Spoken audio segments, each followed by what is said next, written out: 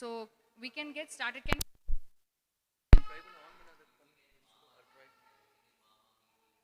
what mama mimi mumu meme na anartham.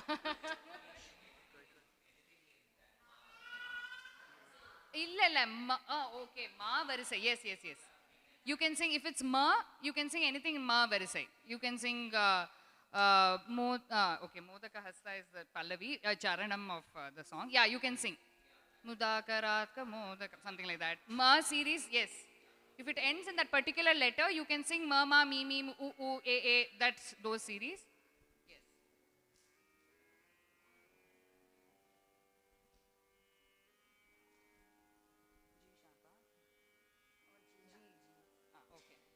Okay. Can we have a representative from the audience who would like to start off this round? Judges can keep this scoring, and we can do a trial. I mean, everybody understood, right? Trial will go on, will keep going on then. Okay. Any questions? Any questions? Yeah. Okay, thank you. Any questions?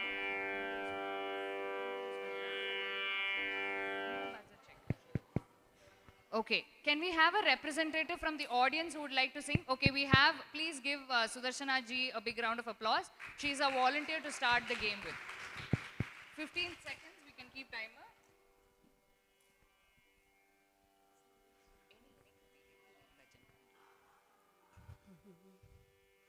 Vaikuntha Narayana Vithala Vaikuntha Narayana Bhumiya Vaikuntha Vagise Shri Hari Bhumiya Vaikuntha. So the ending letter is Shri Hari, Ra. So team Bhagavatam has to sing with Ra. You get 10 seconds time to think.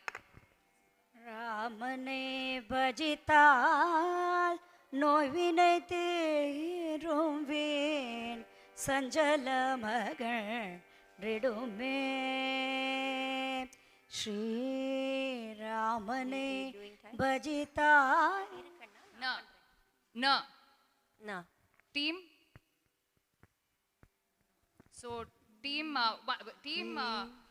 Bhagavatam gets 5 points. This is team Vedam. Team Vedam, 10 seconds time with Na. நானொரு விளையாட்டு பொம்மையா நானொரு விளையாட்டு பொம்மையா ஜெகன் நாயகியே உமையே உந்தனுக்கு Next team Ka. +5 for team Upanishad. கொடுத்து வைத்த புண்ணியவன் குற்றமில்லாத ஹரிகதையதனை சற்று கணமேனும் கேட்டவர் எவரோ கொண்டு பதம் பாடி நின்றவர் எவரோ புது பதமல தொழுதவர் எவரோ அவரே கொடுத்து வைத்த Next team Ta. We back. Ta. Tavadasoham Tavadasoham Tavadasoham Dasharate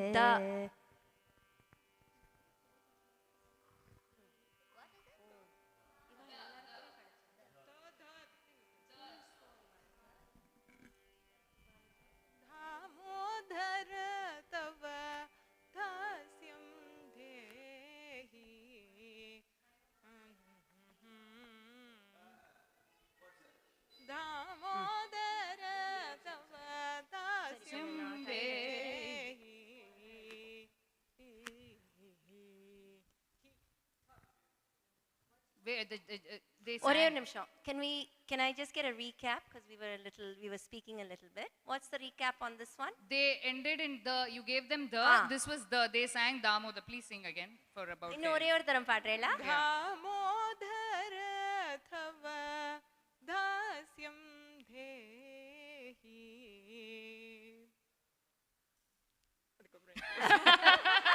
Okay, half the points for half the points. 2.5 points for team Ramayana. Because you have to sing till the buzzer. Okay, the ending letter is her. Mahabharatam is fine. Okay. Her. So, 10 seconds, Malika. Paadradhukku 10 seconds, This is Okay. Oh, sir. This is, all of you can face me. If you, let's all face the camera. No one will be able to see you play. Let's try facing the camera. Gopra, you want to sit behind there like that? Face camera. No pressing buzzers, please. Hey, wait. Okay. So, that was not a full 15 seconds, yeah? Yes. So, okay, half points then. Yes. Yes. So now we 2.5. can start with round 2. They ended in her. Same round 2. Same Ha. rules. You get. हिरण्मयीं लक्ष्मीं भजामि हिरण्मयीं लक्ष्मीं भजामि हिरण्मयीं Ma. Mahalakshmi ஜெகன்மாதா மனம் இறங்கி வரமருள் மகாலக்ஷ்மி ஜெகன்மாதா மனம் இறங்கி வரமருள் Mahalakshmi Ra. Ramabhadra Rara, Ramachandra Rara, Ramabhadra Rara, Ramachandra Rara, Tamarasalochana. Low. Low. Lambodar लघुमिकरा Amba ला लो वाह huh oh the round 2 is Pallavi sorry I don't know 0 pa. Gopal, 0. come back and be a judge. Gopal. Yeah. So 0 for this team. 0 It points. passes, right? It passes. The Passa. La. Okay. La. La La. for you. La.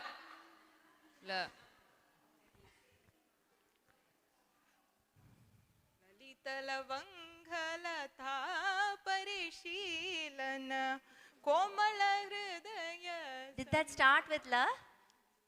Okay. ललितलवङ्घलथा Oh, Lalita. परिशीलन Done. कोमल हृदय Okay. So then they get that point. 3, yeah? Pass is 3, no? Oh. now they get to go again Oh, they get to Yeah, go. now they get to go again. Yes. with which one This was was pass pass. from them. Now it's their turn. Their turn. So 3 points. Yeah, 3. Okay. Radhe Radhe. Shh. Okay. Start. We need a letter for them. Oh.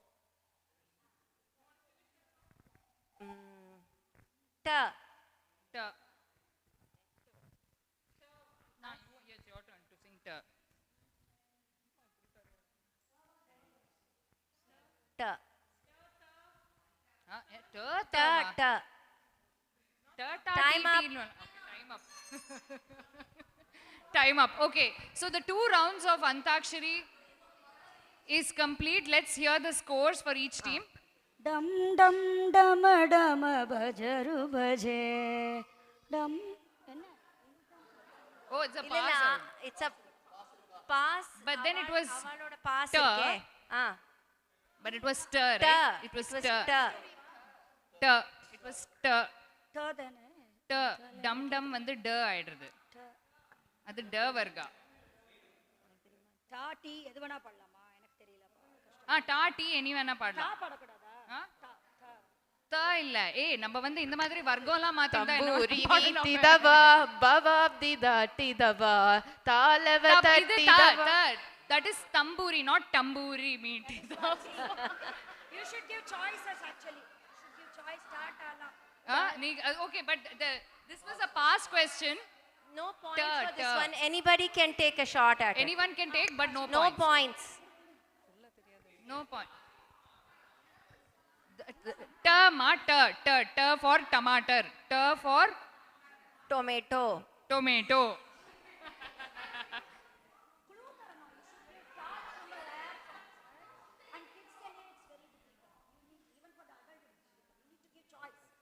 Our T.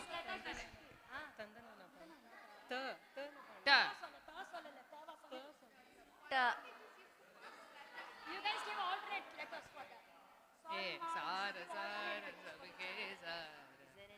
There is a debate that there is no song with audience. Do you have? Wait. Shh. Okay. Yes, exactly. So this team sang. What was the song you sang with La? Lalita Lavangalata Parishilana Komala Malaya Samire Radhe. Dha. Then we'll give you dha. We are going to give them dha. Please sing with dha. We are repeating that round. Dha.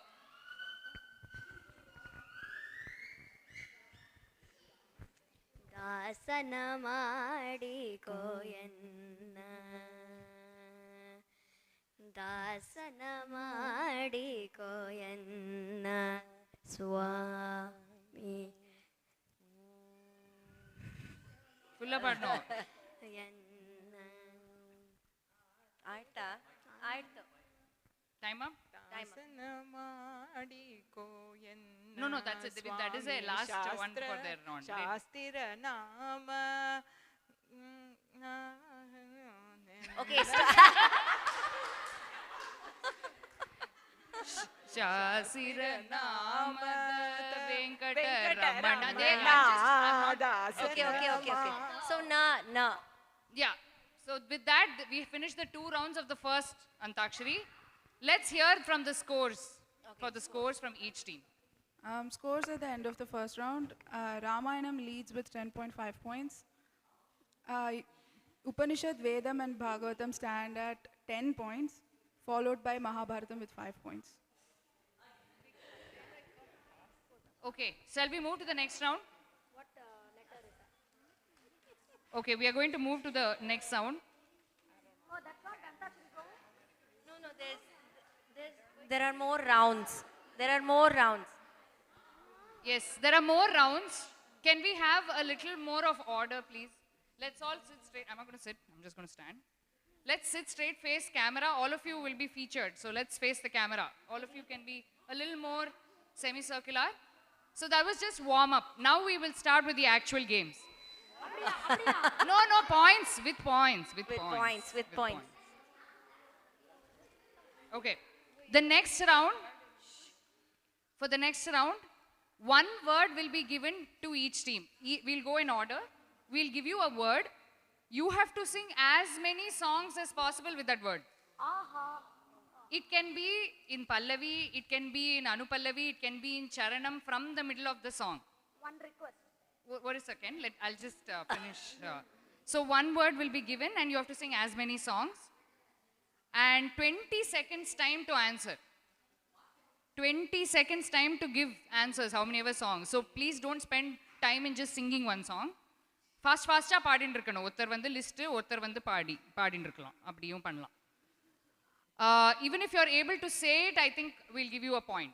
Okay, so the points are +2 for every song they guess. +2 for every song you guess. No pass. Audience can guess if they miss. You can start with Pallavi, you can start with Anupallavi, you can start anywhere from middle also. You have to, if you can sing, but don't spend time singing. You have only 20 seconds. Go to the next song. You can say the song at least. No extra points for singing. One request. Yes?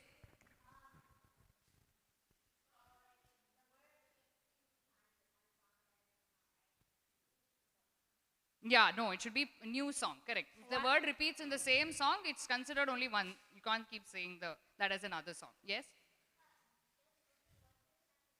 No, anybody, as and when they get it in their mind. It's not like only one person. I just gave a suggestion, yes.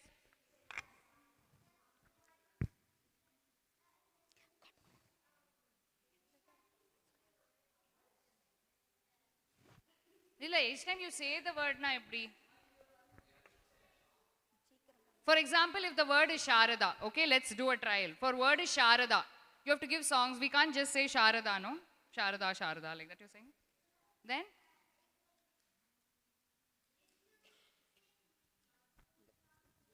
Yeah, exactly. You sing multiple songs. You get more times. எனக்கு ஒரு சின்ன request. Say a phrase, at least 4-5 words. For example, Sharada, you can sing Sharade, Meena, Sharade Karunanidhe. That is one song. Or else you can do, huh?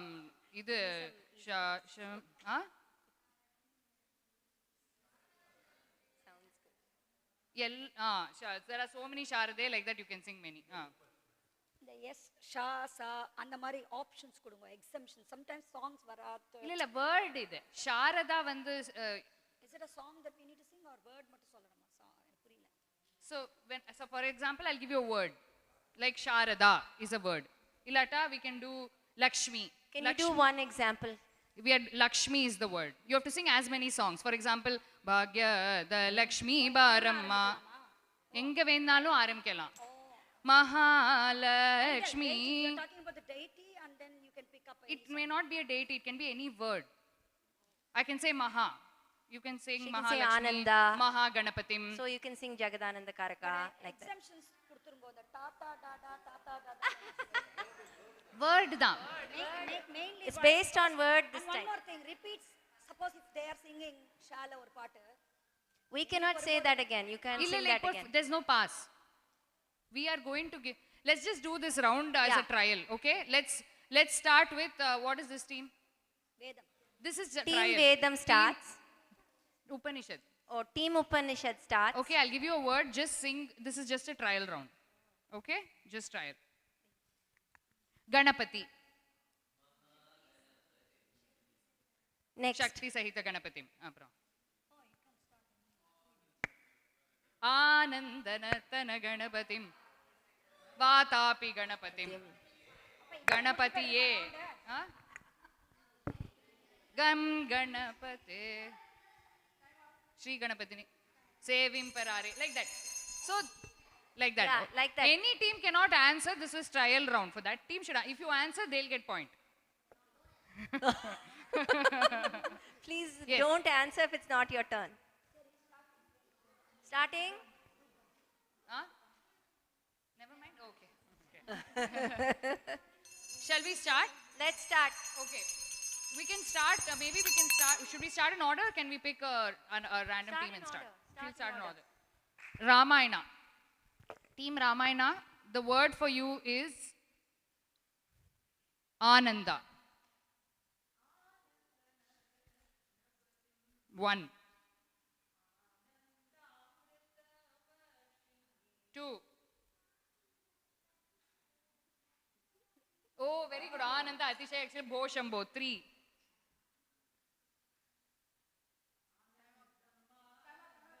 4. They got 4 songs. Ananda, Ananda. They got 4 songs. Give them a big round of applause. Good So job. they get 4 into 2, 8. Yeah. Okay. 4 into 2, 8. Okay, great. Good start, guys. Good start. Yeah, we need mic. Okay. Next team. Next team is team Mahabharatam. Excuse me, what is on your head?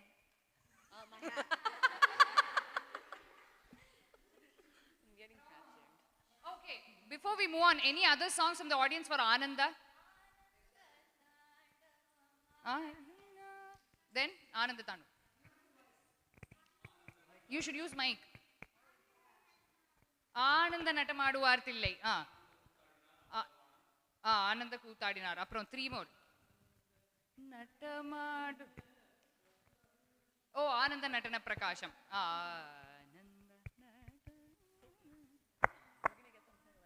Vartillai. Adu munchache. Just Jagadananda Karaka is also, by the way. Okay. Okay. This was just, I'm asking audience. Just, okay. Ananda Natesha, yes. So let's move to the next team. Your word is?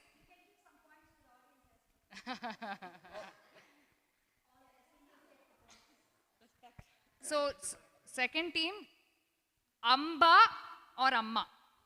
Start. Ambaka. Time starts now. Okay. Ambaka. One.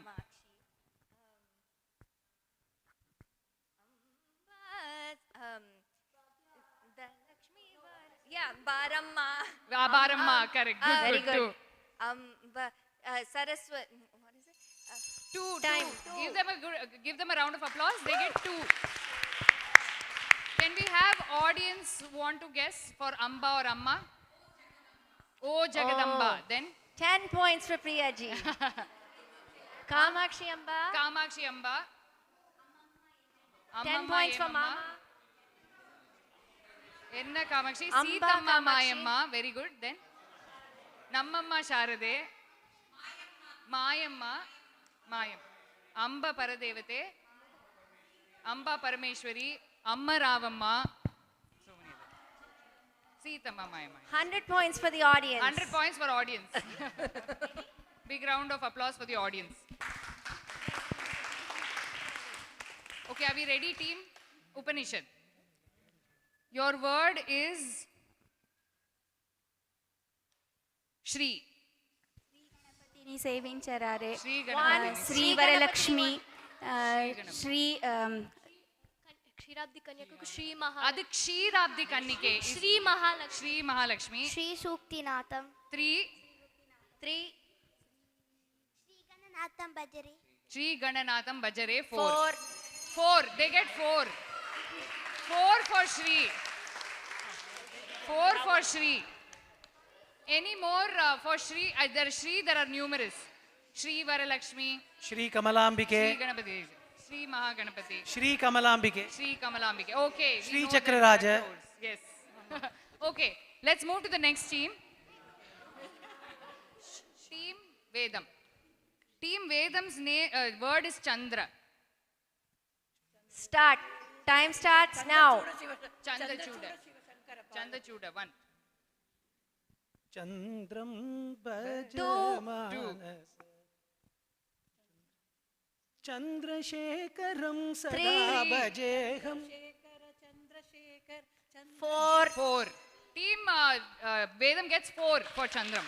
Please give them a big round of applause. Mike இருக்கு Chandra. We will move to team 5 for their word. Team 5, Ramachandran Bhavayami, yes.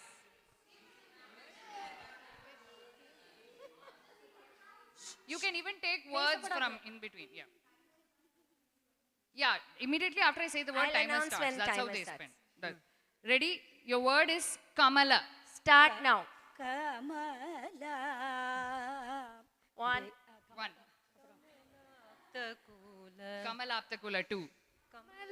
Kamala Nayana. Sunayana 4.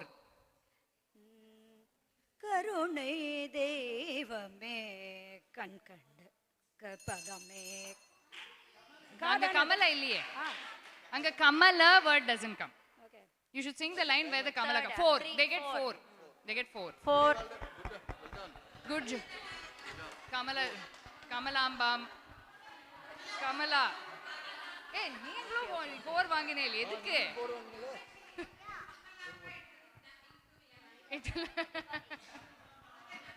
Yes. So can we have the end? Yeah, let's You have want to do another round? Let's do another round between Okay, let's do another round. Yeah. Okay. No, of the same thing. Another round of the same of the same. thing. Okay.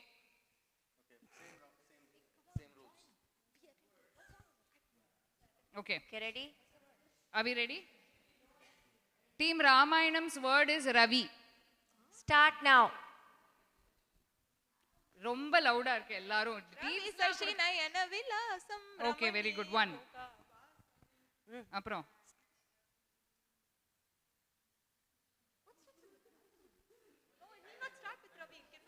Time up. they get இல்ல, 1. இல்ல, They இல்ல, get 1. Team Ramayana gets 1. Any from the audience? அப்புறம் Yes, They just got 1. very good. அப்புறம்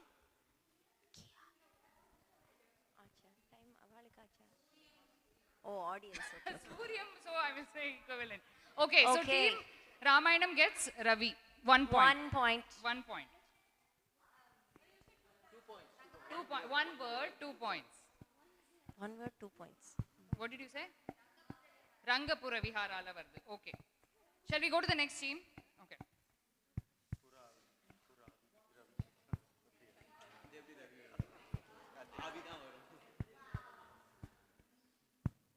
Okay, next Your one. word is Ashraye. Start.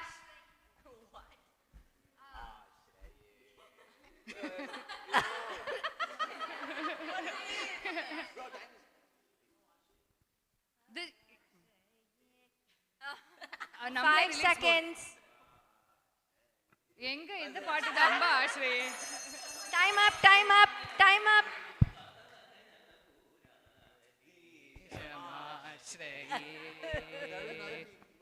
இல்ல that is all. Time They up, get time up. nothing. They get no points. This round is relatively harder than the previous round. Just the words are a little harder.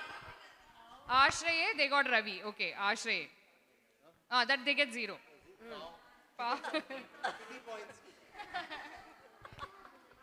Okay, next one. No searching online. Ready? Yes. Next one. Team Upanishad. Team Upanishad is ready?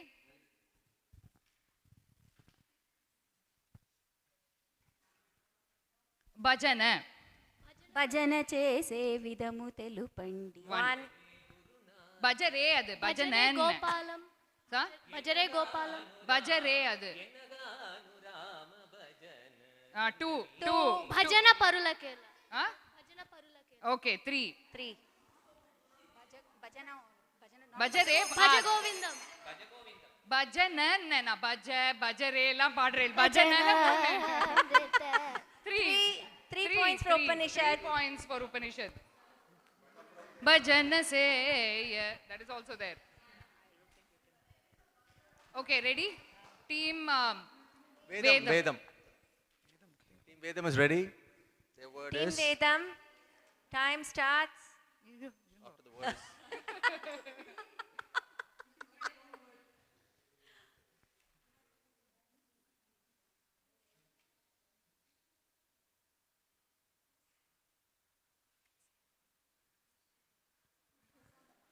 Manasa.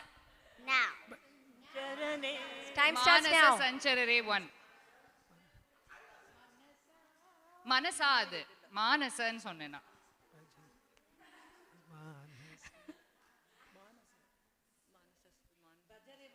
Bhajare re manasa. Manasa Hey, audience. 2. Manasanchare சொல்லிட்டாப்பா first day.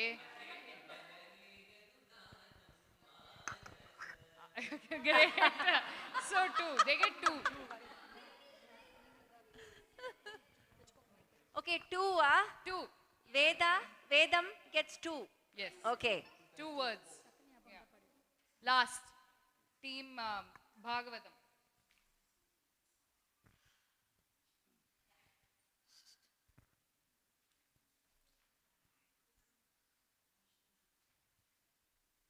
Padma.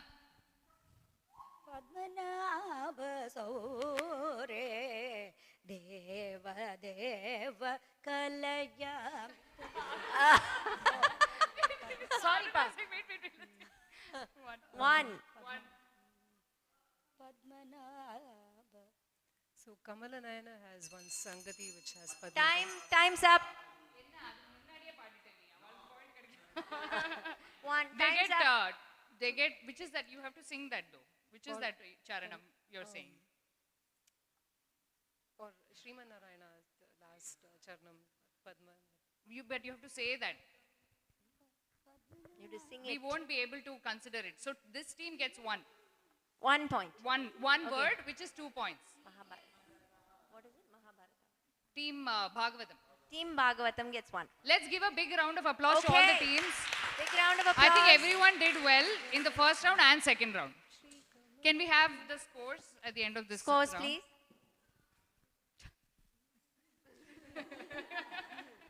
So,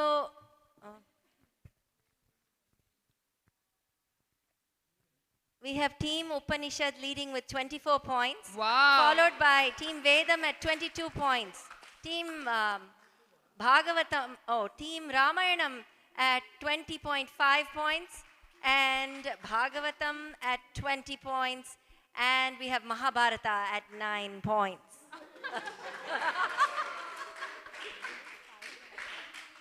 Okay, shall we go to the next round? Next round is buzzer round. Buzz around, get your buzzers. Make sure your buzzers work. So, Buzzer. buzzer round, please. Let's look at the rules. Vardliya. Varveliya. I will give a listen. Varde.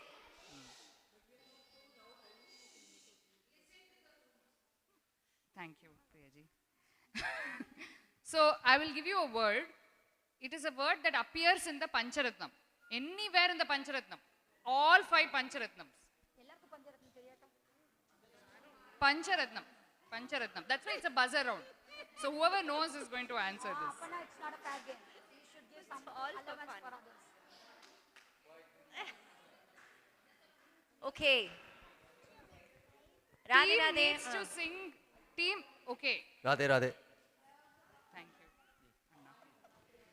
Team needs to sing the line where it appears in the Pancharatnam and mention. Minus 3. Okay. Radhe, quiet, please. They are already at 9. Vitta abhi 0 ku peduava. This is one of Vishakha ji's favorite rounds, the Pancharatnam round. Let's give our attention to Yogashi ji. Radhe. This is the Pancharatnam round where it's the buzzer round. A word will be given. You need to sing the line where the word comes. If you know it, just state it, it's fine. And mention the Pancharatnam, which is the Pancharatnam where it comes. +5 for every correct answer. -1 only for wrong answer. Ma, it is not a game. All the kids doesn't know when it's going to be tough, and even the adult doesn't know. So it should be fair enough for all. Yes, that's why we added parent volunteers so that everyone gets a fair chance. Does anybody know Pancharatnams who wants to join can this someone team? join who knows Can Pancharatnam? somebody join? Mama, in the team Kvarela. We need 2 parent volunteers, 1 for team. Okay. No, in the moon team ku ella nanna theriyum. I can see. Abhinav is there, Lavanya ji is there, Sir is there, inge vande Vaibha is there. Vibha is the adult, Gopal is the adult. Here. Who know? Can we have a parent volunteer or We a need grandparent volunteer for this team? We need 2 parent volunteers, 1 for Ramayana and 1 for Bhagavatam. Oh. ராமாயணத்துல இருக்கே நவ்யாக்கு தெரியுமே. சரி ஆடுங்க try பண்றோம். No, you know the 5 Pancharatnam. Yeah, that's all okay. No, this team needs one. Tyagaraja's Pancharatnam. Okay, can we have someone? Varela? Okay, Mama is on this team, has graciously volunteered. Vango. We are volunteering Mama to be on this team. Please give him a big round of applause. Give him a big to join round of Bhagavatam. applause. Vango Mama. Mama, chair one, ma. Chair podu Shiraj. Oh, okay. Okay, Radhe. Let's get started. Okay. Can Start. we? So +5 -1. You have to give the answer within 10 seconds. If you blurt out without pressing the buzzer, -1. Wait. And if you don't answer after pressing the buzzer, also -1. No pass. -1. Anything other than the right answer is -1. Anything other than the right answer after the buzzer. Wait till the judge tells which team press the buzzer first. Very important. Deepa ji and Dr. Ramaji is going to go around and check the buzzers. And once they check who pressed first, their verdict is final. Okay? The timer starts the minute Deepaka or Ramanna tells Yes. the name of the team. Yes. Did you get that? The timer starts immediately after they point out which team. Okay. Shall we do a trial? Trial.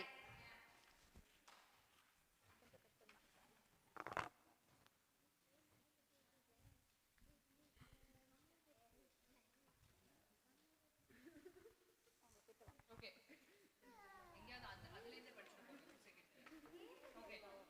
Ripu Karabja. Tappu. -1. -1. You press the buzzer.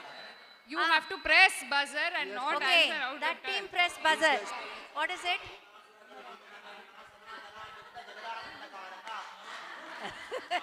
Let's give him a round of applause. Noah. The buzzer. Excuse me. Correct. Audience is paying attention to the rules, but people playing the games are not paying attention. Please to the press the buzzer and wait. Wait for the judges to tell. Wait, Abhinav, wait.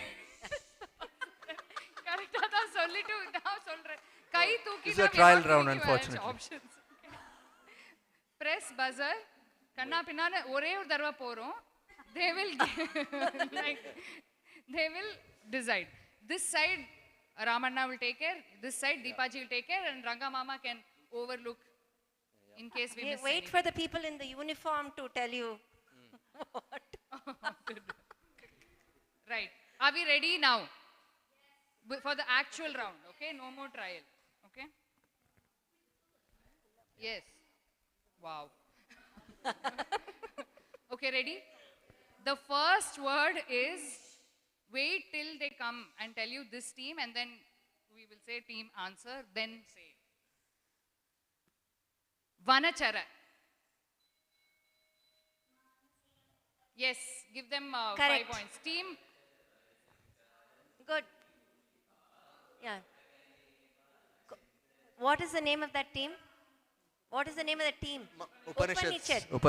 Team Upanishad. We just pointed it. Sorry, we all just pointed Upanishad. towards this team. We'll tell you the name.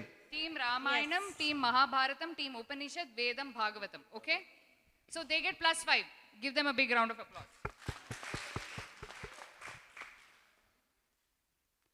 Ready? Next.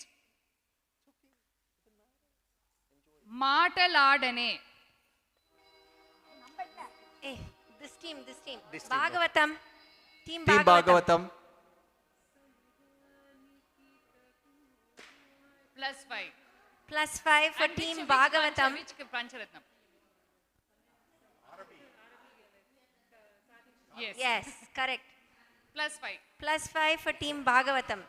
Next. Next. Ready? Wait till we say team, say this. Even if we point, wait till the judges will say team. Because it's possible that one judge hears something earlier to the other judge. Okay?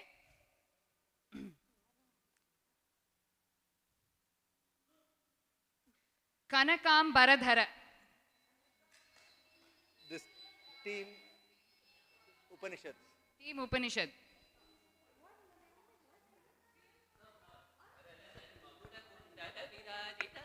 ಯನುಸುನೆ ಪೊಕಡಕ ತ್ಯಾಗರಾಜಕೇಯುಡು ಮಾನವೇಂದ್ರುಡೈನ இல்ல ರಾಮಚಂದ್ರುಡು தப்பு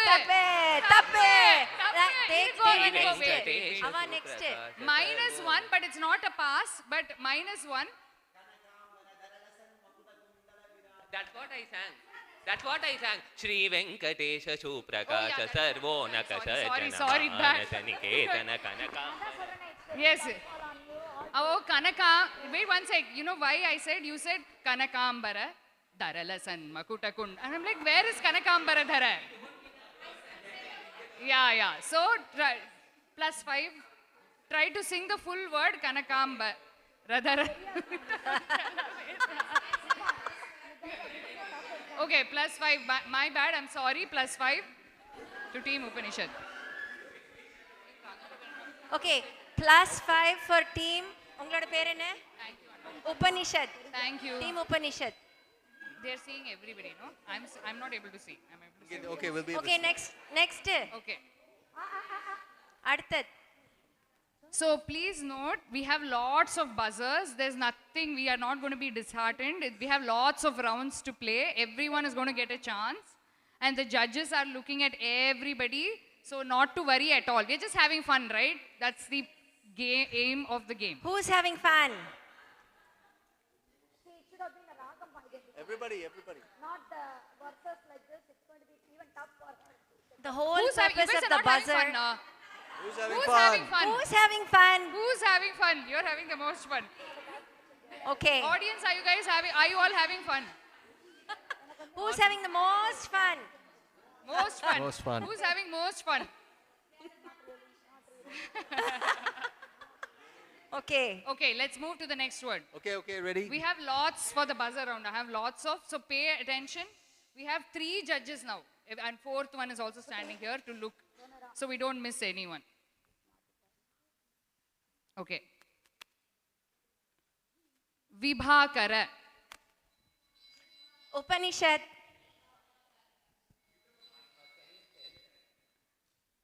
Evlo time and Renan. Vibhakara 10. Sanaka Sadantana. 10 seconds up. You just it Wait. is We cannot. Vibhakara. Vibhakara You have to Sanaka sing the Sadantana. whole line and tell us. Wait, 1 second. It's Endaru Mahanbhavulu. Yes, but you said it after 10 seconds. We cannot give you that point. She said Vivakara Sanaka Sanantana. What is the line though? Oh, wait, I know that.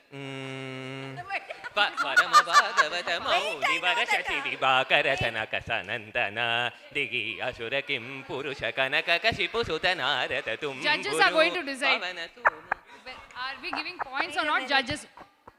No, she said Vivakara Sanaka Sanantana, but I couldn't get it. I just took a Wait. minute to. You got to say the full line. It was after 10 seconds. It was after a wait. I know this one. Wait. No. Wait. Judges can do a third umpire if they need to. I And like the decide. relaxed way of answering, so you don't need a point. Okay. We are going to choose not to give this team Upanishad a point. Okay? But are they going to get negative? Huh? No negative. They got the song right, so that's okay. So no negative or with No negative points. Okay. So no points for this round. No Anybody gets. points, but no negative points. Judges are watching the buzzers. I am not watching the buzzers. I am looking at the audience. So next one. Next one. We want both the song and the line. Full line. We cannot just say Vibhakara. Yes, Vibhakara what? Vibhakara. Yes. We can also not say Vibhakara. Wait.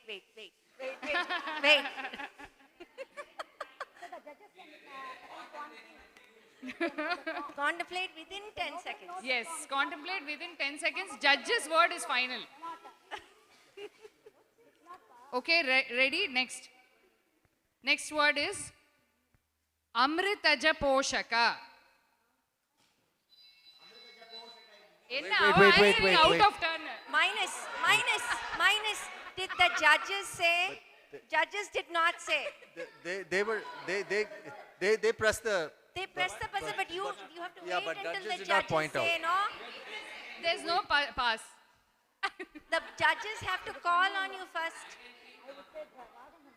Minus points. Minus points. Gopalji, you have been held in contempt of the court. Gopalji is planning on going into law. You can sing, but you get -1 because it was clear. In fact, Ranga Mama also reiterated saying, wait till the judge asks you to minus tell. points. Eppadi? No. Okay.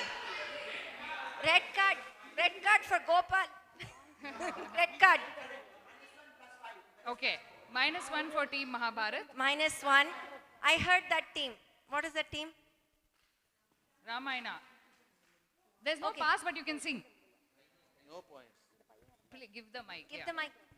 Nigamanirajamritaja poshaka. Which is the Pancharatnam. You need to sing the whole line. Jagadayanakaraka. Yeah. Nigamari Raja. Mritajak no, poshaka that nimisha doesn't count. vairya You have to sing. ridasamirana kagatu You have to rangasat sing that. kavi hridalaya ganitavana. Keep close. The mic should be close. We can't hear. Okay. Yeah. So anyway, no points, but good job. Let's give a big round of applause for everyone. There's no pass. Because first punch பண்றதே நமக்கு கஷ்டமா இருக்கு. நீங்கலாம் வந்து அங்க press பண்ணிருக்கீங்க. So second one we are not keeping track. Okay, let's move to some other buzzer rounds. Yeah. Some other buzzer rounds. Something else they can use the buzzer for other than Pancharatnam. Okay, next is going to be next round is going to be a charades round. So we'll move to there's the buzzer round. Please, everybody, please maintain silence. Can we have the scores at the end of the buzzer round? At the end of the buzzer round, Upanishad is leading with 34 points. 34 points. Followed by Vedam with 22 points. Followed by Ramayana with 20. No, actually followed by Bhagavatam with 25 points. And Ramayanam with 20.5 points. Let me repeat that. Upanishad 34 points. Bhagavatam 25 points. Vedam 22 points. Ramayanam 20.5 points. Mahabharatam 8 points. Next is the Vage Kara round. Listen. Vage Kara means composer. Kriti will be given. It's similar to what we did yesterday. That was saint. So Vage Kara is the composer. Kriti will be given to one member of the team. That team member will enact that Kriti. You have to guess the Vage Kara and the Kriti. 5 for every correct answer. No negative marks. Answer should be given in 1 minute. You have 1 minute time to act and guess. Pass பண்ணனுமா? Pass, you can pass. Pass will give you plus 3 points. You will be given, there is a... So we can do one round of sample. So there is... Quiet. There is chits in this. One member will come pick up this chit which has the Kriti written in it. That member will act out that Kriti. Other members of the team have to guess the Kriti and who composed that Kriti. They're all very popular Kritis. Plus 5 for every correct answer, no negative. Like yesterday you did, right? That one, like that.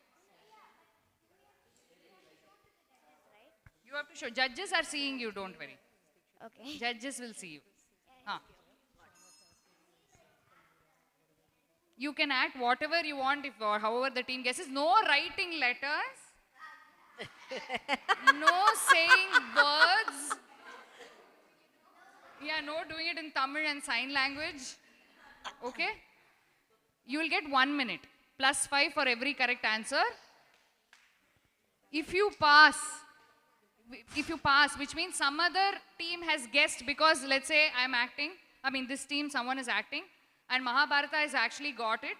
They can keep it with themselves. They don't get it, we will pass to them. No need to reenact. Plus 3. It's not buzzer. It's not a buzzer round. Yes.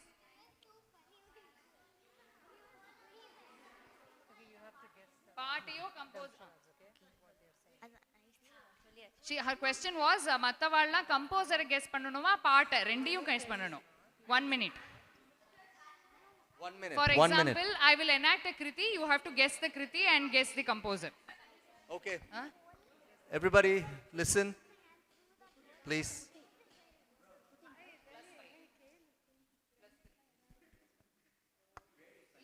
rendiyum guess pannanum. Seri, part guess panna, I'll give you plus 5. Fine. But if you get composer, I'll give you plus 2. So plus 7. You will get 5 for the song. Okay. Shall we do one Let's do it. practice round? So let's do. Thanks.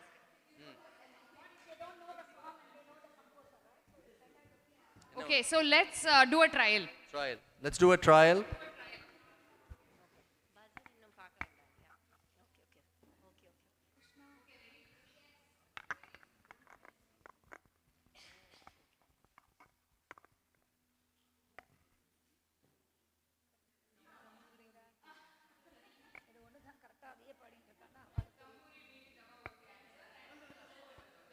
Okay. Does everybody understand? Any questions?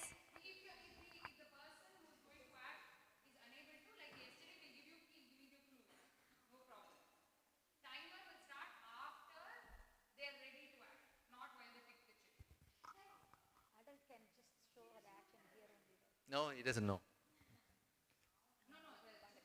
Yeah.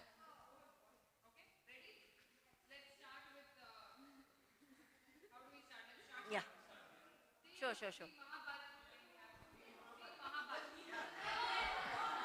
Team Mahabharat. Mahabharata. Order.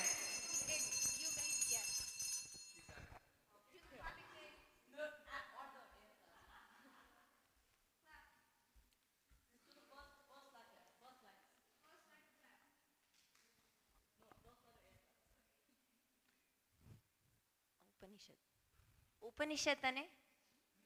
Mahabharata. Okay. Wait, we need to see Govardhana, also. Govardhana We Girisham. need to see, no? We don't need to see? No, we don't need to see the chit. No. Everybody The time is not. This does not count. Sweetie, everybody has to see them. Only ours. When the pass happens, we need to know what that.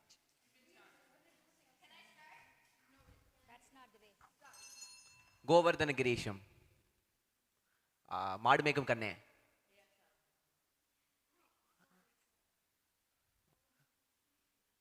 Muralidhara.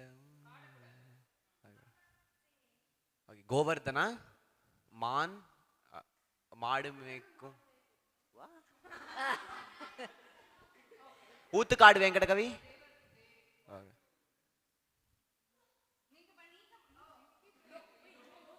30 seconds. 30 seconds.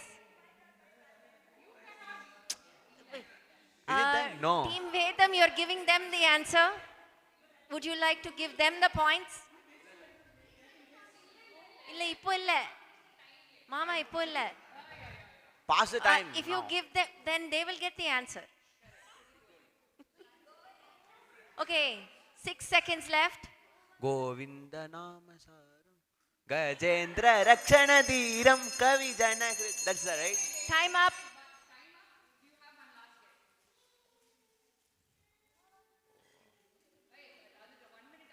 Brindavane Venu.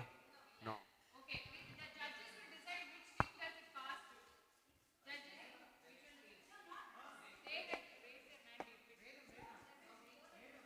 Okay, Team Vedam. Come on. Team Vedam. Team Vedam. Mama, solungo. Correct. Composer.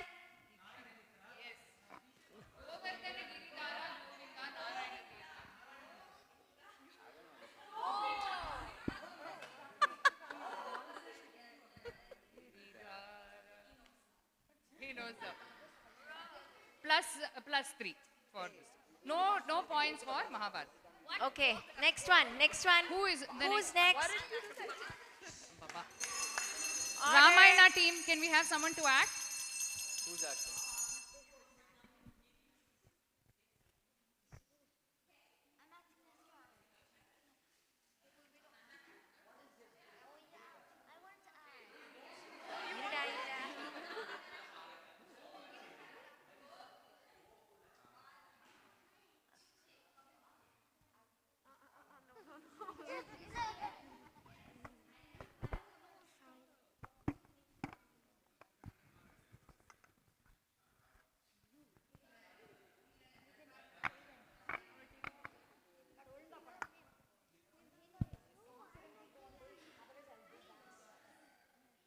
Okay, your time. Team Ramayana.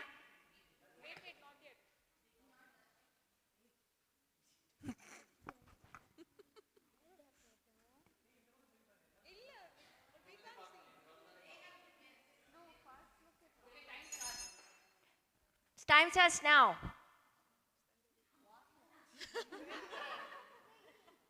Which god is it on? Which god? Show me one god. Krishna. Rama.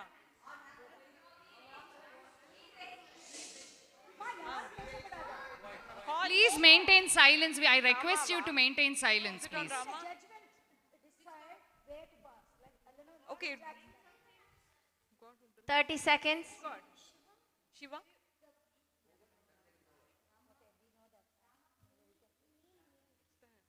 Rama, wow. This is the song on Rama?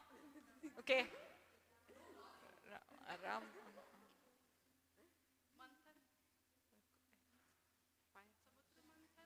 Rama Nama Payasake.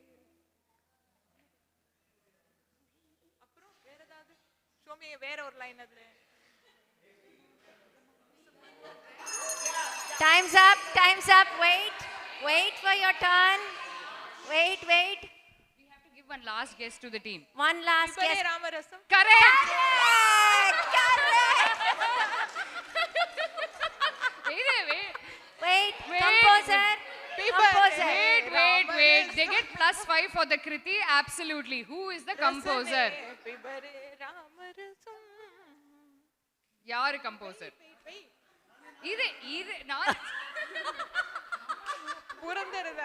Mama is amazing. Mama, amazing. Wait. Another few seconds you get to the composer. 15 people in one team. Purandaradasa illa.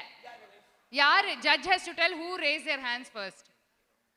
Stand. Ilata will give it to audience wants to answer. Oh, okay. Okay, Mahabharata, judges say Mahabharata raise their hands before. Sadashiva Brahmendra. Sadashiva Brahmendral. They'll get +2.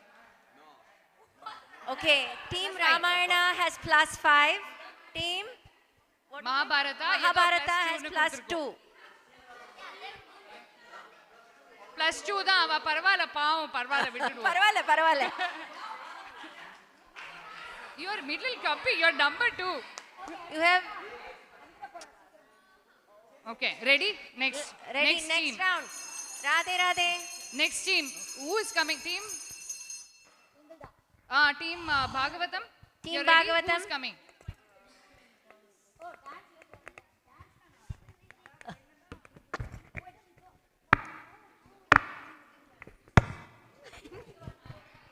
Vago. Anita ji. Guys, have this mic. You have this mic. Oh, okay.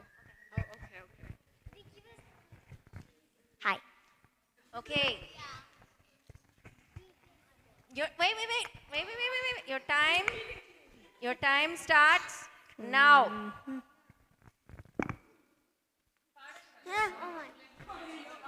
No lip syncing. Correct. And who is Ramachandraya Janaka? Composer. Who is the composer? Composer. 1 second. Team Bhagavatam, gets +5 for getting Ramachandraya Janaka. Who is the composer? Illa. Who is the composer? Which team? Our team Vedam. Ramadasar. Bhadrachala Ramadasar is the composer. They raised first. Was this team Vedam? Okay, Team Team Ramayana Vedam. gets +5. They get Team +2. Vedam gets Boo! 2. Mama, no. Hi. Very good. It was fast. Oh, hey, Okay. she has a point. Yeah, the buzzer just went off and he answered in the meantime.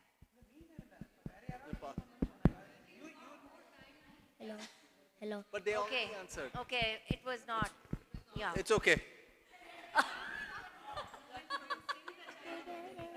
Okay. Okay, that point they don't get that sound. They don't get that point.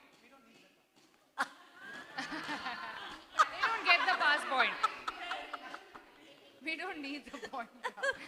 Mama, நீங்க வந்து yes yes ன்னு சொல்லிட்டே போறோம்.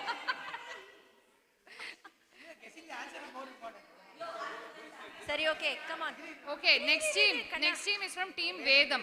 Next is Team Vedam, and we Can have we have some Danyashri. order? The confusion Please, is because please everyone maintain is speaking silence. out of- Radhe Radhe. Danyashri. Iru, calming. Danyashri. Oh.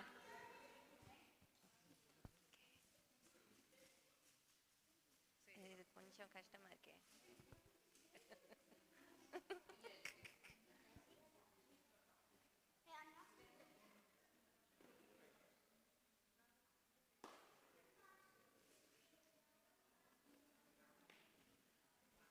மாமா கரெக்டா இருக்கும் அது. நம்ம பார்க்கலாம்.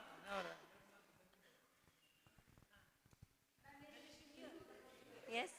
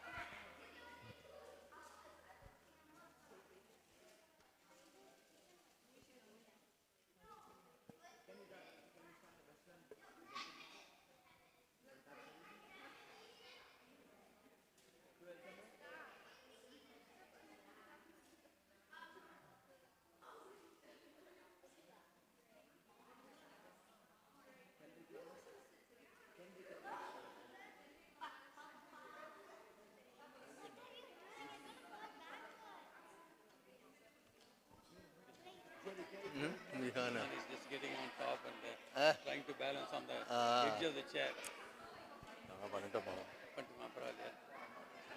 He falls. He's practiced his mountaineering skills and rock climbing Okay, ready? Roofல எல்லாம் இருப்பான் வீட்டுல. நல்ல don't worry. Not yet. Okay, ready? Wait. Your Vihan. Time starts now. ஆமா ஓகே.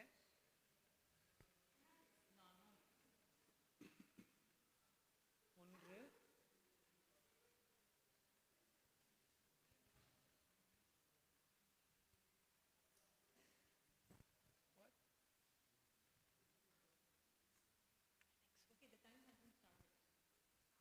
Wait.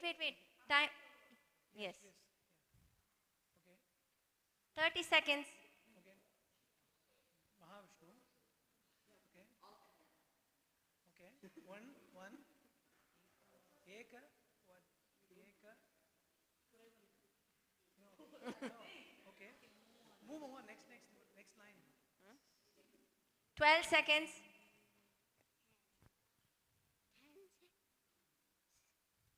விட்டலவா யாரு புரந்தர விட்டலவா Time up. Last guess.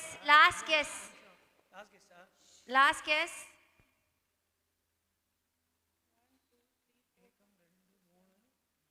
Wait, no acting anymore. Final guess, please.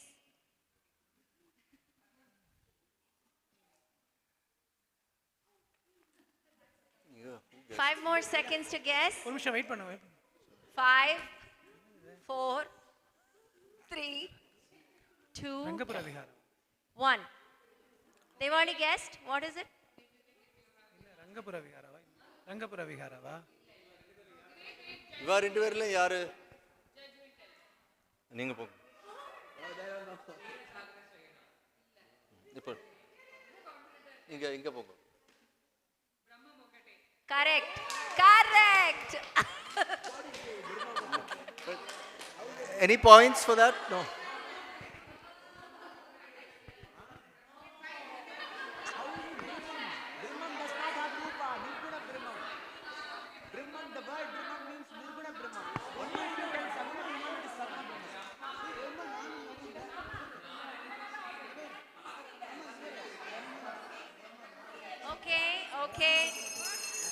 Okay, next day. Okay, who is the composer? Who is the composer?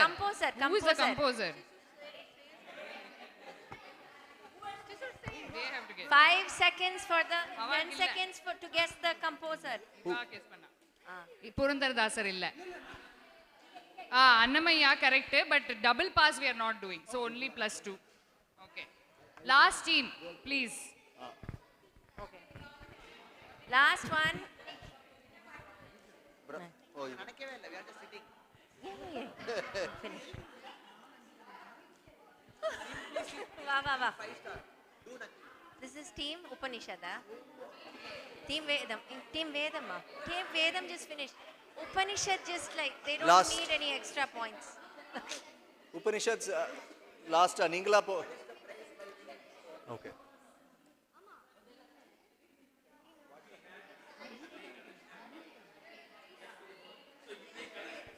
What do you think? I find happiness in that. Okay, your Quiet. time. Radhe Krishna, quiet.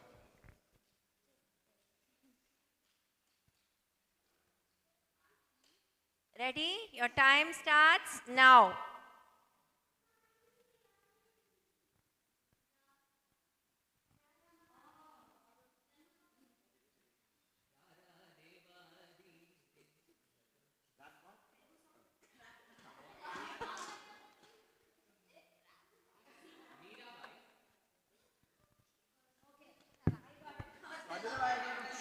Thirty seconds.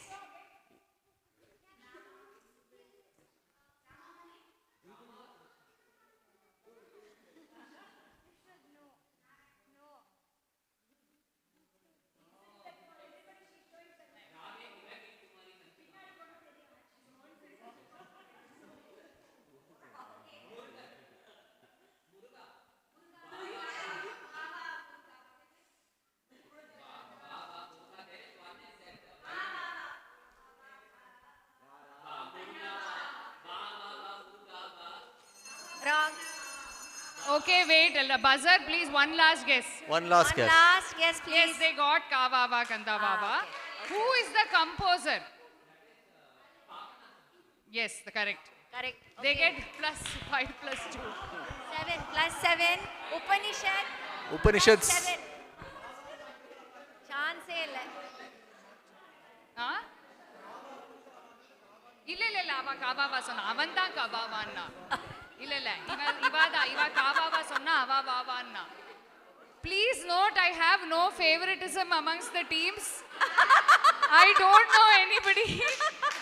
I am completely dissociated myself from the teams. I am only being a fair, Yogashri, not a judge, quiz master. You're an instrument of God, Yogashri. Okay. Of what? This? Okay. Not Carnatic. Okay, we have one more chit left. No, over. 5 teams Over, are done. So can we Bonus have round. someone from audience? Bonus round.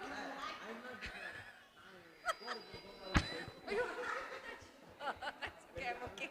Can we have someone from the audience? Audience can act. Audience round. Score calculate. Yeah, that's okay. You can calculate the scores. Calculate the score. You're an audience. No, you're not. You're in Vedam. Audience. Audience can act and guess. But you have to act. Okay, I will do it and audience is going to guess is what they... Oh, you want to do it? Come. Okay. Madhu wants to do it.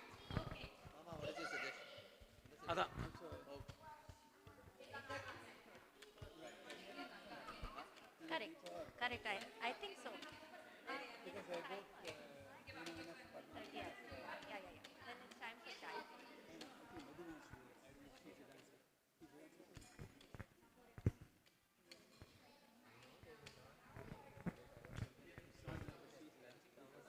Yeah, practice it. Yeah.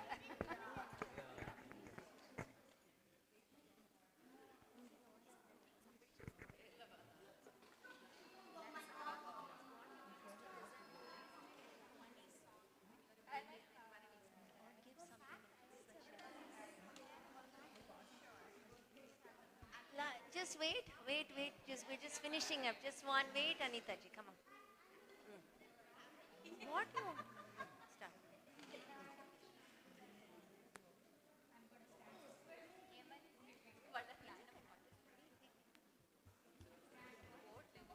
is an audience round. Madhu has volunteered. Let's give her a big round of applause and the judges will start the timer. Neenga audience illa, ava. Illa audience.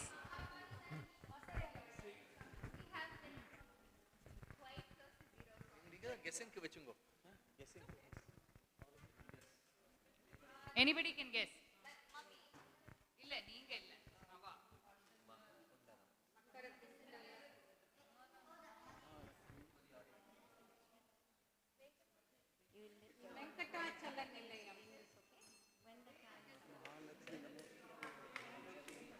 This is Mahalakshmi becomes 30 seconds. இல்ல parrot இல்ல இது வந்து this is Abhay Sada Bhajyam Sada something singing all the time Sada Bhajyami Sada Bhajami Kiranmayim Lakshmi Correct. so Ibrina Lakshmi Ibrina Sada always time. And then composer. Correct.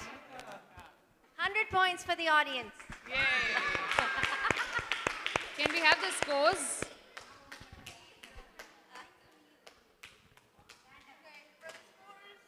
At the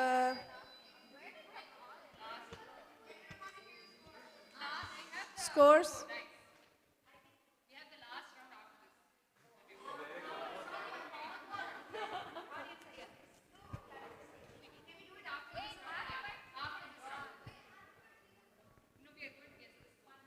Fun, just for fun.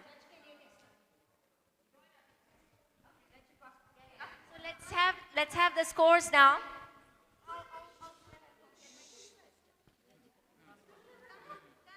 Team Upanishad leads with 41 points.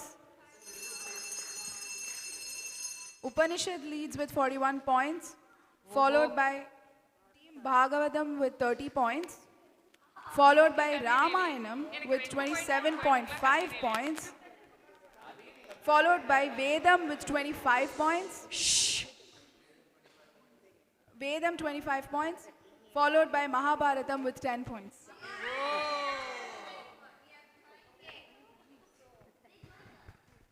Radhe Radhe. Raj Vedam ji.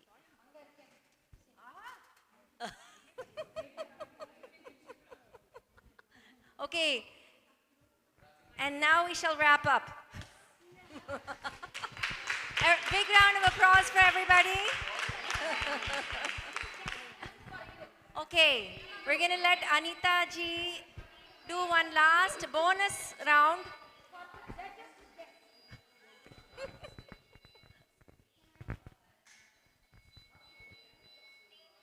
Samrajyamu. Rama Bhakti Samrajyamu.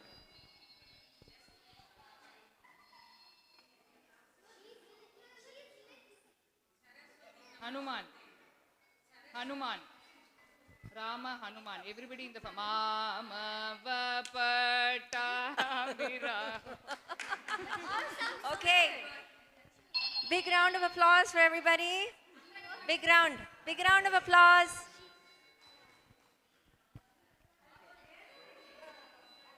Okay, thank you. Hello. Hello. Here. Thank you.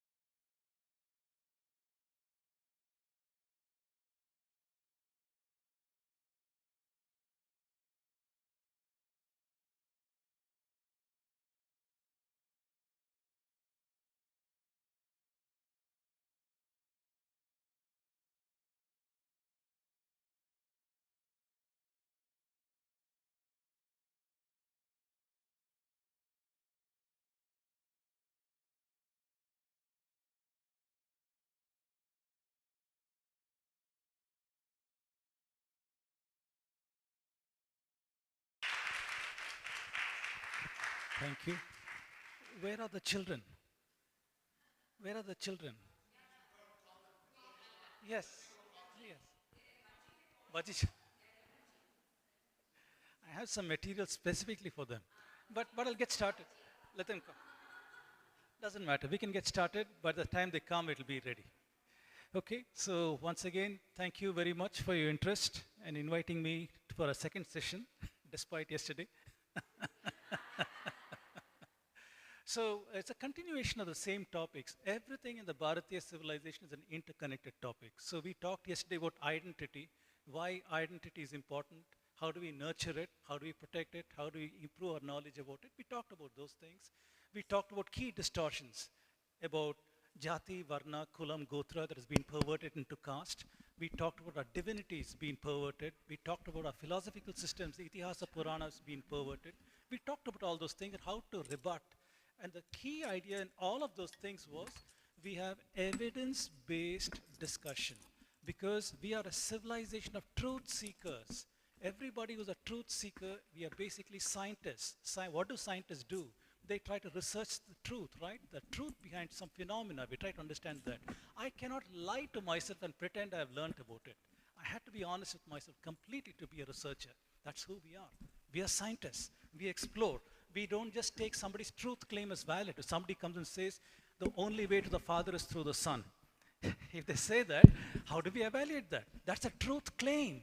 That's a truth claim. How do you evaluate a truth claim?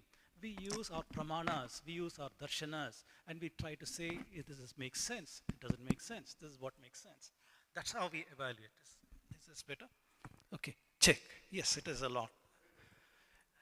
So we evaluate everything appropriately using our methods that our rishis have taught to us, right? We don't accept any claim as valid because anybody can come and tell anything to you and you're going to believe it, right? So use your pramanas and you do that. So that is what we're doing today. Today I'm going to use the drishti of somebody who's saying, let me use pratyaksha anumana, vaisheshika, as well as samkhya, when systematic enumeration and rational examination of the facts before we accept any truth claim. Right? So it's a continuation of what we talked about yesterday. So we see that there are many problems in the narrative of Indian history. This is the biggest distortion thrown at our civilization. The biggest distortion is this. Because they're telling us that we are a recent civilization. But the evidence shows we are an ancient civilization. They tell us we are Aryans, Dravidians, and tribal people, but then genetics and others shows we are indigenous, similar people, right? Can reproduce in the lab. We know it. We have done enough of studies on these things. They tell us that our ancestors learned everything from Babylon and Greece. Medicine, astronomy, mathematics, philosophy, everything came from the Greeks and Babylonians. But we can show that developed in India independently. They call us aggressive, uncivilized, inhumane philosophies, all casteist oppressors and things of this nature. But then we can show deeply humane, enlightened philosophies in Vedanta. This is what it is, if you know what it is, and so on. So these are the issues. And yesterday we talked about who are the people who are controlling of history, in other words, controlling our identity. And we identified 5 frameworks.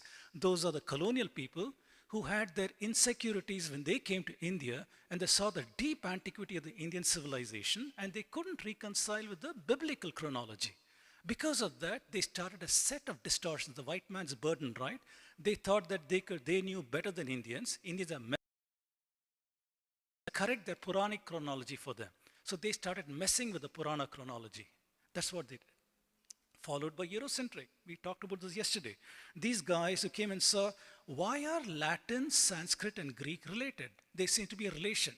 In order to explain that relationship, the whole field of linguistics came about and they started proposing all kinds of laws and things of why they're related. And eventually they came with the notion that there is an ancestral language called Proto-Indo-European, PR. Central Asia between the Caspian Sea and the Black Sea. That is where these people were.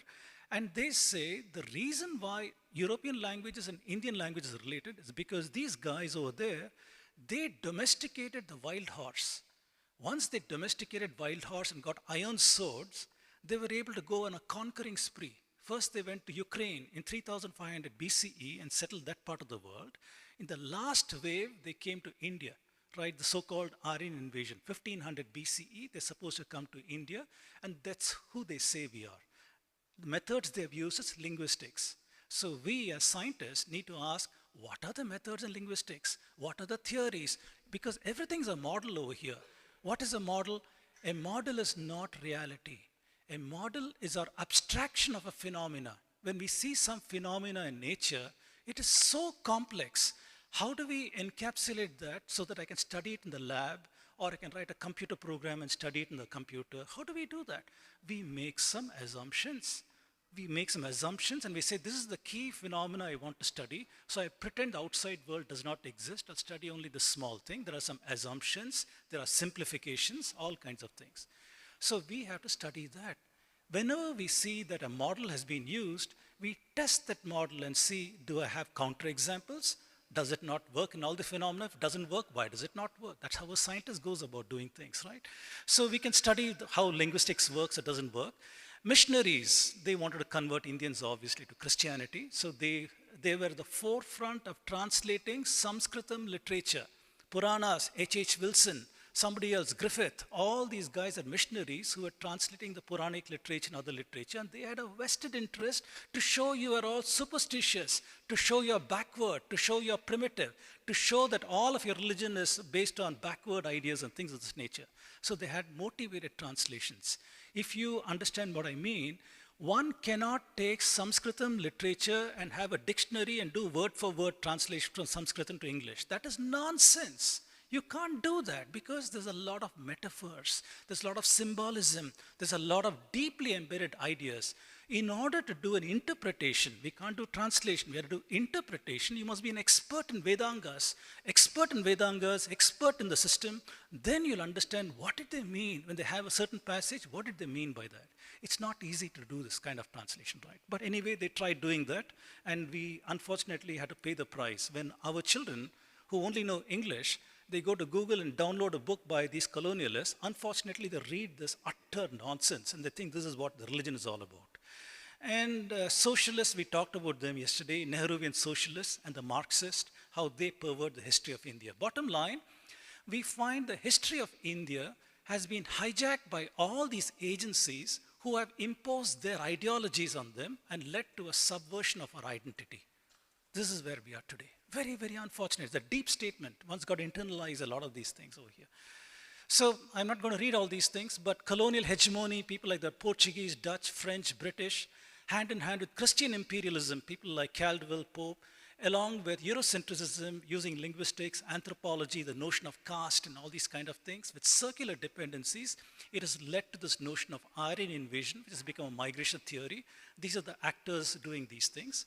And if you think that these are all relics of the past, it's not relevant today, unfortunately, this is the received wisdom for our academia. Received wisdom means I do not question it. Whatever has come unquestioningly, I take that as a truth, right? I take that as a truth and I work with it. So this is the received wisdom for our academia, which uses all these assumptions over here. Sanskrit is a daughter language of PIE. Aryans in India in 1500 BC. Harappans are an isolate or they are Dravidian people. Two language families in India. We have got caste, oppressor, oppressed, victims, wokeism, all these kind of things are imposed because of these ideologies, right? So that we have unfortunately inherited these things. So these academicians, they use outsider sociology, sociology that is relevant for the Western experience. Western people had slavery. They had got all kinds of patriarchy problems because that's the way the Bible came about. After all, Eve was made from Adam's rib as an inferior being, right? So the way they handle their life is different. So their sociology addresses their problems. But our academicians, they revel in taking these outsider sociology and force-fitting it on us. The angry white European male has become the angry Brahmin male. However ill-fitting that analogy is, but this is how they're doing things like that. Anyway, they work with archaeology and today with genetics. Again, circular dependency assumptions, it impacts who we are. And so the bottom line is, I also talked about this yesterday, why do we even bother to establish historicity? Because there's a narrative that when Aryans came to India, these nomads, they destroyed Harappa, which is a superior civilization, and they say these were illiterate nomads because they didn't have a script. They had an oral tradition. The Shruti literature is all oral, right? Oral tradition. And so they say these illiterate nomads are running around in India with caste, cow, curry, and all these kind of things, till Magadha made contact with the Greeks. 300 BCE, after Alexander came up to Baluchistan, after that a whole lot of Greek kingdoms were established, then suddenly we got the Brahmi script. Evidence is there in Ashokan pillars, right? Brahmi script is there. They say, aha, you have become civilized. Because now you know writing. That's a measure of the civilization. That's why very important to deconstruct the words. When somebody says civilization, what do you mean by civilization? We have to establish that, right? To the West and to a lot of our academics, if you have writing, you're civilized. If you don't have writing, you're not civilized. You got urban artifacts, you're civilized society. Otherwise, you're not.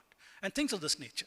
So they say that these illiterate nomads suddenly got civilization after working with the Greeks. India had to wait for 1,000 years for civilization to return. This is not my statement. Like I said yesterday, it's from NCRT. Standard 11. Take their book and read it, and you'll find the statement in NCRT over there. And they say, your civilization has not had enough time for knowledge generation. You don't have gestation time. Knowledge gestates in a very long time, gestation period. You don't have that. They say that if you got advanced knowledge in Shushruta Samhita, in Charaka Samhita, or in Surya Siddhanta, they say you must have copied it from the earlier civilizations. Babylonians, Greeks, and other things, they must have taught you. So the adhikara for our knowledge systems has been taken away. They say that, for example, Aryans brought Sanskrit into India from Central Asia.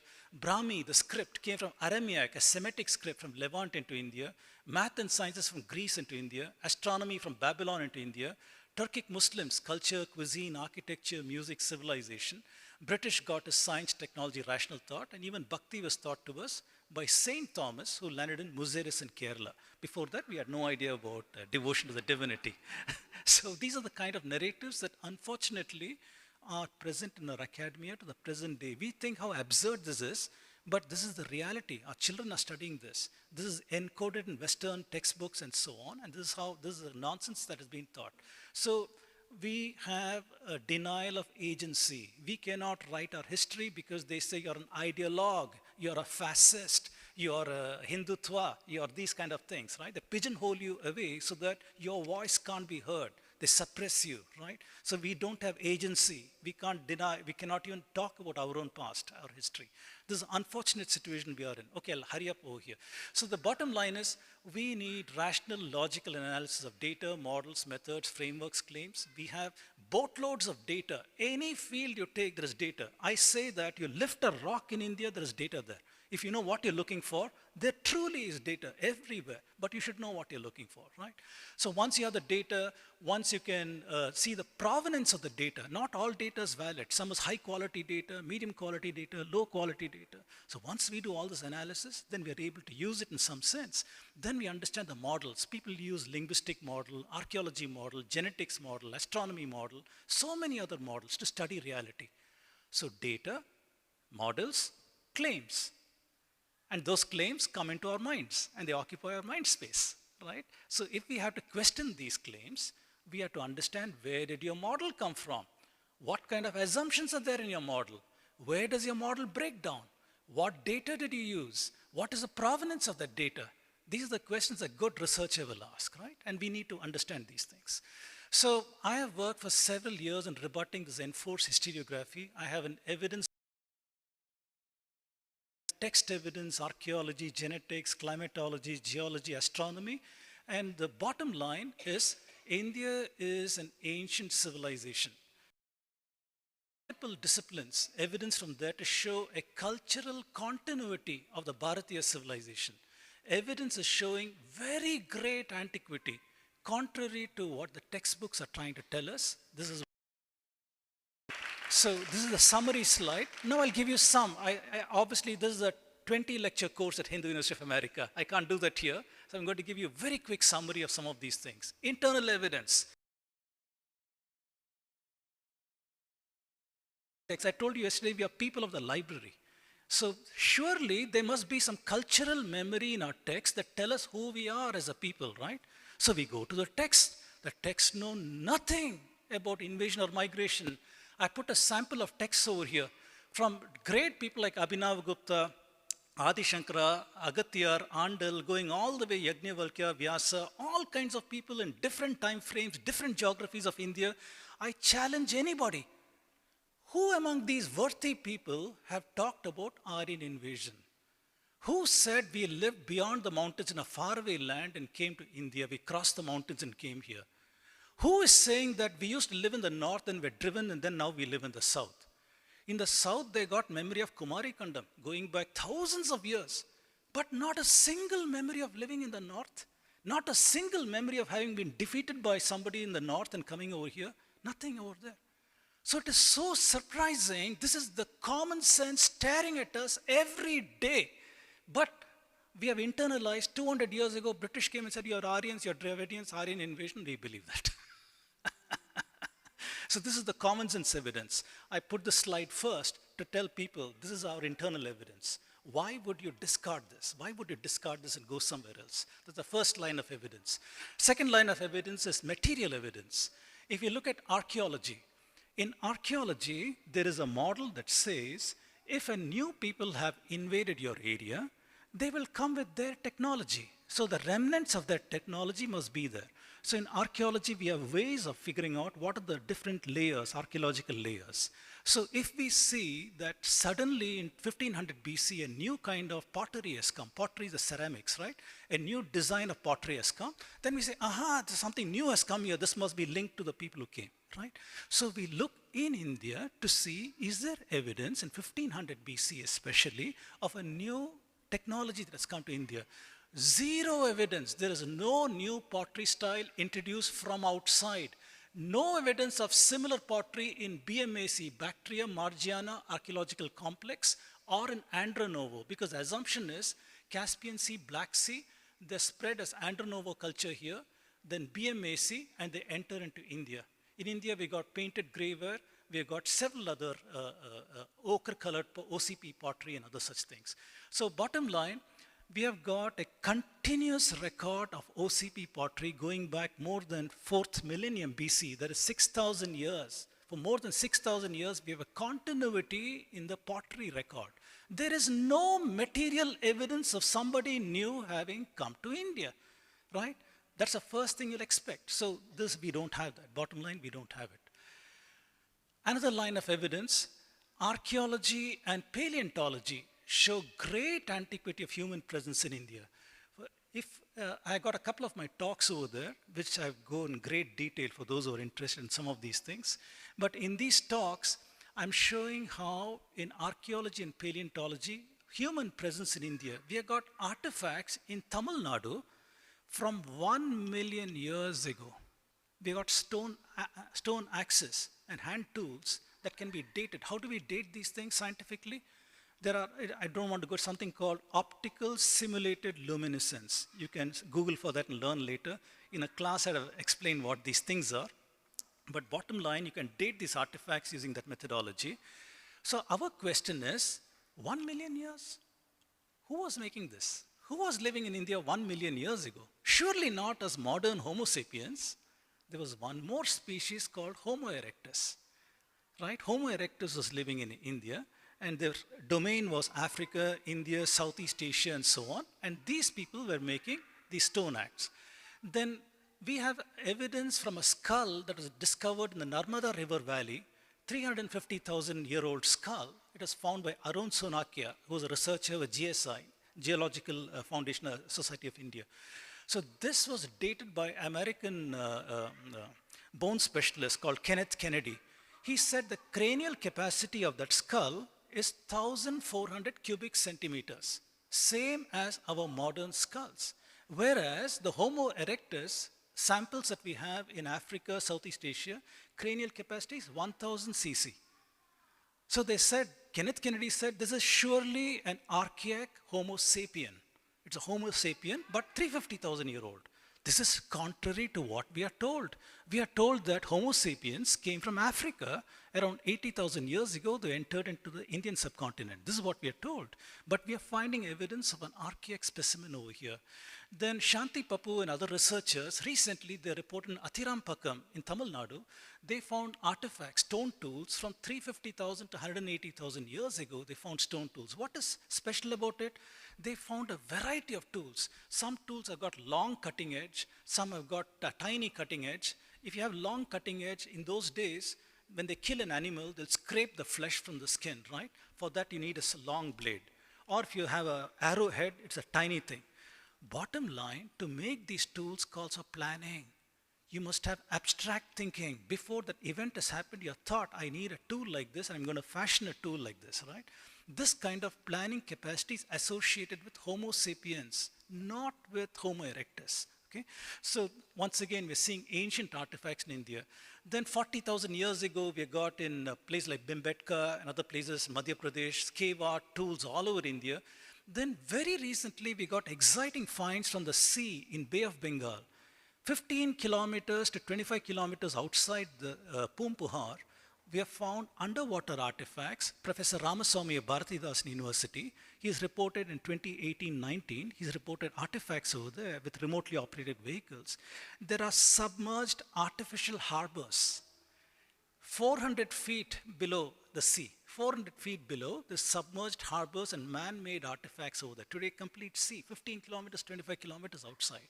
Now, we know that the last ice age was about 22,000 years ago, with the last glacial maximum. Last glacial maximum was 22,000 years ago, when water was locked up in ice. How much of water was locked up in ice? Up to 125 meters or 400 feet. So we know that those artifacts are dated to 18,000 years ago. Very exciting to find that. Then Edekal, Bhimbetka, Birana, we got these things. Dwarka, 8,000 years ago, underwater artifacts. Then from Indus Valley, 5,000 years to present, we got a whole lot of artifacts. So very clear to us that India is a settled place where we got artifacts from all time periods over here. Then we have this gentleman is B.B. Lal. He is a very renowned archaeologist who passed away recently. So he spent his entire lifetime studying some of these things. At the end of his career, he said there is no periodization in Indian history. If somebody comes and says Harappa period, Vedic period, it is utter nonsense. He said artifacts are to be found in all layers continuously. For example, this is the very famous Pashupati seal in Mohenjo-daro, 3000 BCE, showing Proto-Shiva. Right? This is what is showing over here. Then over here, we are finding that these are terracotta figurines from Harappa showing women with a sindoor symbol. Even today, married women wear the sindoor symbol. A cultural continuity from Harappa to present day. This is what we are seeing over here. Then terracotta figurines showing yoga asana positions. Yoga is a central aspect of Hindu faith, right? So what is that doing in Harappa?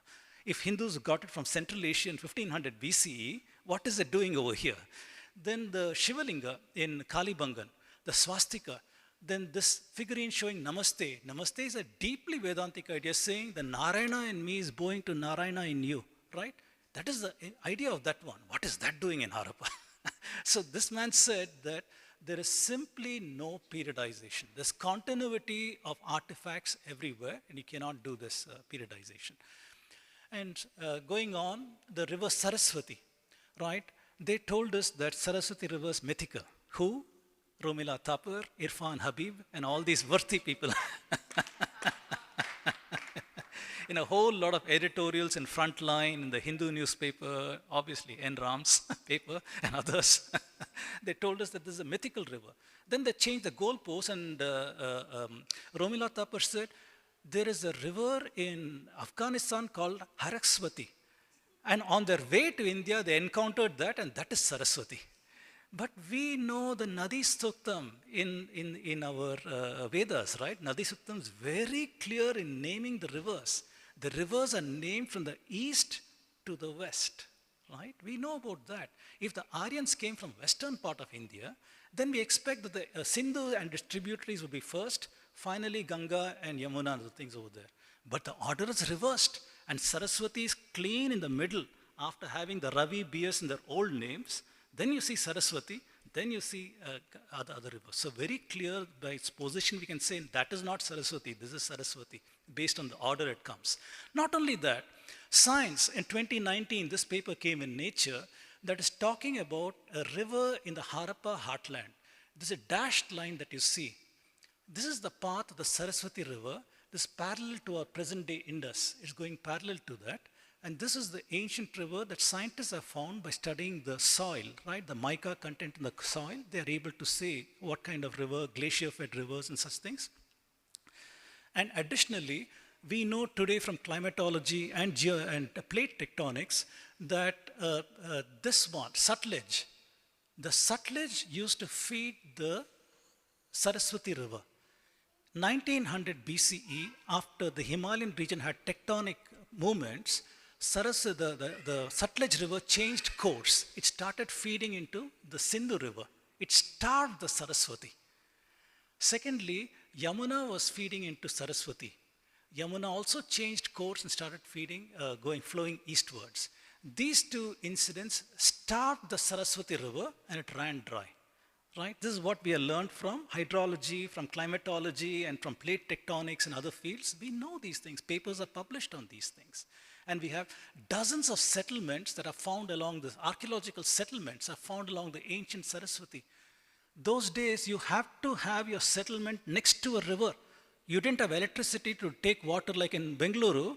There's no river there, but you get through Kaveri, you pump water and bring it over there, right? Those days, no, you had to be next to a river. And if the river runs dry, you leave everything and you'll go to where river is. Even if you've got a magnificent city like Mohenjo-daro, you will abandon the city. You can't take it on your back and go to the next place. So you have to do that.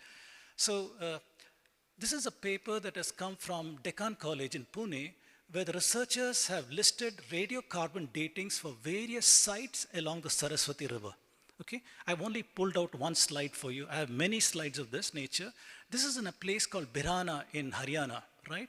And these are all the different carbon dating samples, radiocarbon dating samples, and I've highlighted the oldest one, 7,500 BCE, which means 9,500 years before present. There's a site that they have that is settled and so on. So we know the antiquity of some of our Saraswati Sindhu sites based upon radiocarbon datings, and the antiquity is supported by astronomy, which I'm going to show you children in a couple of minutes, and in genetics. Chariots. They told us that Aryans brought chariots into India, right? They came from Central Asia on chariots because they had domesticated the horse and they had swords and such things. But then in Sanauli is about 40-50 kilometers north of New Delhi, we have today found chariot burials, full chariot burials, not one, not two, rows of them have been buried, and we know that's a warrior culture, Kshatriya culture, because we have recovered swords, we have recovered helmets, we have recovered shields and other such things, so we know these things. This invalidates the claim that Aryans brought horse and chariot to India, because these are dated tentatively 2200 BCE. One more line of evidence, metallurgy. Right? So I'm taking different fields. Do you see what I'm doing here? I'm taking different fields and giving you a sample of the kind of things that I do. Each of these things takes 1 hour to lecture, but I'm giving you in 5 minutes the summary of these things. So here, the claim is that Aryans got iron to India. The Harappa people had bronze weapons, bronze and copper, which is soft metal. Whereas the Aryans brought iron swords. They could easily break the bronze sword and they could kill them. That's how they conquered. That is a story they told us, right? But then we have found there is evidence of metallurgy far before that. This is a paper by a Japanese professor in 2018. It's a book actually, talking about iron. These are all the archaeological sites where iron has been discovered in India. And the oldest one is in Hyderabad, Gachibowli, 2200 BCE. It is in the University of Hyderabad campus. Professor K.P. Rao, he recovered knives, blades, swords, and things like that. Again, they did OSL's dating on these things, and the date was anywhere from 2400 BC to 2200 BC. Got the lower date over here. And the older dates on Brahmagiri and other such places. A curious thing to observe here is, as you go north, the dates are more and more recent. You see here, 1200 BCE, 1300 BCE, 1200 BCE. If Aryans came to India from here with iron, we expect the oldest iron to be here and later technology here. But we are seeing the reverse. Incidentally, this also corresponds to our Puranic story. How many of us remember this Puranic story? Vaivasvata Manu. Who was he? He was a Dravida Desha king. He moved to the north, and through his progeny, who was his progeny? Ishvaku and Ila, right? They had the Surya Vamshi and the Chandra Vamshi through his lineage who settled all of India. This is our internal geography, how India was peopled. And so this technology says from south to north and then populating. I'm not claiming that the timelines coincide. I'm just saying that it's intriguing to see that this also shows the technology moving north.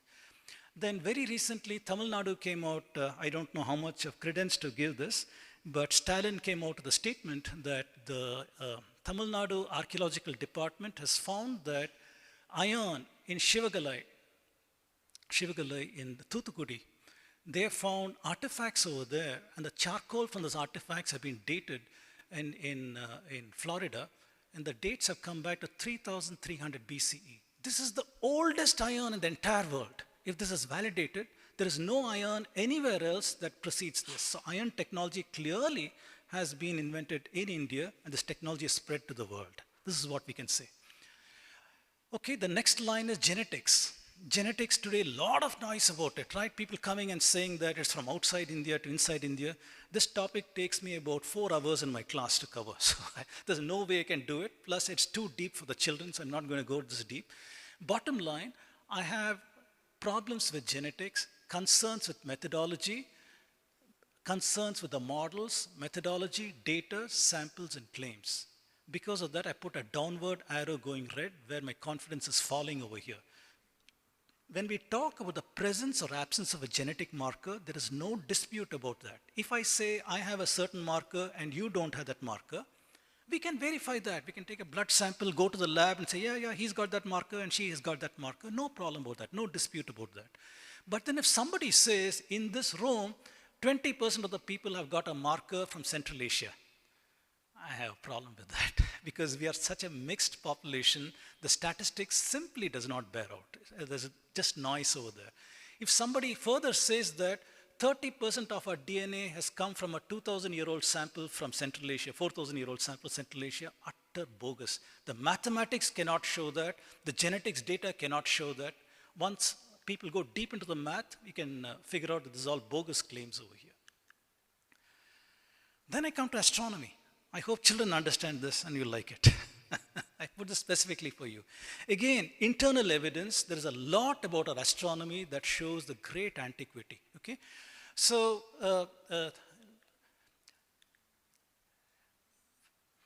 should I talk about this? I think I talked a little bit about this yesterday, right? Our ancestors saw every day when Chandra comes in the eastern horizon, every day it's offset by some amount of time, approximately 1 muhurta, right? Approximately. Like today, if the moon comes over the eastern horizon, let's say at 8 o'clock at night. Tomorrow it might come up at around 8:40 at night or something like that, right? So every day, Chandra appears in a different backdrop of stars, right? Because rising at a different time, the backdrop of stars is different. Our ancestors saw it takes 27.3 days for Chandra to come back to the same backdrop of the stars. So they divided the entire ecliptic. Ecliptic means the path of the sun, apparent path of the sun is over there. They divided that into 27 segments. And they were given the mnemonics, the names of the moon's wives, Chitra, Vishakha over here, and you got Jeshta and other names. So these are names of the moon's wives. And the stories help people to understand which nakshatra will come after which nakshatra, how to identify the nakshatra. It is a way of understanding the skies that they are done over here. So we also had the concept of a month, lunar month. If the full moon appears, for example, a Chitra nakshatra, that month is called the Chaitra Masa. In northern India, it's the Paurnami. In southern India, it is the Amavasya. If the Amavasya moon comes over the Chitra nakshatra, it's called Chaitra. So there's a 15-day offset between northern India and southern India in the observance of this calendar. Indians also observed how quickly does the sun go over the different constellations. In order to track that, nakshatra was not useful. So instead, they divided the ecliptic into 30-degree segments, 12 of them. The 12 Adityas. Who were the Adityas? They were the sons of Aditi, Kashyapa and Aditi, right? So those Adityas and their Devatas, they gave rise to the zodiac. And the sun would go over the zodiac, one Shankranti. Every month, 30 days is one Shankranti, right? This is what it is. That is how our ancestors kept track of the passage of time. Both the nakshatra model, the phases of the moon model, as well as the passage of the sun. So this is the model that we have over here. And these are the listing of the nakshatra names in two of our ancient books, Vedanga Jyotisha, Surya Siddhanta, the same names that you can see.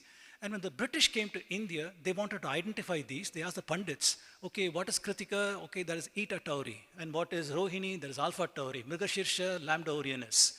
So this way we understand today what those mappings are with the Western constellation names. You can see the list goes all the way from here down to this Bharani over here. My own nakshatra is Revati, Zeta Pisceum, and so on. So if you were in Houston, I'd use my telescope and show you all these nakshatras over there. But then our ancestors were intimately familiar with all of these nakshatras. Very important to understand this. Children especially. So we understand that Earth is rotating once in 24 hours. Everybody knows this, right? It gives day and night once in 24 hours. We also know the Earth is going around the sun once in 365.24 days. That is 1 year.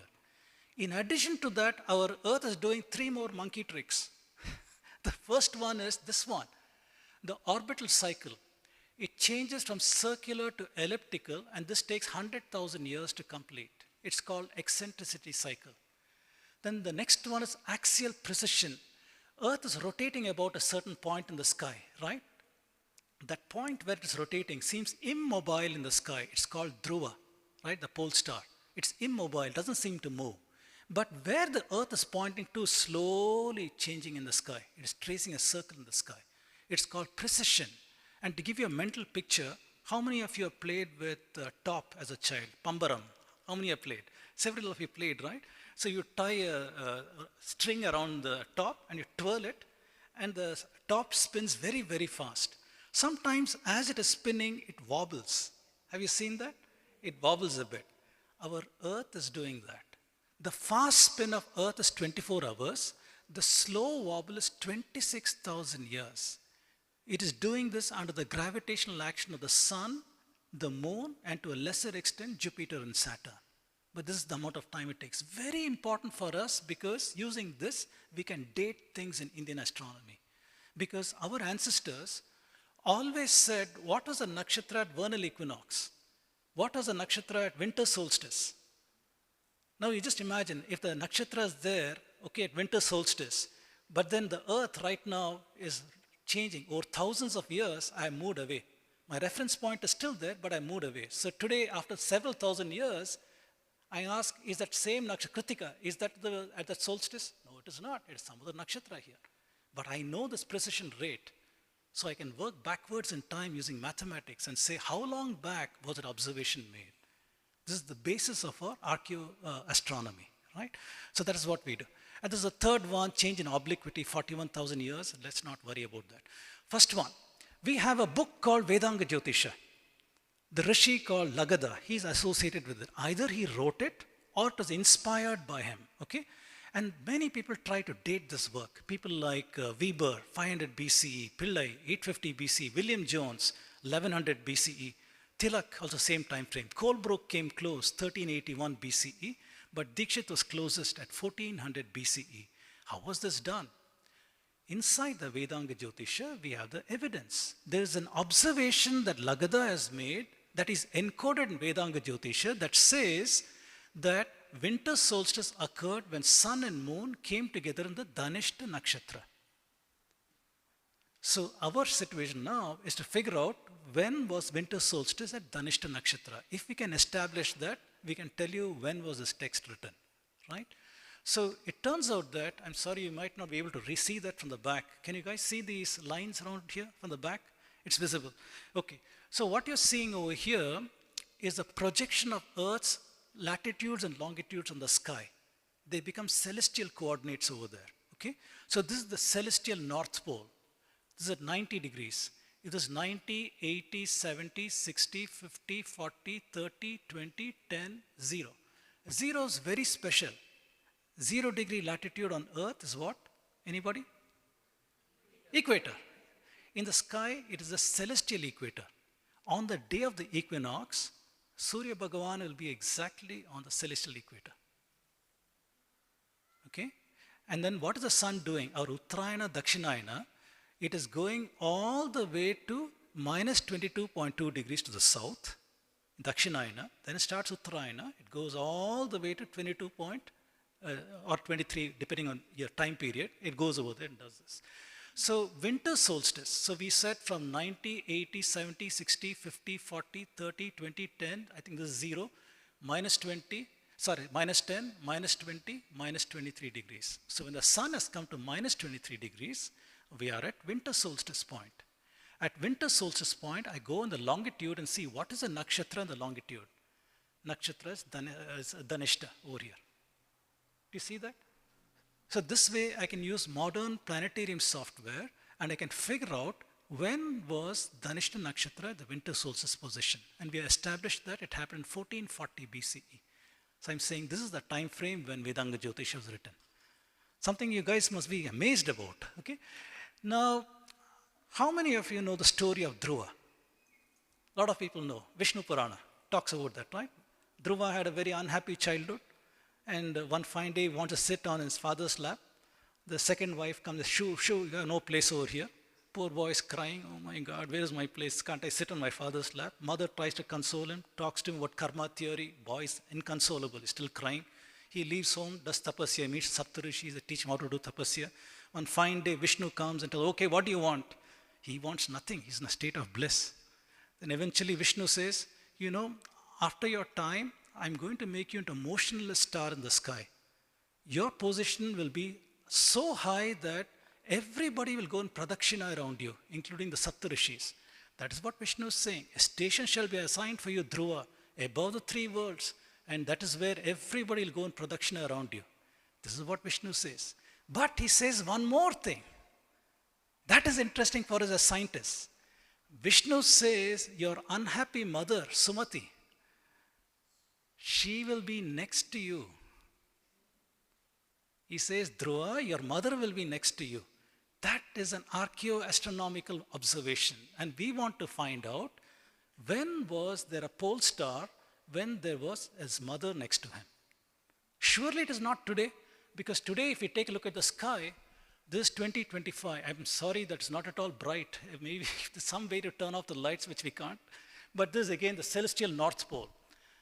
This is our Dhruva today. This is 90 degrees, right? 90, 80 degrees. There is no companion next to Dhruva.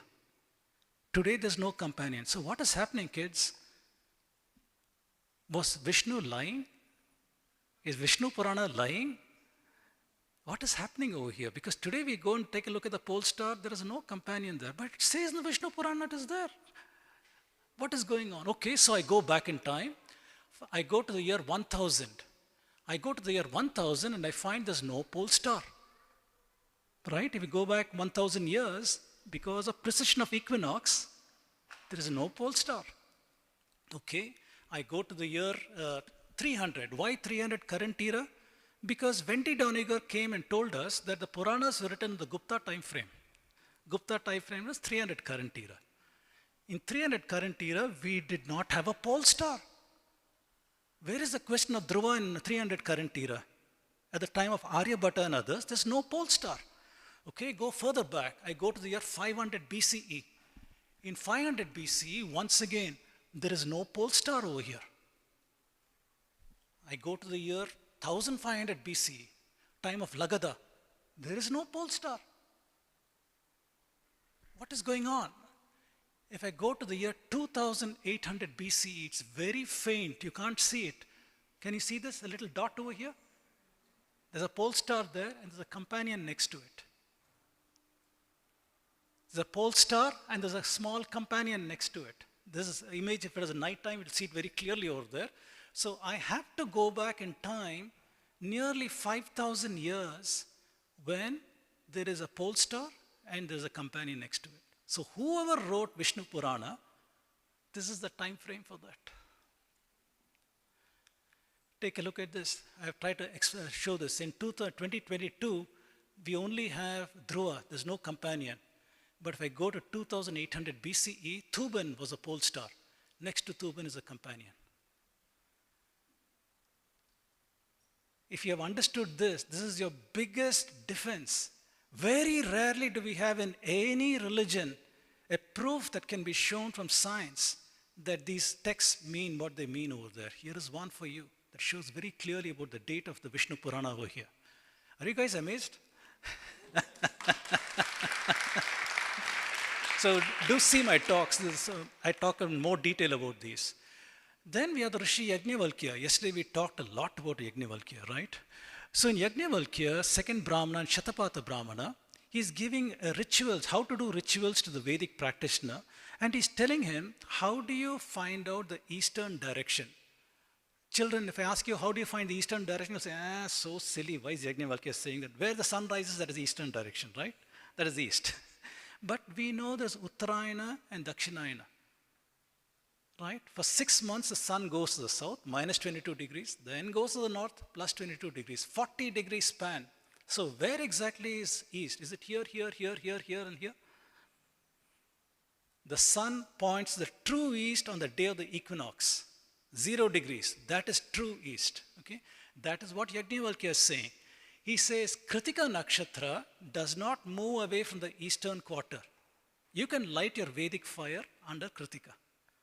So the Vedic practitioner wakes up early in the morning before the sun rises, has a ritual bath, comes out and sees, yes, I see Kritika there.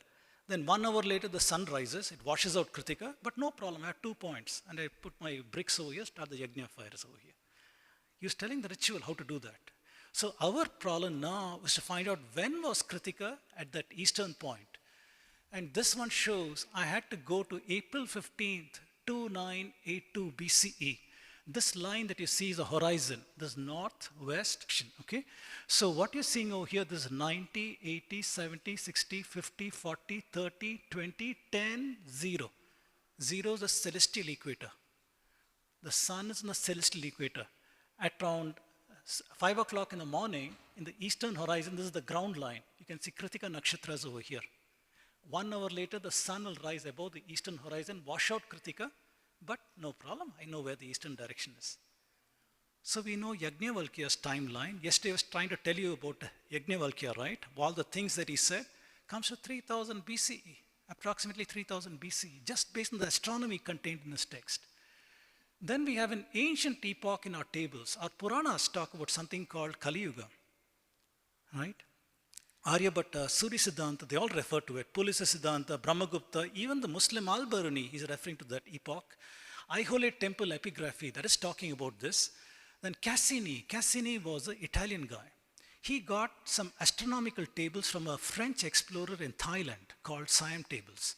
When he analyzed those tables, he found that there's a calendar system with an absolute date of 3102 BCE. He said that is the date encoded over here. And then later, the Britishers, Playfair, Bentley, Colebrook, Burgess, they studied the Surya Siddhanta, and they also said, yes, it's the midnight of February 18th, 3102 BCE. It turns out to be a conjunction of the planets, sun, moon, the Revati Nakshatra.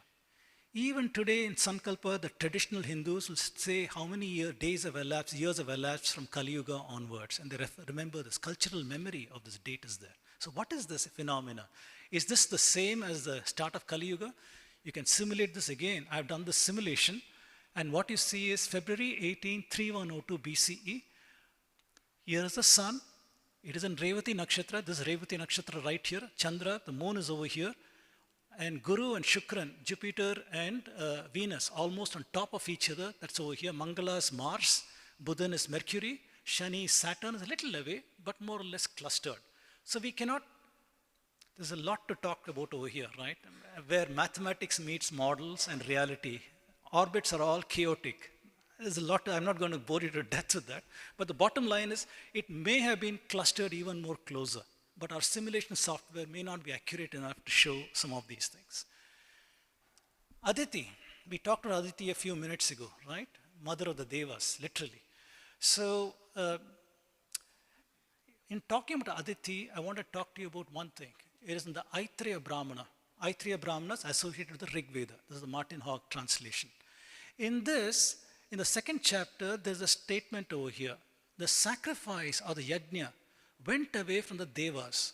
The Devas were unable to perform any ceremony. They did not know where it had gone to. They said to Aditi, let us know the sacrifice through thee. Aditi said, Tatastu, but I will choose a boon from you. They said, choose. She chose this boon. All yajnas will commence with me and end with me. This is a head scratcher. We don't even understand what this means. But Tilak, he said, this is an archaeoastronomical phenomena. Our ancestors observed the passage of time by looking at the skies. The skies told them when is the correct time to do a certain festival, when to observe a certain yajna, other such things. They regulated it by looking at the skies. Over the passage of thousands of years, because of precision of equinox, a nakshatra that your ancestors said should be at the equinox point, a solstice point, is no longer there. When it is no longer there, you don't know when is the auspicious time to do your ceremony. You have no idea, absolutely no idea. So it's reflecting the confusion of our ancestors that we don't know when to do the ceremony. Calendar has got messed up because of precision. So they have reset the calendar to Aditi. Aditi is saying, the new year will begin with me and end with me. Right? The new year begins with me and ends with me. That's what Aditi is saying. So we have to find out what is Aditi in our nakshatra model and when was it at vernal equinox. Why vernal equinox? Because in India, every generation that you go to thousands of years, the new year has always been vernal equinox. Right? So we have to find out what is Aditi in a nakshatra model. Aditi turns out to be the Punarvashu nakshatra. Punarvashu nakshatra has got two famous stars, Diti and Aditi. Okay? In the Greek tradition, Castor and Pollux. Castor and Pollux are Diti and Aditi for us. Okay? And what I've done is I've gone to 6000 BCE. If I go to 6000 BCE, then take a look at what is happening over here. Once again from 90, 80, 70, 60, 50, 40, 30, 20, 10, 0. So sun is at the vernal equinox point. When sun is at the vernal equinox point, the nakshatra and the longitude is Punarvashu. This is where the new year begins and ends with Aditi. That's what she's saying. So the era of Aditi can be traced back 8,000 years ago. Those of you who are wondering what on earth is going on over here. We have been told Aryan invasion, they brought Sanskrit into India in 1500 BCE, but this man is talking about 8,000 years. What is going on? But we have seen archaeology showing great antiquity. I talked to you about Birana, right? Carbon dating going back 9,500 years ago. I talked to you about various things like that to show it is not impossible. Many lines of evidence are crisscrossing in this time frame. As scientists, we had to be open to that possibility that yes, there is a lot of evidence in this area. One more, Surya Siddhanta has got a conjunction, the Mesha Rashi in Surya Megasthenes. Megasthenes was a Greek who came to Magadha in 300 BCE. And he said the Indians have a king list that goes back about 6,000 years prior to him, basically referring to this time frame. So Indians seem to have had a king list even more earlier, which we don't have anymore. And very intriguing to find this particular one in Surya Siddhanta. Ashwins. How many of you know? Sorry to interrupt you. Yes. The king list in Navama Skanda in Srimad Bhagavatam, the entire king list of Surya Vamsha and Chandra Vamsha king list is there. Absolutely, the father, the son, the grandfathers. Yes. If we can accept Srimad Bhagavatam as history, Yes. we do have the king list, as you said, dating several millions of years back. Right. So if we can accept Srimad Bhagavatam, Mahabharata and Ramayana as history, we do have the king list of all the Indian kings of Chandravamsha and Suryavamsha rulers. Very true, very true. So it's up to us to reconcile some of these things. They've been distorted so much, we've got to reconcile this. Hmm. Hmm. So we have a situation where there's a discordance between what our traditional literature is saying and what the evidence is showing. Because of that, we cannot discard one over the other. We can only say we don't have enough facts to uncover the reality over here. We don't have enough facts. Because the pramanas we are using is pratyaksha anumana, right? So we have to see, do we have enough facts? We don't know. But Shabda pramana is over here. So we have to go on with that until we find better. This more is and more. the date which maximum he can trace back. Right. But we have cycles like once in 60,000 years or once in 1,20,000 years. So you can add Right. 60,000 to that or many 60,000s to that. Right. So this is the minimum dating that he gives. With the Pratyaksha Pramana, the minimum date itself Right. goes to this. Right. He does not say that this is the date. Right. The minimum dating itself goes to that. Right. So you can keep adding Kalpakalas, Very you can true, keep very adding true, the very Yugantaras, you can keep adding the Yugam Bodhi, See you the can keep adding. Chaturyuga model, we got a 4:3:2:1. 2:1, yes. That ratio. So there are, in this Bhagavatam, it talks about a multiplier of 360, the divine year versus the human year. There's a multiplier of 360 that comes in over there. So the question comes, what was the earlier Bhagavatam model? What is the later one? So as far as we are concerned, in terms of evidence-based, I'm going an evidence-based approach. In the evidence-based approach, we will ask, in the historical tradition, when did it first come? So the evidence I've uncovered is in the Surya Siddhanta. Surya Siddhanta is talking about this. You're talking about the minimum dating that 432,000 years. Yeah, this is minimum. It should have Yes. been these years. Yes. But as you research, we can go back and back and back and back and back. True. So that is the understanding, Yes, right? Yes. So in the Surya Siddhanta, 432,000 years is the duration of Kali Yuga. Multiply that by 2, you get the Dwapara. Multiplied by 3, you'll get the Treta. Multiplied by 4, Satya Yuga. And the cycle repeats. Ascending Kali Yuga, descending Kali Yuga. It goes over the ascending, descending cycles. It goes. And this again. And many Treta Yugas and many Dwapara Yugas. Because in the Brahma's life cycle, as described in Bhagavatam, you have got that from these things we have Manvantara to Kalpa, right? So we got these models over there. And these models are one day of Brahma, one night of Brahma, when there's Pralaya, and there is again bringing up of creation. So these cycles are present in our text. So we have to understand enormous cycles of the time cycles are there. So anyway, so Rajiv, what are you trying to tell us? That is, you are trying to prove the myth of Aryan invasion through all these evidences. Yes. Is it right? Yes. Because you've been giving us all the different materials from different multidisciplinary angles. Yes. You're disproving the myth of Aryan invasion. I'm showing a continuity of civilization in Continuity of Bharatiya civilization, which says, நாங்கள்லாம் பிராமணர்களும் திராவிடர்கள் தான், நாங்கள் தமிழ்நாட்டில் இருக்கிற நாங்கள்லாமும் திராவிடர்கள் தான், நீங்கள்லாமும் திராவிடர்கள் தான், ஒன்னா சேர்ந்து கொண்டாடுவோம். Why are you wanting to split us away? Is this the...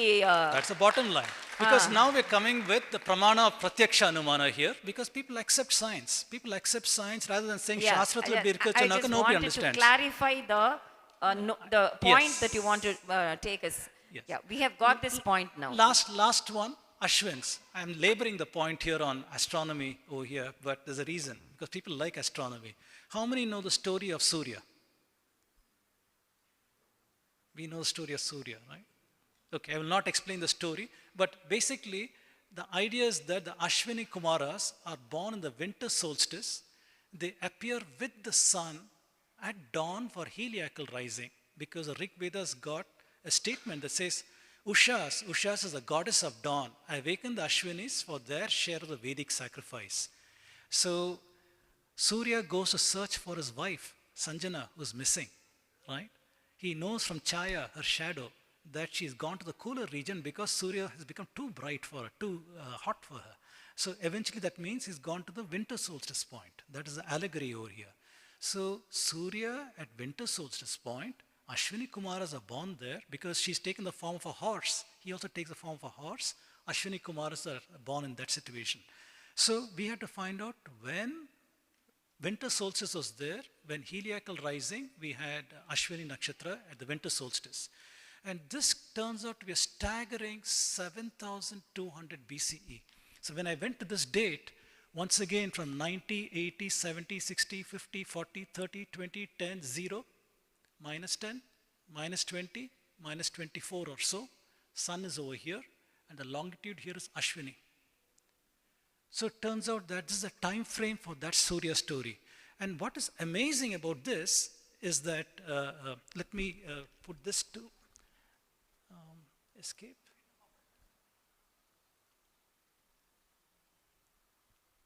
What happened over here? It stopped sharing it. Did I lose it?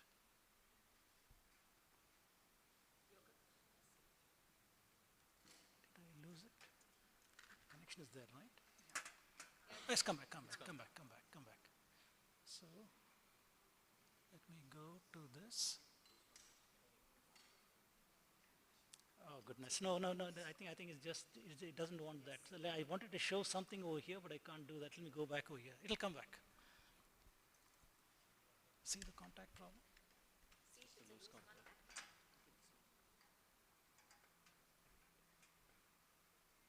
I shouldn't have interfered with that. Okay, so just try to get it back, or just remove it and put it back. Yeah. Yes, give it a second. Yes. Okay. Yes, but why is it not showing this yet?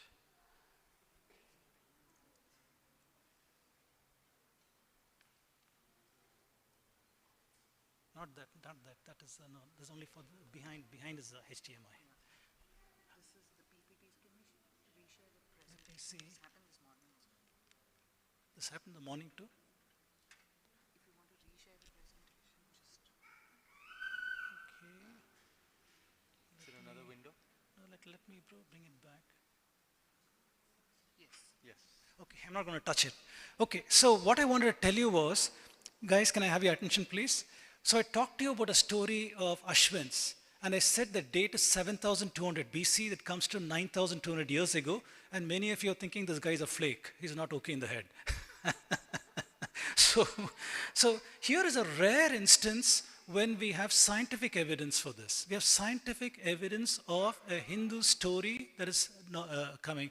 I recommend that you go to this site, rajvedam.medium.com, and search for Once Upon a Time 9,000 years ago. I wanted to show you that over there, but unfortunately I'm not able to. I have some hidden slides over here. There, about 2 years ago, papers came in Nature that talked about a massive solar flare so big that you cannot imagine. This happened exactly 9,125 years ago. Okay? And the evidence is there in the ice core samples from Greenland and from Antarctica, when they found the isotope content of the beryllium and things like that, that have gone through the roof in the graphs in that time frame. So I've correlated that with the story of Surya. When Surya became so bright, our ancestors have seen that at winter solstice point, and after some time, after Vishwakarma has chopped off Surya's brilliance, domestic bliss is there once again in their family, right? So we find that everything is fine. So there's a period of time when Surya is too bright. Correlates very, very well with what the scientific paper says. So please do go to the site and take a look at this, and I explain this with the paper and the contents and all those things. So bottom line, we can rebut this Aryan invasion with astronomy alone. Many instances of interest can be dated with astronomy, date of Kali Yuga, for example, dates in Vedas, Brahmanas, Upanishads. So the question is, how can Vedic concepts be in place in India prior to the so-called Aryan invasion of 1500 BC? This is our issue over here. So we can rebut whatever Max Muller said. Max Muller used linguistic technology, right? And linguistic assumptions, not technology, assumptions. So he said, Chandas period, 1200 to 1000 BC, in the earliest books of Rig Veda was composed. Mantra period, remaining books. Brahmana period, 800 to 600 BC, when Yajurveda, Samaveda, Aranyakas, Upanishads. Sutra period, when all the Vedangas and other things were done in this time frame. But we have seen in these limited slides, I've shown to you Vedanga Jyotishas 1400 BC. Where is that and where is 200 BC? I've shown to you Shatapatha Brahmana, Kritika in 3000 BC. Where is that? Where is 800 BC? These stories come from the Rig Veda, and these stories are going up to this time frame. Where is that and where is this? So clearly we have a problem. Either linguistics is wrong or our astronomy is wrong. But we have very clearly said this is our source. We have gone to the source, taken the sources and done this. Yes, sir.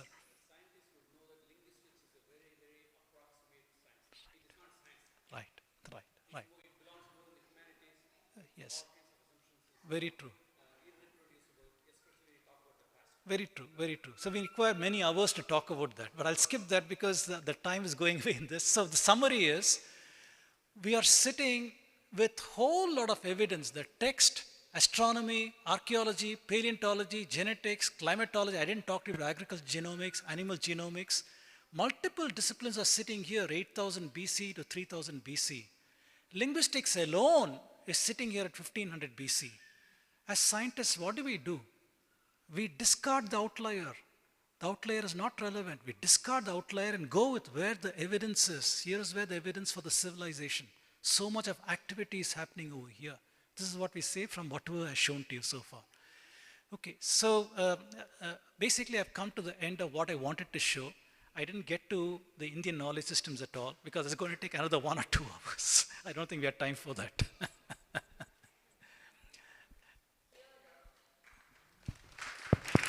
Thank you, thank you, thank you.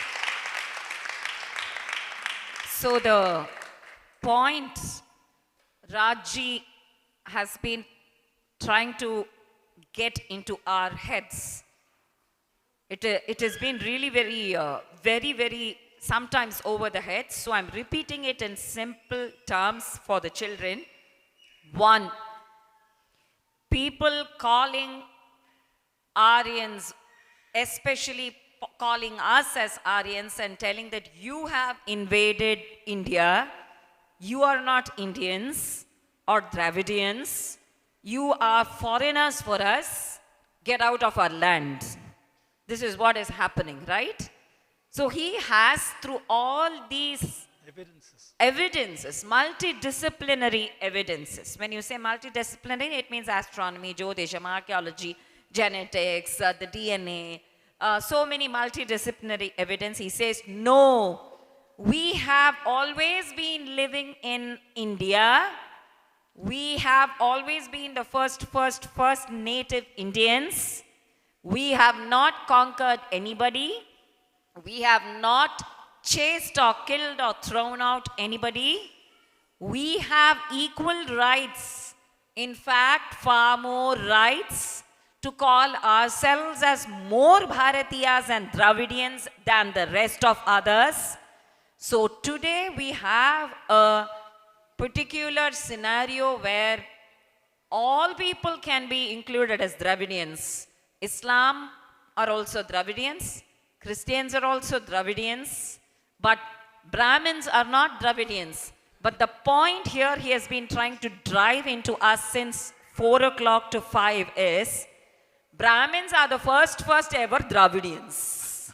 First ever Dravidians. Dravidians means the Pancha Dravida states. It does not mean just Tamil Nadu. It also means Kerala. It also means Karnataka. It also means Andhra. It also means exactly Maharashtra. And we have every right to defend ourselves and say, why are you excluding us? Why are you not including us? Because our Rajji has evidence to show that we all belong to this land, Bharata. This na in the US. That's why I said Bharata Desham. And the minimum evidence, this is not, please note that this is not a conclusive evidence. We will have some other junior Raj or his daughter again in another 10 more years adding another cipher to this or another 2 zeros to this. So the minimum dating itself goes to 2025 plus 8,000. 10,000 years back, our ancestors have been living in Tamil Nadu, in Kerala, in Karnataka, Andhra. Do you get the point? So when there are people who have come to me and told me from Vijayashri also. For example, Aparna Shri Kantan, she has not been able to fly from Dallas here. She said she has been criticized in office and been constantly asked that you are not a Tamilian. You're not a Tamilian at all. But you call yourself a Tamilian and you say that Tamil Nadu is your state. But you have actually conquered us. You have not let us live. There are people like that sitting in US facing several criticisms like that.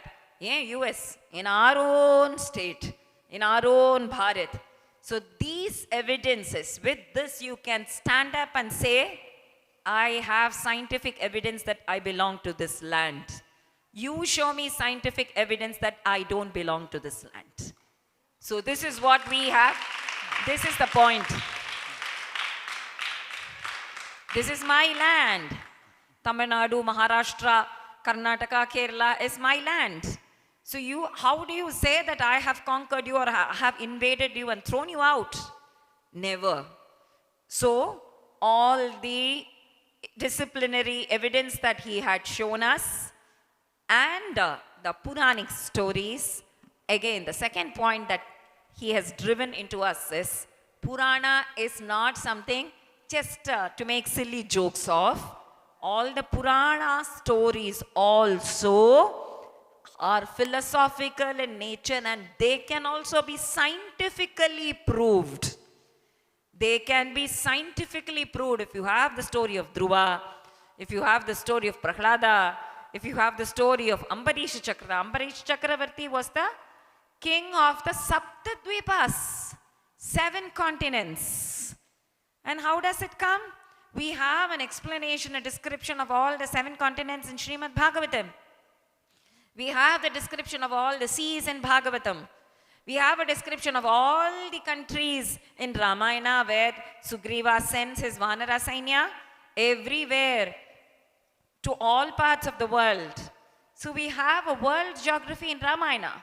So why do you want to call our history as mythology? Phobia again. Ramayana is history. Mahabharata is history. Bhagavatam is history. And if somebody asks, can you prove it scientifically? Yes, our Raj Vedam sir has shown us some of the Puranic stories like Dhruva Charitram. And of course, this is the minimum dating. Minimum. Okay? It's not conclusive. Any research can never be conclusive. Can never be conclusive. And to add on to Rajji's point, our Guru Sri Anna has written a work called Veda Vijnanam, knowing the Vedas. It is in Tamil, and there he talks about the infrastructure during the Vedic times. Vedic time is not a mythological time. During the Veda Kala, what were the instruments played? What was the infrastructure? What was the transport? What were the metals that is used? Metallurgy. What kind of arts? What was the education system? What did each one of them do? How the politicians ruled? What is the dharma of each occupation? Everything has been given in Veda Vijnana. Probably in our next workshop of Vijayashri USA Satsanga Mela, we can take up Veda Vijnana and discuss that in detail also to know how superior a civilization Bharat has been. This is just one part of proving the Aryan invasion myth. This is just to say there is no Aryan Dravid and all that nonsense. All of us are one. Try to understand that all of us are one, and it's good for you if you can consider and include all of us. Always unity is strength. Unity is strength. And if you're going to discriminate and throw us out, the sufferers are people who are going to throw us out.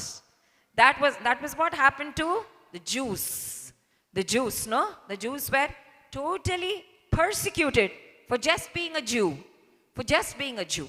That is happening all over right now.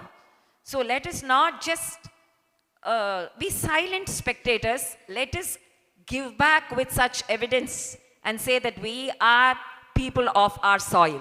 We are people of the soil and we have scientific evidence. This is what you have been trying to tell us, right? Yes, true.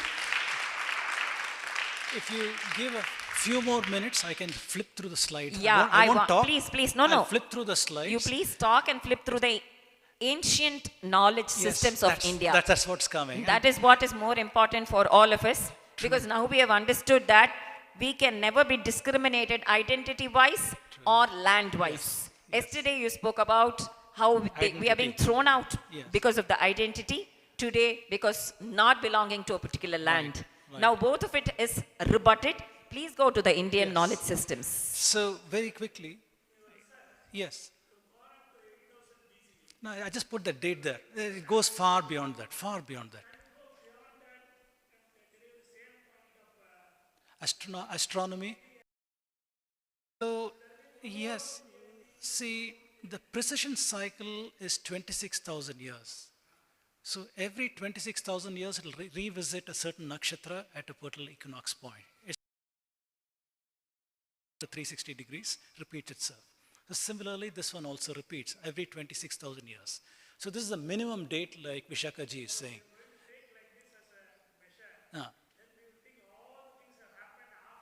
Put n to as large a number as you want. It's the same phenomena again and again. Yes. This is the minimum. I've taken the very conservative. I said this is the minimum date. It aligns with our archaeology and other such things. But you can go as far back as you want and do this. There are other indicators that can help you over there. But the other part of the puzzle here is, they tell us that everything our ancestors learned came from outside. So I have said that, no, Bharat is a very ancient civilization and we have got great accumulation of knowledge over time. We have citation trail going back to very, very ancient times in India, right? So the knowledge systems in India, we have, can show philosophical content, encyclopedic content, humanities content, scientific, artisan content. This is clear to us. I just put a small sampling over here, but there's a whole lot of things. So why do we study Indian knowledge systems? We establish the historicity. We help to develop a unique Bharatiya perspective of the world on the strength of our civilization ideas. Today, when we evaluate the world, we are looking through Western lenses. Every aspect of our study is through Western drishti. The drishti we are using is Western Abrahamic lenses. Whether we like it or not, we are all closet Abrahamics, right? And that's how we see the world. But if you know your identity and your systems well, you can develop a unique Bharatiya perspective on sustainability, universe, globe, and other things. We can have very different ways. Understand that we got ancient wisdom accumulated over tens of centuries. Our ancestors have encountered problems, and through empirical methods and otherwise, they have evolved solutions. We are leaving that on the table and worse, discarding them as irrelevant, superstitious, and anachronistic, and things of this nature. But if we understand the value that our solutions are there, we'll understand a lot. There are so many examples I'd like to give you, but if you come to my course, I can tell you more. For example, water management. The water management in ancient India versus what the British did, for example, the Punjab Canal, when they developed in the 19th century, how much of silting, how much of destruction of environment has been there, whereas over thousands of years, our water systems have not hurt the environment and worked very, very well. Various places in India we can evidences of that. So it's like this, there are many, many examples to show. So we can mine the ancient evolved solutions to modern problems and establish our identity and so on. So ancient India implies accumulation of knowledge. So we talked about Shrutis and Smritis yesterday. We talked about epistemology, the fact that we have a very well-developed epistemology. We talked about pramanas also yesterday. Then historicity will help us to establish the impact and proper crediting of the innovations. So my methodology is as follows. First of all, I take it for a given. There is about 20 hours of lecture preceding this that will talk to you about the knowledge systems itself. What is there in astronomy? What is there in medicine? What is there in mathematics with the historical tradition? Given this is the third part of what I'm doing. First part was established antiquity of Bharatiya civilization. Second part was to establish the IKS. Third part, impact of IKS on the world. That is what I'm going to quickly show you the next few slides. First of all, I show, is there evidence of contact between ancient India and other parts of the world? I call that L1 contact. Is there evidence that knowledge is transmitted from India to the other region? L2. Is there evidence that knowledge is used in that foreign culture? That is L3. So I'm calling out 3 levels of knowledge, and data, also high quality data, medium quality data, low quality data, and I show connections to various parts of the world. So what is transmitted from India? Language, the so-called Indo-European. It is out of India. It is not into India. If it has gone out of India, Samskrtiyum or the ancestor of Sanskrit has gone out of India, it has impacted all these civilizations. We have got evidence. We have got Dasaragnya. How many of you know Dasaragnya? Rig Veda, Battle of 10 Kings. So we have a mandala that talks of the Battle of 10 Kings. Bharata, on one side you have Sudas on one side. Other side you got the Anus, the Drihyus, and the various other people allied on this side. So Vishwamitra was on one side, other side, and Vashishta Vishwamitra, and other side that somebody else, I forget who. But bottom line, after the battle was over, the losers were made to leave India. And then we had the rule of the Kurus, the Bharatas in India following that, right? So with that battle, we have evidence that people were made to leave India, the Drihyus, Anus, and so on. There are people researching these things today to find out how they took language to various parts of Europe and places like that. They landed in those kind of places. People like Srikant Thalagiri, people like Jijit Ravi, several others are doing that. Anyway, language, mathematics, astronomy, medicine, agriculture, even crops, animal farming and other things went out of India. I'll show that. Music, philosophy, religion, manufacturing, metals, textiles, perfumes, mind sciences. Even today we work with Vedanta models for quantum mechanics and things of that nature, right? So this is the dispersal of Indian knowledge to the world in various time frames. And is there evidence with Mesopotamia, for example? I have got evidence showing from 3000 BC to 500 BCE, we have evidence of transmission of Indian knowledge from India, 3000 BCE to Sumeria. Where is the evidence? Evidence is there in Sumeria. The Sumerian people have got a story that they got all their knowledge from people who came from the sea, from the east. Those people, they say, taught them agriculture. They brought laws to them, taught them how to worship, taught them everything. The people who came from the east. Who is to the east? Only India. At that time, we had Lothal. We had such things happening over here. 3500 BCE, we got Mesopotamia, Mohenjo-daro, Harappa, and other such people.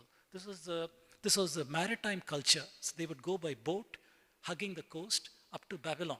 So that's how they got that knowledge over there. We have evidence that in 2000 BCE, India suffered a monsoon failure. Not an ordinary monsoon failure. 200 years of monsoon failure. Can you imagine that? If monsoon rains fails in India for 1 year, we have problems. If monsoon rains fail for 3 years continuously, we have got the GDP of India is going to fall, farmers will commit suicide, they can't pay their bills, all kinds of issues are there. I want you all to think about 200 years. Our ancestors went through that. You and I are here because our ancestors survived that event.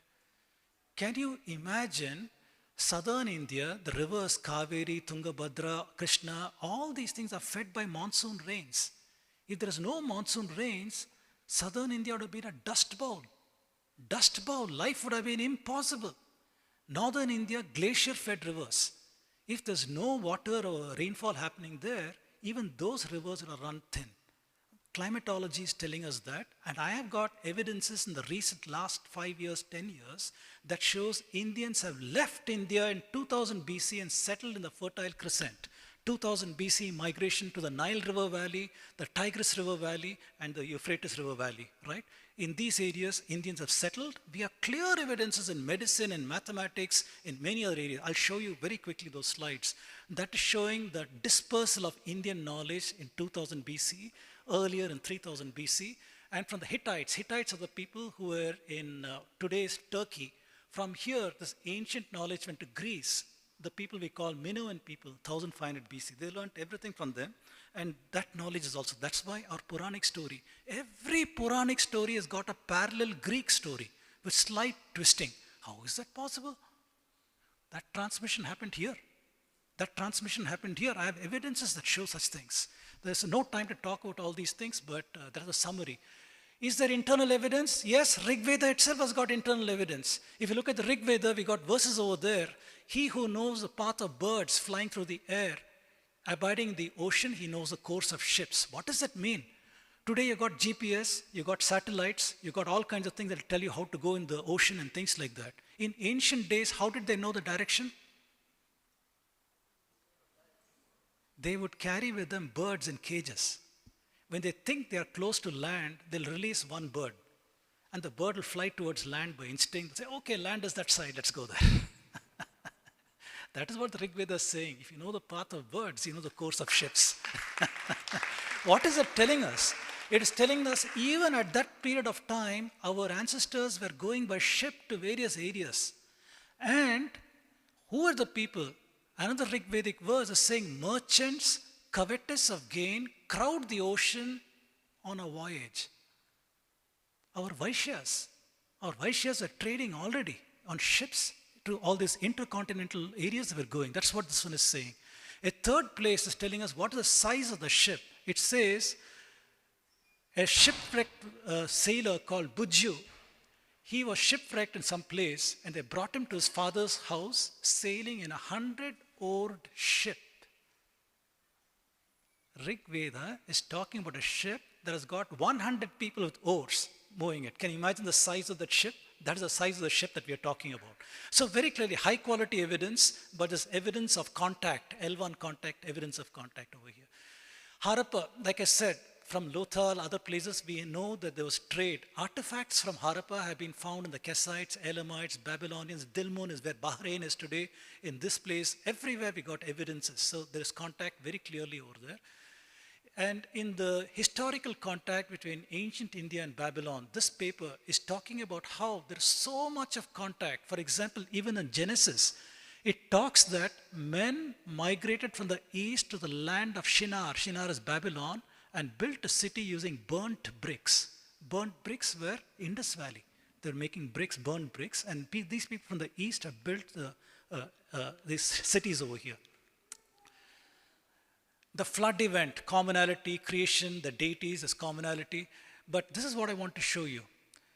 This is a paper that came in 2022 in Nature.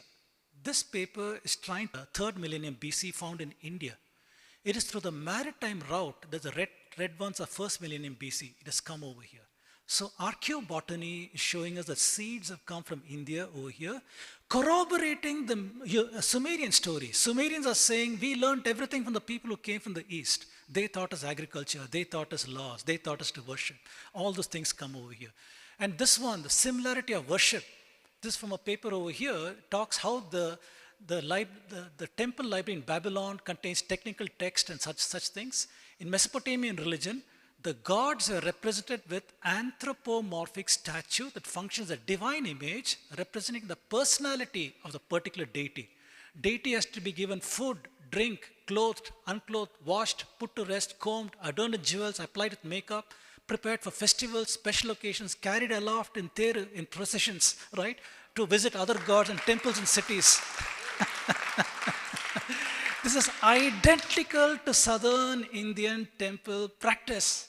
You cannot go and find a darshan at any time because the divinity has to be woken up in the morning. Special ritual when the pujaris will do that, prepare the deity, first snanam, other things, new clothes, other things. Then they open the curtain, then you can have a darshan, right?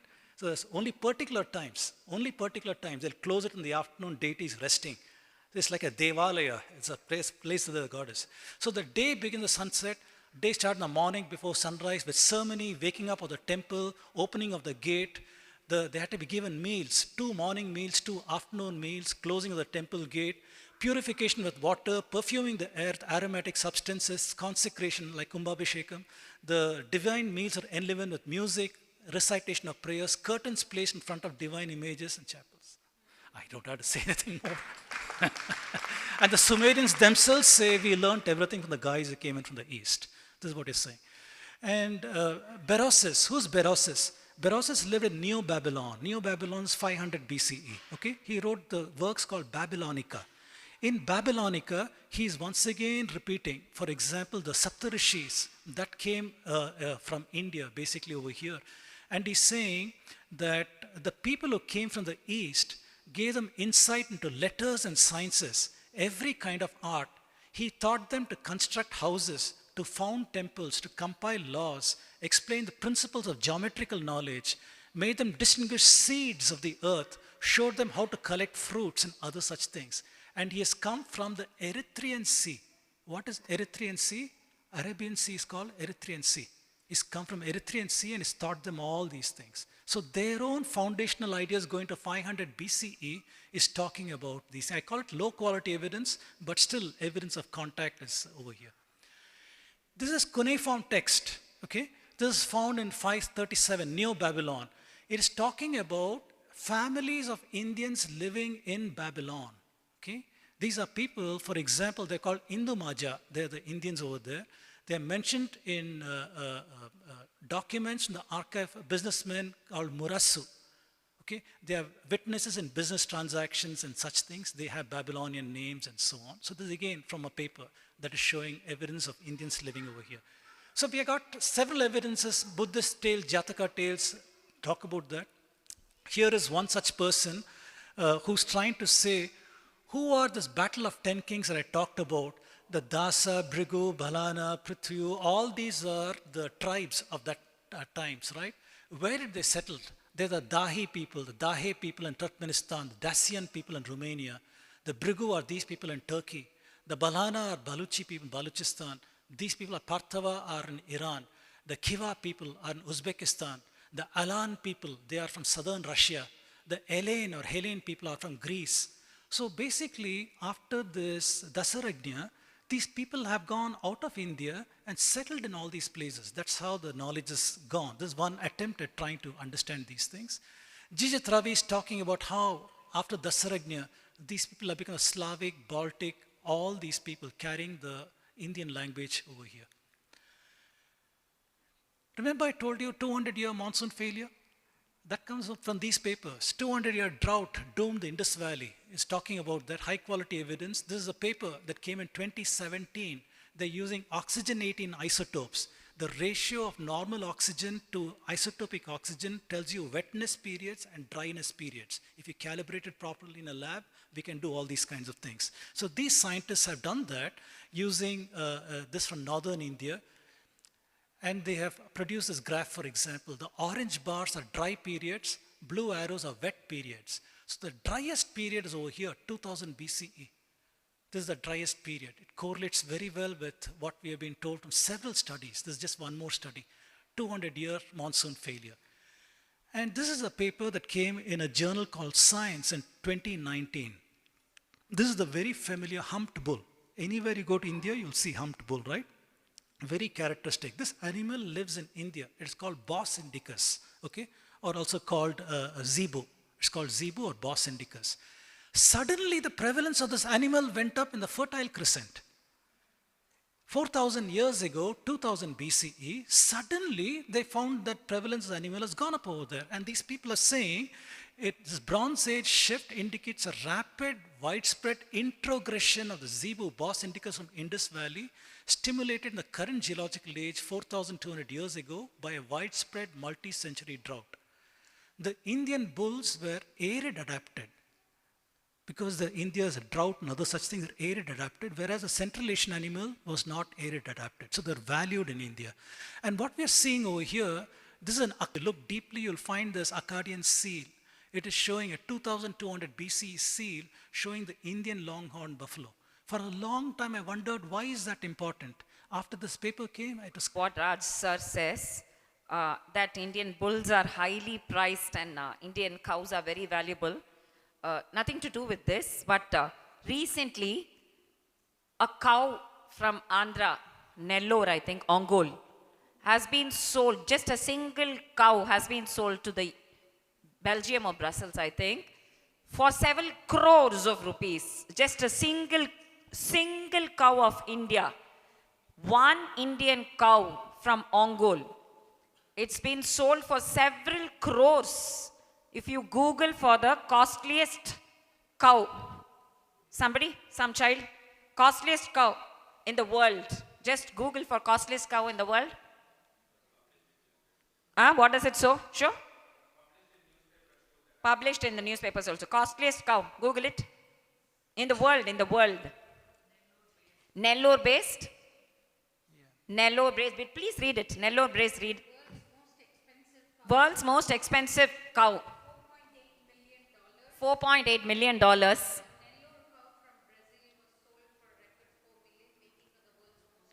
From Nellore to Brazil. Why do you think this is being done? Are they fools to buy it for $4.2 million? Why do you think it's being done? Anybody? Just one cow? Okay. There are several possible reasons.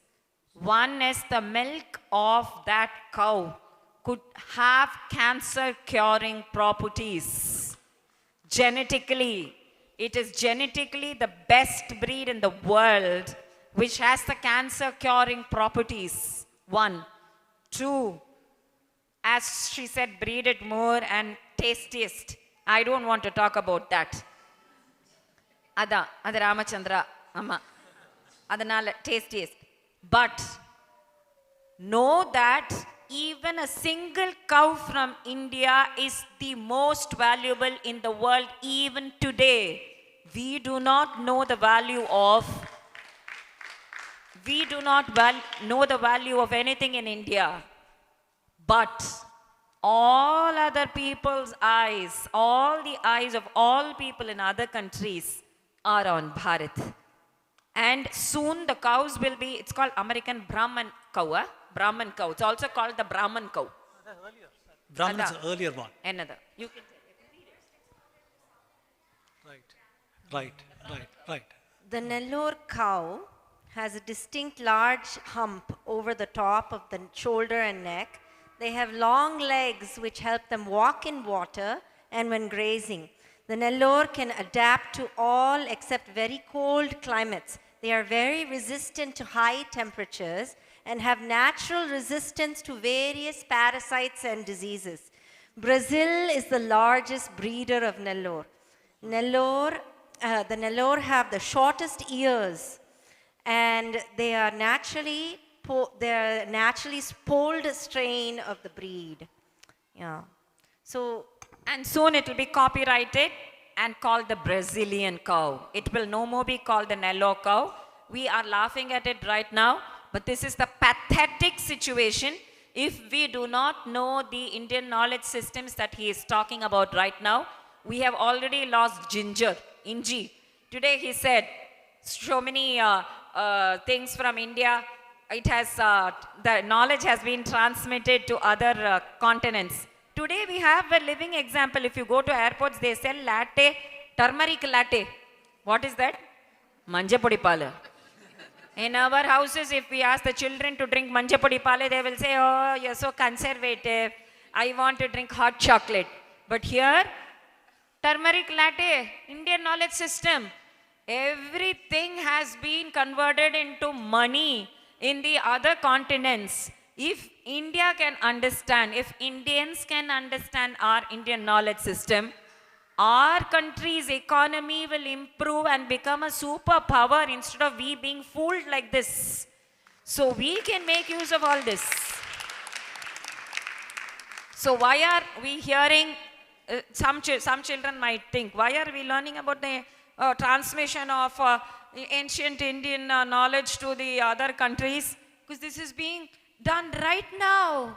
Right now it's not just ancient knowledge systems.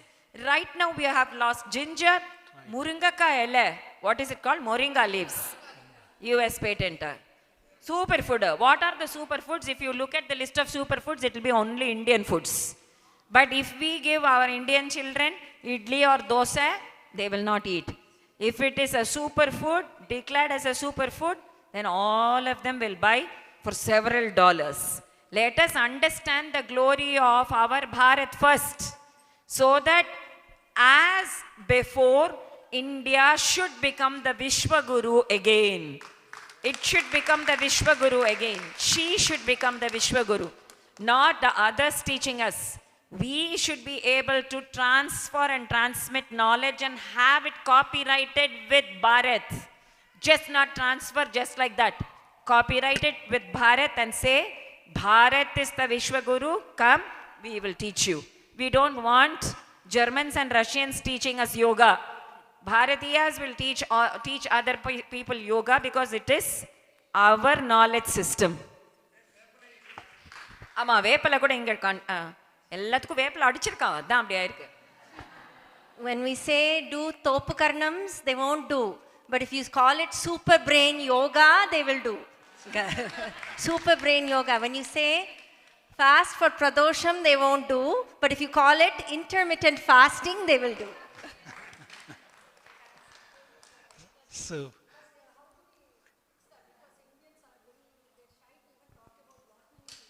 correct. Knowledge is power. That is our motto, right? Knowledge is power. That's what we are doing in these talks over here, to empower you. So let's educate ourselves. Let's turn to people like Dr. Raj Vedam for evidence so that we can rebuttal. That's the first way we empower ourselves. Empower yourselves with the knowledge, and then when you talk to people, talk with passion. In your own fields, whatever interests you, talk with passion. And then we'll soon develop a following, and that's how we educate the masses. So please stop me when I'm going over time, because I have tendency to keep talking. I love this field.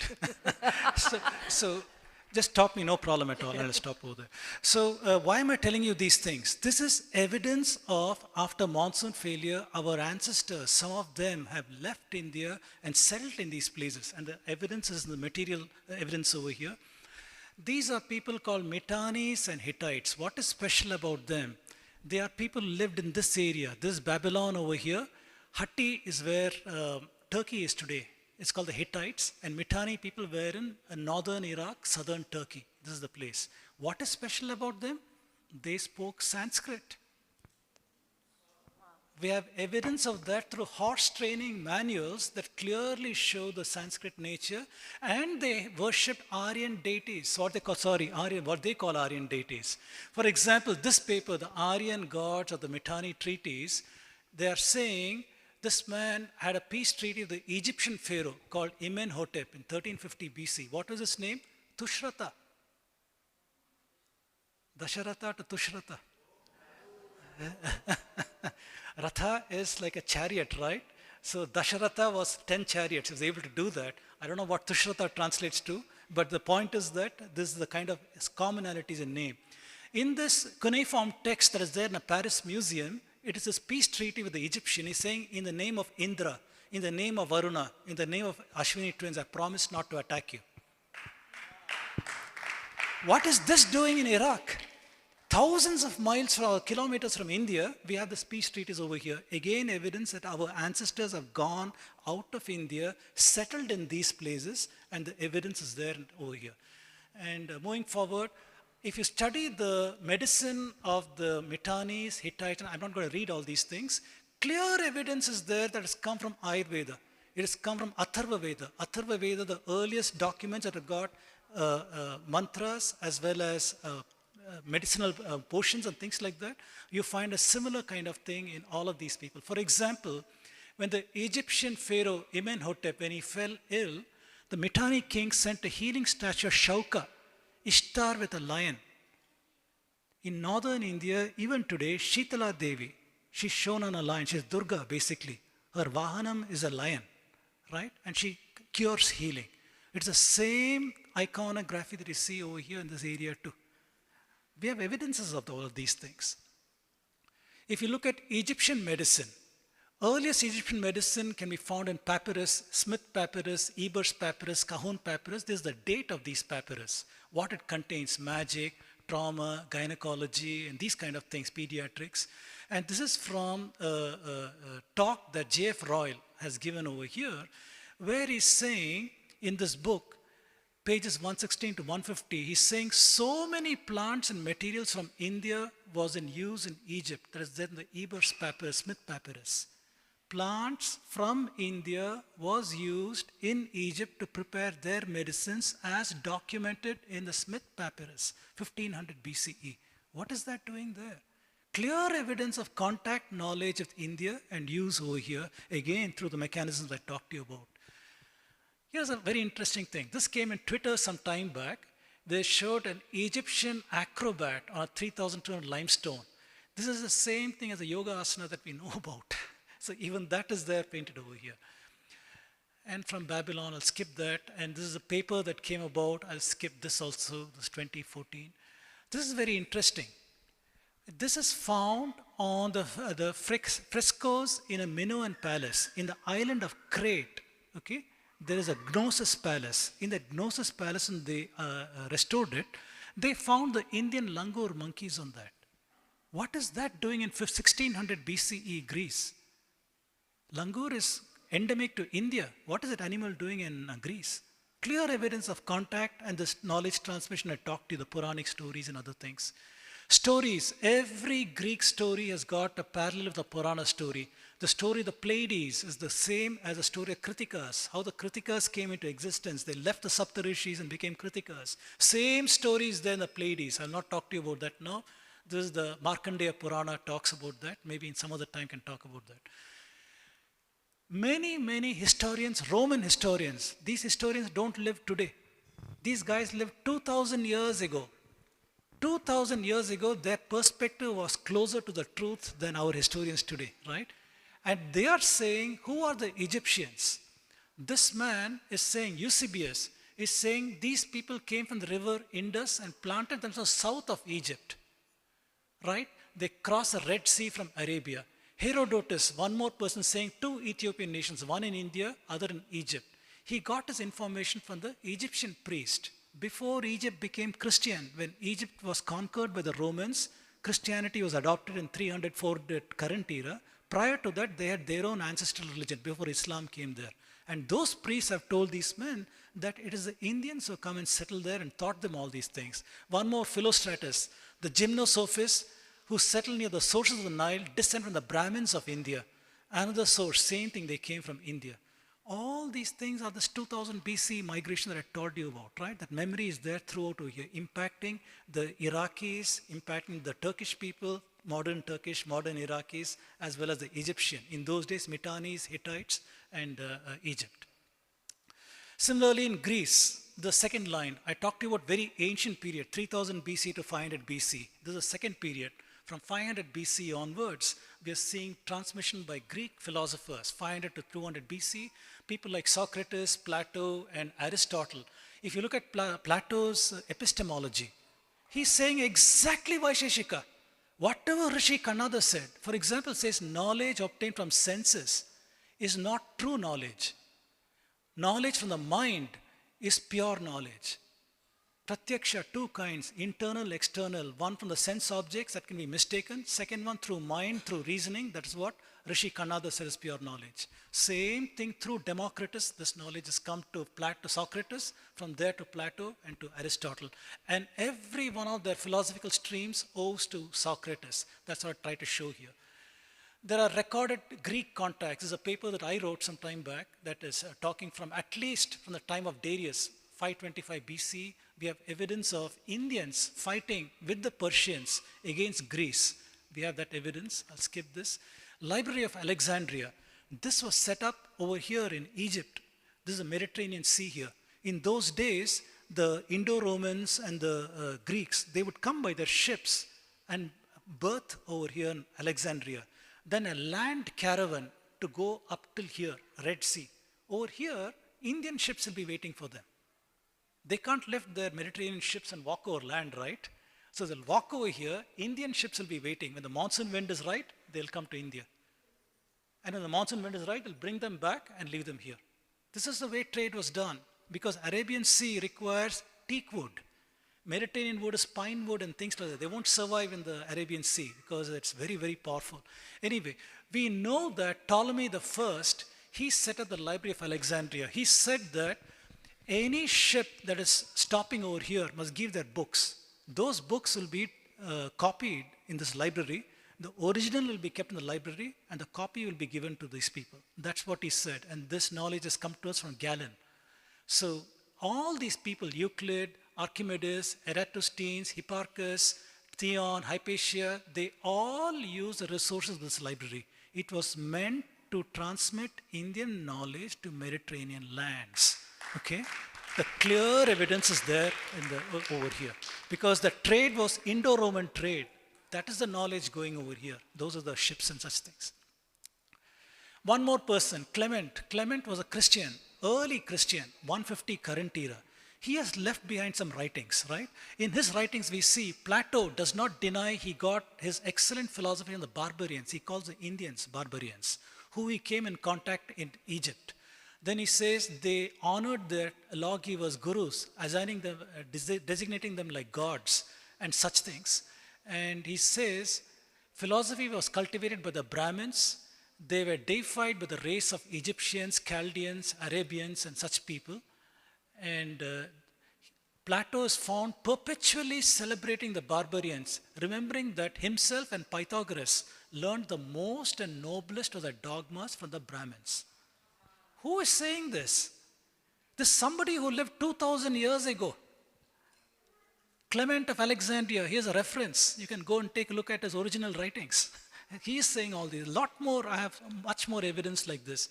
Greeks, all these Greek people know about India. Indians have no idea about Greece. Right? But they study every aspect of India and so on. So Pythagoras, I'm not going to spend time talking, but then a lot of people say he came to India, he got his knowledge from India and took it back. He became a vegetarian after going back to Greece. He started a Gurukulam style of school over there. He believed in reincarnation and other such things. Very, very interesting. So there are papers written on these kinds of things.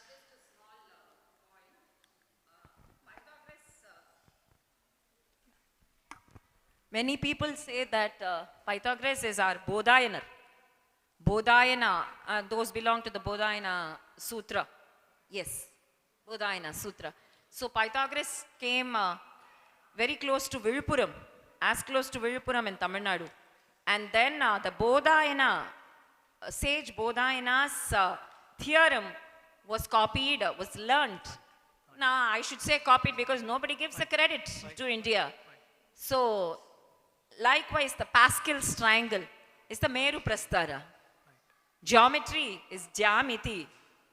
All that knowledge that we have right now, the credit, accreditation belongs legitimately to Bharat. So likewise, we can have 2000 inventions of Bharat, which have been copied and not legally recognized or accredited to Bharat, like gravitation. They say Isaac Newton has found gravity, but who did it first? Even before Bhaskaracharya, Adi Shankara refers to Gurutva. Even before that in the Vedas. Yajnavalkya, in his discussion with Gargi. Yajnavalkya and Gargi. Yes, yes. Yajnavalkya and Gargi also discuss about gravitation. Yes. Ada Vedathliyum irukku. Yajnavalkya and Gargi. And then we have Adi Shankara writing about Gurutva. Bhaskaracharya talking about gravitation force.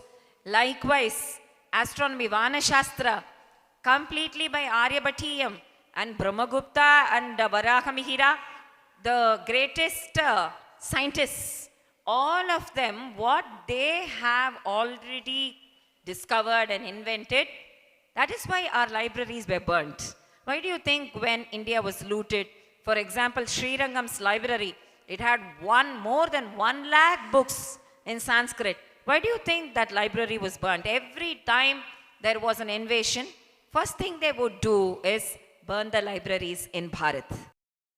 Libraries in Bharat. That was how Takshashila, Nalanda, all the Vishwa Hindu universities, Vishwalayas, there was a Vishwa Kendra, that is top education university, Vishwa Kendra in Kashi, in Kanchi. All of those universities were just burnt down, all the Gurukulam systems. Libraries were burnt. The reason, they did not want to give the accreditation and the credit and the copyright to India. I think now it is the right time we understand that we have been cheated and cheated and cheated, and now let's put a full stop for other people. That is, now it is time to stand up and say, give us the credit. Gravity, founded by everything. All the Rasayana Shastras, chemicals, alchemy, Rasarnava Shastras, Vaidya Shastras, Himalayan flowers, the different plant medicines, aromas, scents, everything. Vedic maths, Ganita Shastra, Bija Shastra, engineering, Shulpa Shastra, constructing temples, constructing yagas, everything. So give us the status of the Vishwaguru and call us the Vishwaguru. Admit that the knowledge that you have acquired is from us, Brihad Vimana Shastra. So we have reached 6 o'clock time. Stop. My time also I have given it to I'm you. so sorry. No, not at all, not at all. Because anyways, we were just going to do Bharat 75. It's the same as the continuation of glorifying our Bharat. So it's time that we stand up and say, if you are going to sell turmeric latte for $5, pay $1 to Bharat. Prada. क्या है? They took our Kolhapur chappal, na? Now and they're selling it for $1,200. One pair is $1,200. $1,100. Our Kolhapur chappal, which is less. Our 11 rupee Kolhapur chappal is being sold here for $1,200. Ask them to pay $600 to Kolhapur Mahalakshmi. Nothing is given to India. Time India asks for a copyright and then puts every copyright percentage on the moringa leaves, on the inji, on whatever, ashwagandha, on all our Ayurvedic Brahma, ashwagandha podno kandipa, Tripalachurna, Trikatachurna, when our mothers glorified Tripalachurna and Trikatachurna, we were just like, you are so superstitious, you're so conservative, you're always talking about kashayams and kashayams. But here, now we are paying extra in dollars for buying the same ashwagandha, for the same tailas, for all the Ayurvedic. Oil baths. Oil baths, yeah. She says, I have to pay so many dollars for oil baths. My mother was giving it free at home. I refused it. Now I'm paying it. Rice bag. Rice bag is $600. Bag mattuma? Ayyo. Bag mattu $600. Kolhapur chappal. Christian yoga va? Christian yoga. Ama, Jesus sarlivarsa marida. Christian yoga. And everything sounds very, very funny for us. Namba vittu kodupom. Ellathiyu vittuduvom. They prosper at the cost of India. So that is it. That is why this year's Vijayashri project is copyrighted Bharat 75. Copyright. We produced this book called Bharat 75 when during the 75th year of independence of Bharat. Vijayashri school children wrote about the kings, queens and saint composers. This year's project is copyrighted Bharat. Whatever we have lost, we have to find the evidence and say this belongs to India and you have to pay us tax. And whatever is right now so useful, before any Russian or German or anybody else can copyright it, right away copyright this.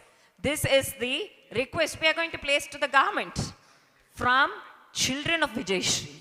Because adults are not bothered. You just buy a house, you have a swimming pool, whether you swim or not. What is Bharat going to do? It has been, you think Bharat is not being looted right now? Continuous everyday looting right from the toothpaste that we as Swachh use, Krambu, cloves, that is being used. Krambu, clove, Bharat kunna sambandham. Elakake enge sambandham. Bharat, Kerala, everything, the neem, Vepam kuchi, Vepam yella, Vepam korunda, antibacterial, antifungal, COVID, corona, everything we will do for free and we will get taxed. High time we wake up and say, Jai Bharat, Jai Bharat, Jai Bharat.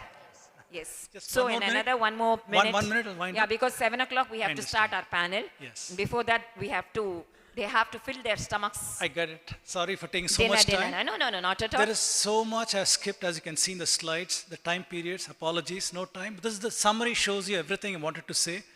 3000 BC to Sumeria, 2000 BC to Fertile Crescent, then the Armenian Syrians 400 BC to 1800 current era, from the Hittites to the Greeks, the philosopher period 500 to 200 BCE, Islamic from 700 year to 1700, from India to Baghdad, from Baghdad to North Africa, all the way to Spain, southern Spain.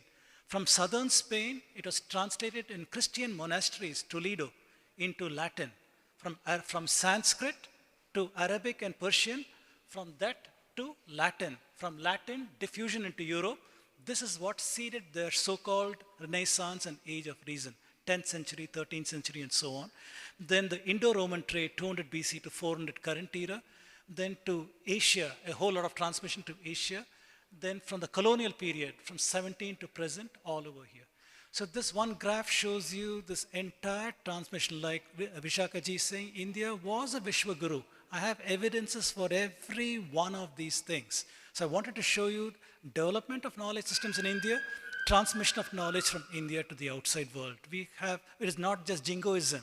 It is not just empty stating these things. We actually have data points that show all of these things. I hope I've been able to communicate some of Bharat's accomplishments to you. Thank you very much. Thank you. Thank you. Thank you. So bottom line, the history we are taught in schools is utterly wrong. 5 agencies are enforcing their ideologies on us: Eurocentric, the colonial, missionary, socialist, and Marxist. We have strong evidence to uphold the antiquity of Bharatiya civilization. Multiple disciplinary evidence shows no invasion or migration, antiquity. We have well-developed epistemology in our knowledge systems, well-developed mathematics, astronomy, medicine, and I've shown over here how Indian knowledge seeded the ancient to the modern world. So it's a huge circuit we have taken over here. But hopefully I've given you a flavor for this field. Thank you so much, Thank you. That was wonderful. So both days, very, very necessary, the need of the hour. So both days, you really opened our eyes towards the identity crisis that we are facing today and how to rebut all the questions that the children are facing today.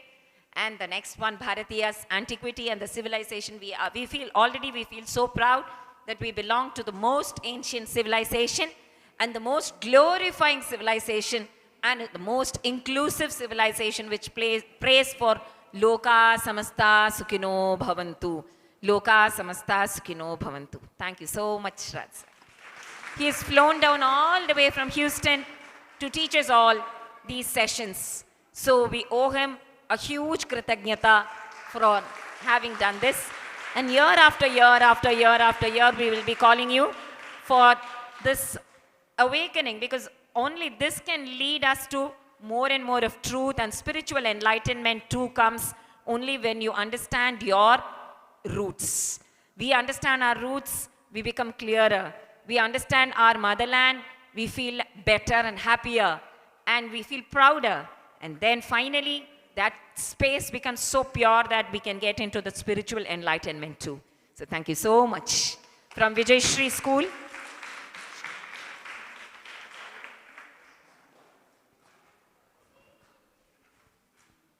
We would like to honor Raj sir for having spent, he has taken a break from his office. These are all weekdays.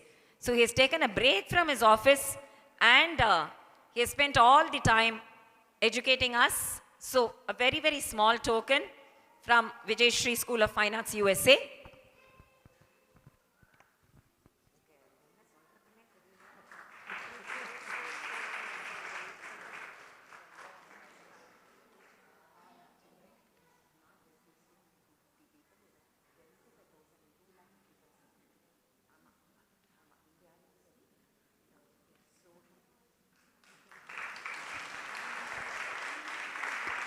We have another 10 more minutes of Nāmāvalī session. We'll finish with that and then do the 6:30.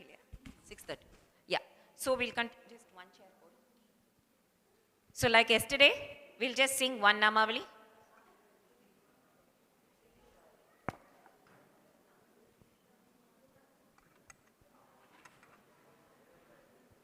So after the marathon session, I will not start speaking again. Let's all sing together.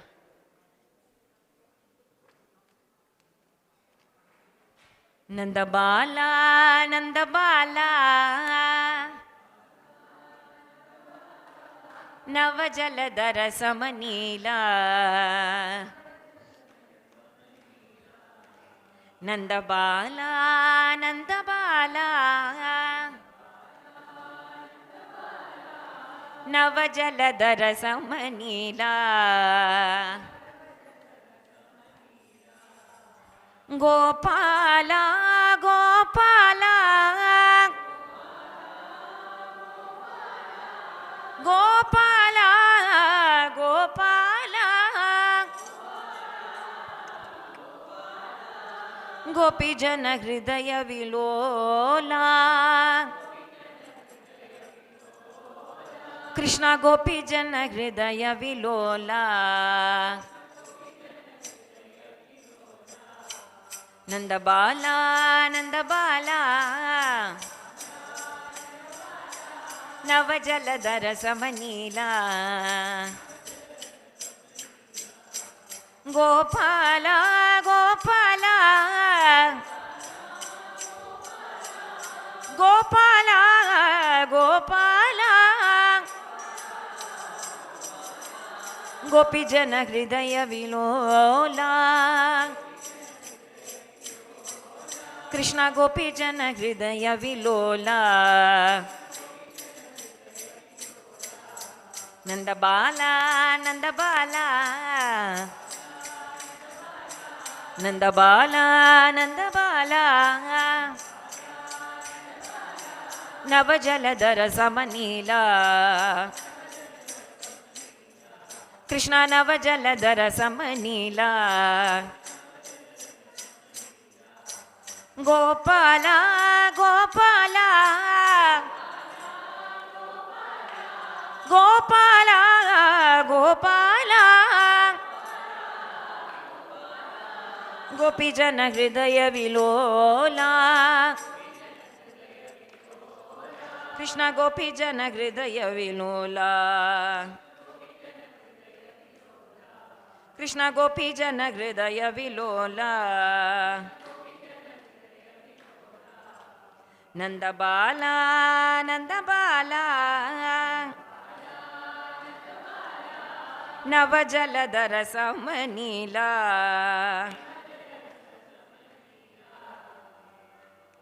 One more small song. Muthuswami Dikshithar's 250th birth anniversary. So, yesterday we had Mahaganapatim, right?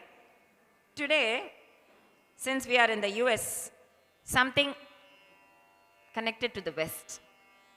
What is it? Dikshithar and the West. How can you connect Dikshithar and the West? Let us see. Note to Swarams. Papa Gapa Mare. Magama Padani. Sapada Pamaga. Pamaga Re Gari Re. Sapada Pamagari Gari Re. Pamagari Gari Re. Papa Ga Pamari Magama Padani. Sapada Pamagari Gari Re. Papa Ga Pamari Magama Padani. Sapada Pamagari Ga Sa Sa. Riga Sa Sa. Sapada Pamagari Ga Sa Sa. Sapada Pamagari Sa Sa. Rama Janardana Ravana Mardana. Ramanujagraja Raja Vibho. Raja Vibho. Rama Janardana Ravana Mardana. Ramanujagraja Raja Vibho. Pamaramochana Pankajalochana. भक्तजन प्रिय पालय मां पामरमोचन पंकजलोचन भक्तजन प्रिय पालय मां सपद पामगरे ग स सा ग ग स ग ग स मम रि म पद पामगरे गरि रे ग ग स मम रि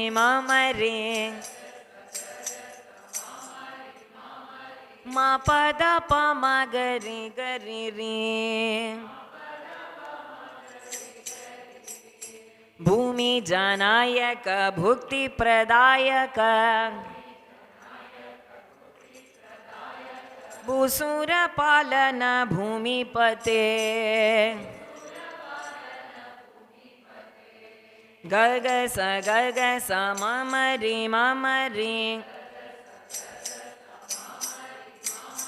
म पद पामगरि ग स सा ग ग स मम रि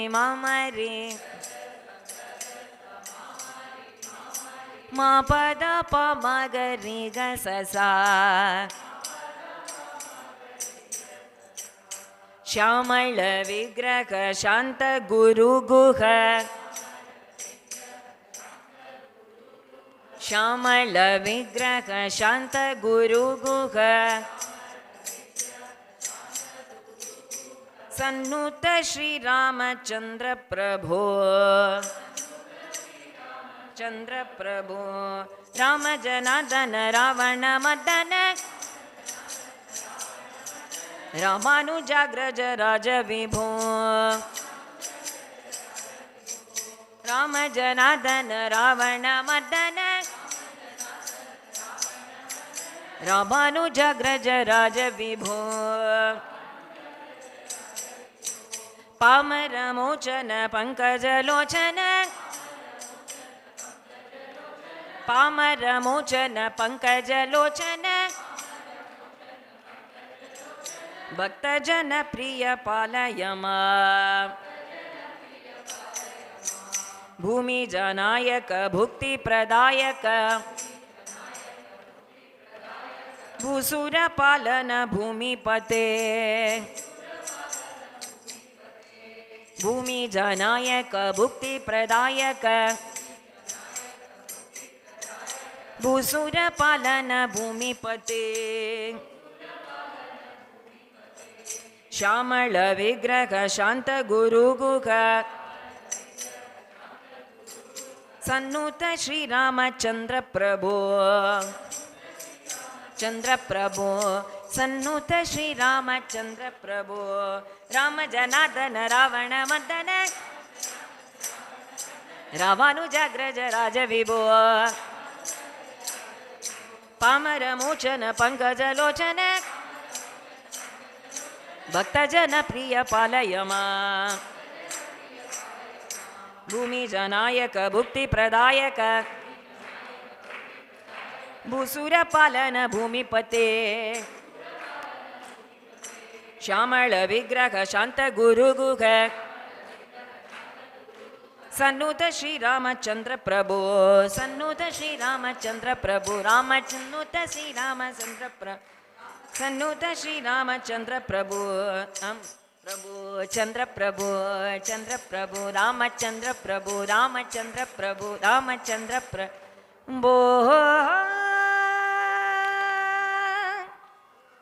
You know why I wanted to teach you this? Yesterday we had the Sangeeta Saujanya panel where how inclusive Carnatic music can be, and there were questions on whether you can adapt Western music into Carnatic music and Carnatic music into Western music. Just a sample. All through the day we have been singing songs with gamagams, no? Vandanamu, I taught you. Vandanamu nagunandana. I taught you that. I taught you tamburi meeti dawa. And then Maze Magera Pandari. Today we had Karuna Jalade Dasharate. And then Ragi Tandirya Bhikshage Ragi Tandir. And finally Abhira Gulala Udalita Ranga. We had all these songs. How is this song different? Rama Janardana Ravana Mardana. How is this song? No gamakas. No gamakas, which means it is like Western music. I told you the main point, the focal point of Carnatic music is the gamakas, the jarus, the brigas, oscillations, ornamentation. Here it has no gamaka. Yeah, tell me, Danyashri. The notice swaram, very good. It is a notice swaram, Danyashri, very good. Yes. So it's like a Western note. This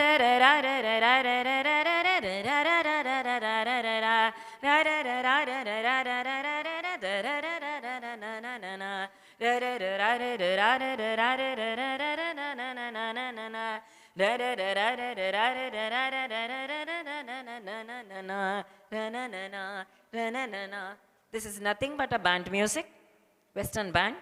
But did you notice how Muthuswami Dikshidhar incorporated the lyrics, the Sahitya into the Western notes? Rama Janardana Ravana Mardana. You can adapt all kinds of music, but the identity of your own music lies in offering it at the feet of the Lord.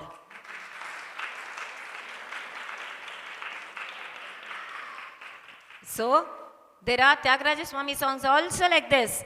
Varalila Gana Lola Surapala Sugunajala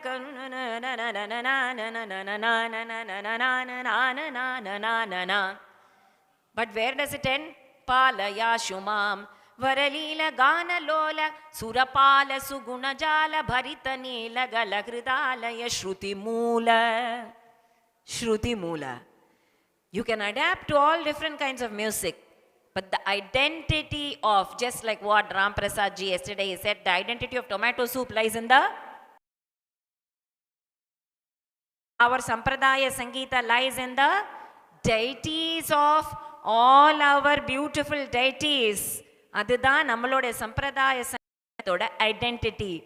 So, music can be adapted from anywhere, but the identity is offering it samarpana at the feet of the Lord. That is Sangeeta Saujanyam. Saujanya, inclusivity. Everybody can enjoy. Western musicians can also enjoy this. But Bharat's identity, the Hindu identity, the cultural, Indian cultural identity is maintained. So are we greater, more intelligent people than Muthuswami Dikshidhar and Tyagaraja Swami? Adi therinjunta poru. If we know that we are not more intelligent than them, then that is enough. So, wherever, whichever pattern or song we sing, we finish it with Rama or Krishna or Shiva or Muruga. That is the beauty of our Bharat. Jai Shri Ram, dinner now. So, claps for dinner, claps for Jai Shri Rama. Okay. Yeah. Final day Vijayashri event, Harati for Ganapati Swami. Mahaganapati Swami, Harati. And then his prasadam. Harati for Mahaganapati Swami and then his prasadam.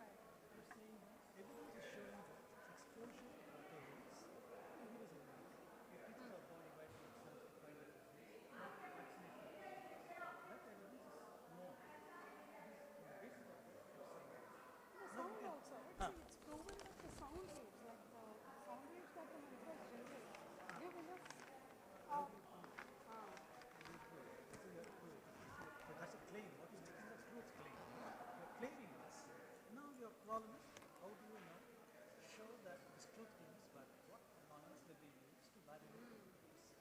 If you're able to validate your claims, then yes, it is something. But how do you say yes, sound claim?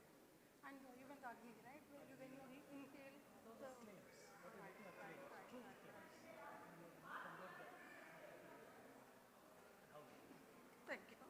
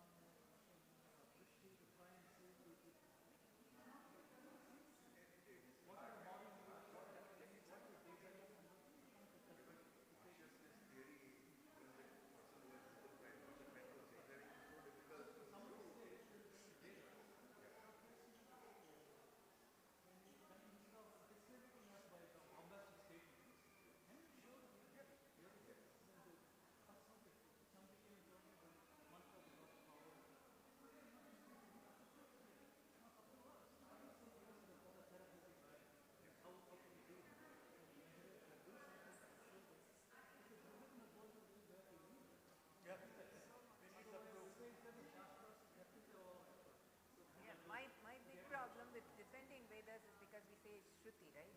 So my children or anybody of that age, they say, I don't want to believe something that that is, somebody saying, this is what. So it's very difficult to defend, okay, Vedas are scriptures, scientific proof that these things happen.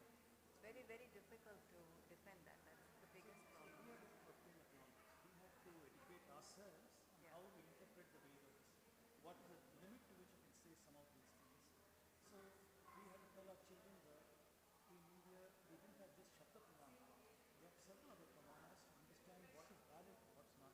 Today, if I'm writing a PhD thesis, I'll go to the library, I'll see who has done IEEE Gem or whatever, I'll see who has done some MIT professor has published a theorem, and that man got some high field medals award or whatever. Then I'll say, this professor has published this, this is his work on claim to my thesis. What am I doing? I'm hanging on a court case of somebody who's powerful, because he knows the truth, and saying, because of him, I know the truth, I'll do the truth. So many other things.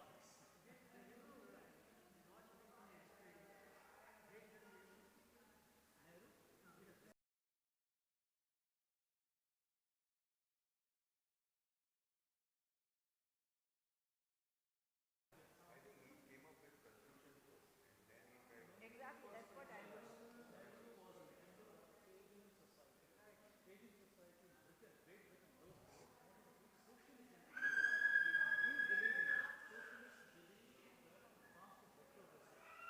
Only by getting rid of the past, we can have a progressive future.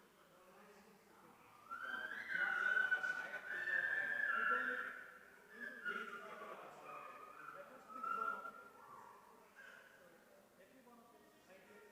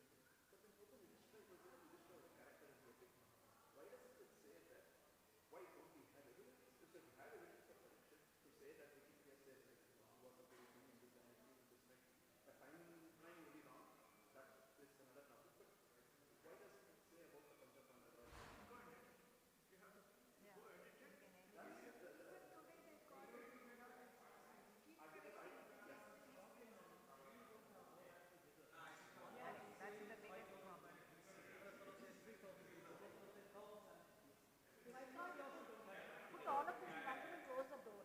Let them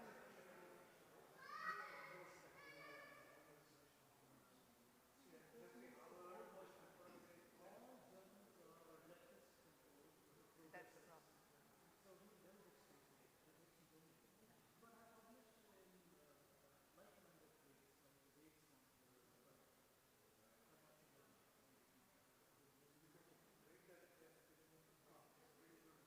In fact, the way I think about it is, for Satya Yuga is being born now. The Kali Yuga. it actually has to go up according to Yeah, with all of you, proper, not proper training, all of we you. have to go to proper. When this takes time. Okay, yeah, I know. Slowly we are progressing and bringing the knowledge out. What was awakening is completely.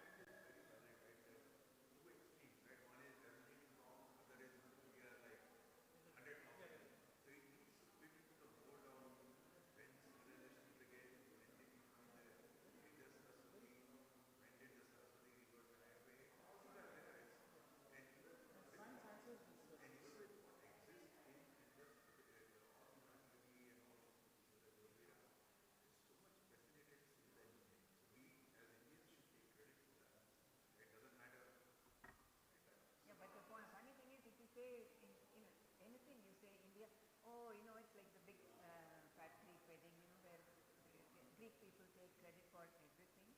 So that's the way they say, even my children and everybody says, oh, you take credit for everything. Problem because the chasm is so great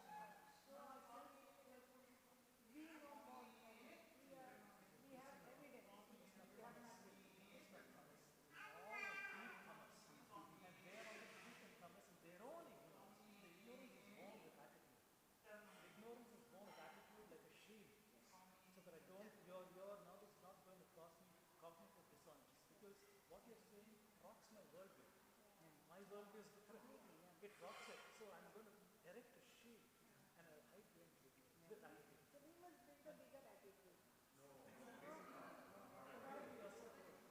Does it make them insecure when we talk about this thing? Yes. And that's why they're scared of getting out of the comfort. Sometimes I feel you can wake a person who's sleeping, but you cannot wake a person who's pretending to sleep. That's what I feel. Come back for the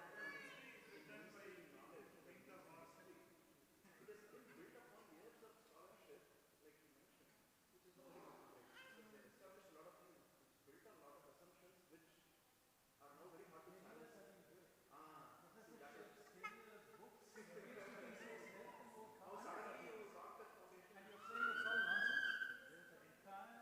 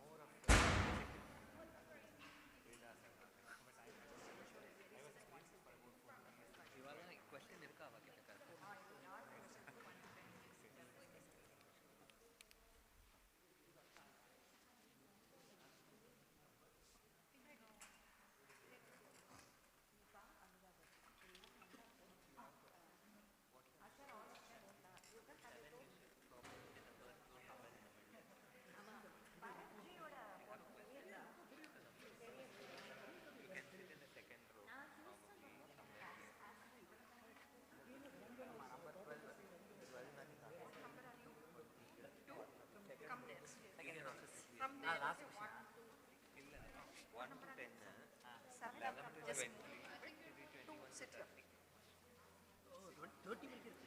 You all? 50.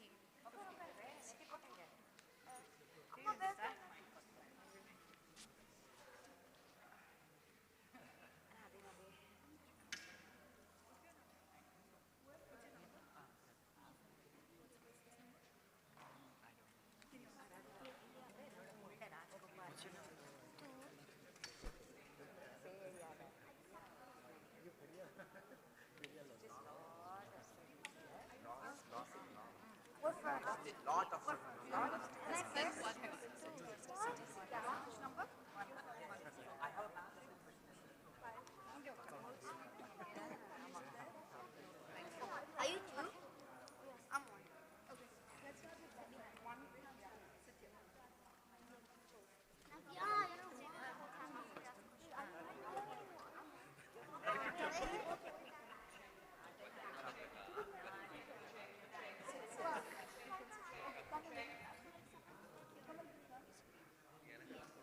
Radhe Krishna.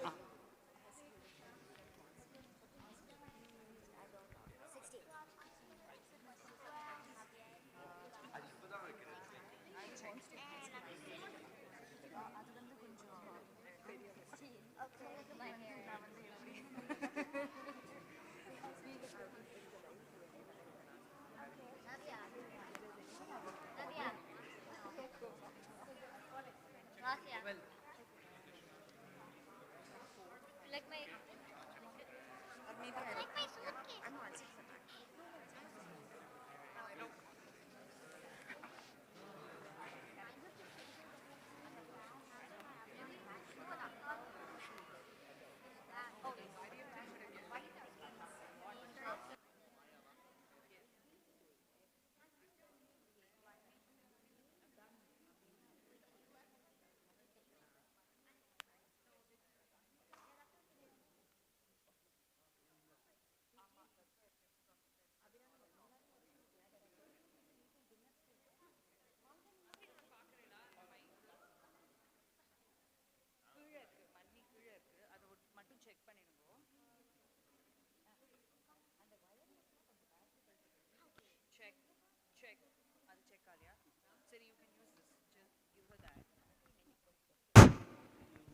Check.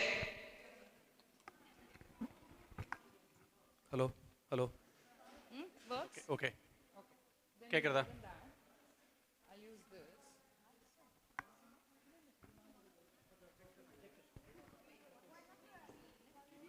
Anjanath and Subhash. Sorry, can I just move the projector? Sure.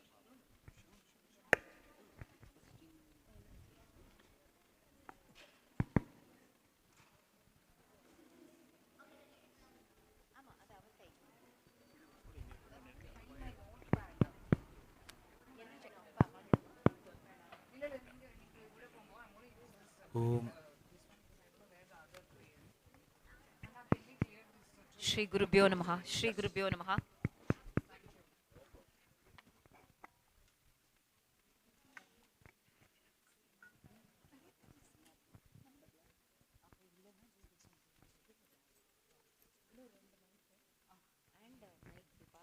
This one I'll pass and I will pass it. இங்கே ஒரு இருக்கு. That is not working. Check. Check. Okay, ஒரு அங்க ரெண்டு இருக்கா microphones. There is two. Okay. I can't find my notepad. One second.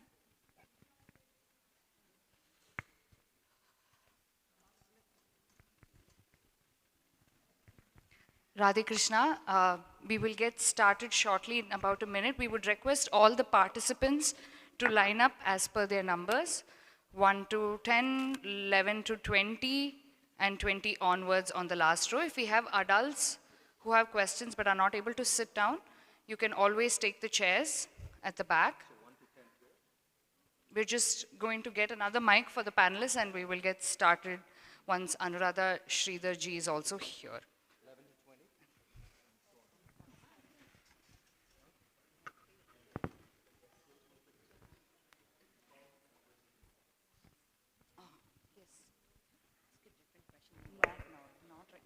a different question later when there's a live Q&A, but right now you ask questions.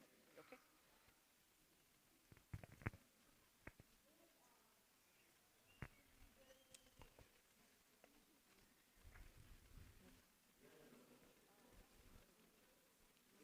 If there's someone missing, we'll get last one.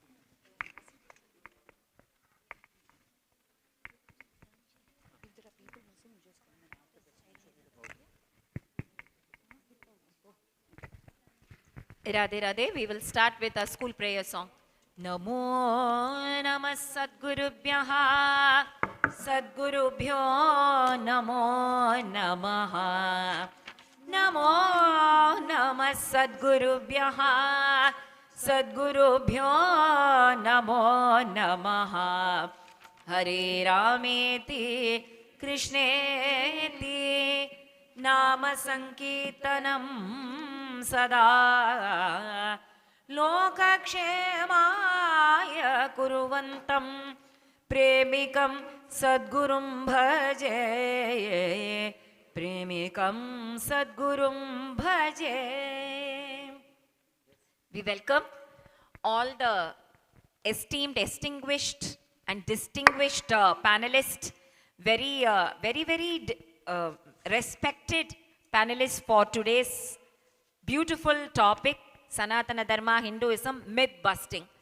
A lot of myths, a lot of manipulated false narratives are going against our Sanatana Dharma, whether it is inclusive or whether it is caste based or whether it is racist or whether it has lot of do's and don'ts and rules and regulations. Should we follow this or should we not follow that? So many questions that the children have, and who better can we have to answer all these questions other than our beautiful, wonderful, very knowledgeable panelists.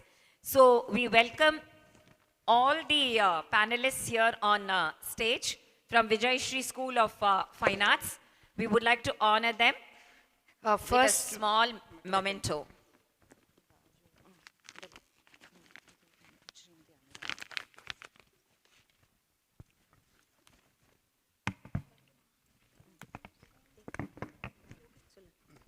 So today we would like to honor all our esteemed panelists. Guru Srimati Anuradha ji, as we have all met her earlier. We are so happy to have you. We are so privileged to have someone who carries the torch of the Lalgudi School of Music, a school that embodies perfection, purity and melody. The last 3 decades of living in the Bay Area, Srimati Anuradha Sridhar ji has given so much to the world of Carnatic music. She promotes actively the cause of Carnatic music and has volunteered in many community fundraisers. Thank you so much, Anuradha ji, for being here. And it is a hat trick for us. All 3 days, she's been with us. Such a bhagyam for us. Played the Pancharatna. And then yesterday, wonderful answers for Sangeeta Saujanya related questions. And today again, consecutive 3 days she has spent entirely for Vijayashri. So there is no, it's just thank you it's not at all a word. At our full heartfelt kritagnyata from all Vijayashri members. Next we have Guru Dr. Shivakumar Bhat ji. Vidwan and Guru Dr. Shivakumar Bhat ji is a multifaceted musician, a Vedic scholar and a composer, one of the senior disciples of Sangeeta Kalanidhi Naivalli Santana Gopal sir. He comes from a family of Vedic scholars in Karnataka and embodies spiritual essence to music. He is a Harikatha exponent and a renowned guru. And he has a PhD in Samskrtiyum, and he stands as a beacon of spiritual wisdom, cultural preservation, enriching the rich traditions of Indian cultural music and Vedic knowledge system. Thank you so much. We welcome you, sir. Next, we have Dr. Raj Vedam ji. Dr. Raj Vedam ji, as we all know already, is an accomplished engineer with decades of experience and illustrious contributions on evidence-based research for Sanatana Dharma and for our Indian knowledge system. His talk has shown it all, and I cannot say more than that. We welcome you, sir. Thank you so much for your contributions. And finally, we have our very own Dr. Our own Deepa, who said we have to conduct this Vijayashri offline Satsanga mela this year. It is going to happen. And she has not been sleeping since the last 6 to 7 months. I have Sakshi Ram here and yoga also. Every minute of this mela has been curated by Dr. Deepa. She's an allopathy doctor. And with her hospital, dedicating time off to serve the society and the need of the hour, I think this is unimaginable Shraddha towards Sanatana Dharma. காக்கைக்கு தன் குஞ்சு பொன் குஞ்சுன்னு நான் என்னோட ஸ்கூலுங்கிறதுனால I cannot see, we've been classmates since UKG school, but she is such a pure enlightened soul. That is what I can tell you.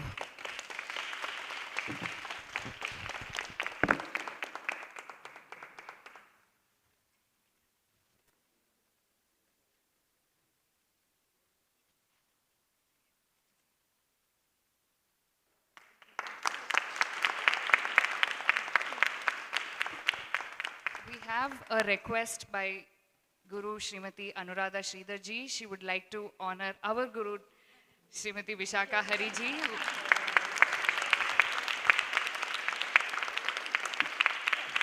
She's been honoring all of us, but she's brought this satsang to the Bay Area, and that is something the Bay Area really needs. And everybody has been watching online, and we are in bliss. Every session of yours, the last 4 days, and we thank you from the bottom of our heart to be, and please come, please keep coming again and again, and yes, please come every year as often. We are honored.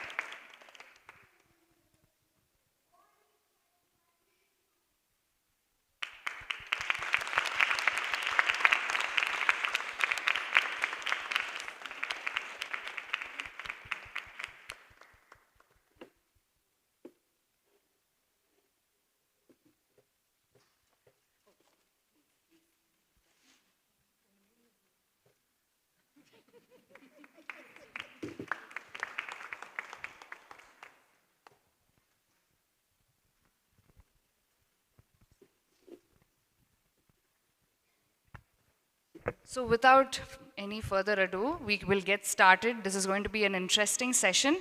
So our first question is to Guru Srimati Vishakha Hari ma'am. So we have a few youngsters who are going to be asking you a question. So can we have our first question, please?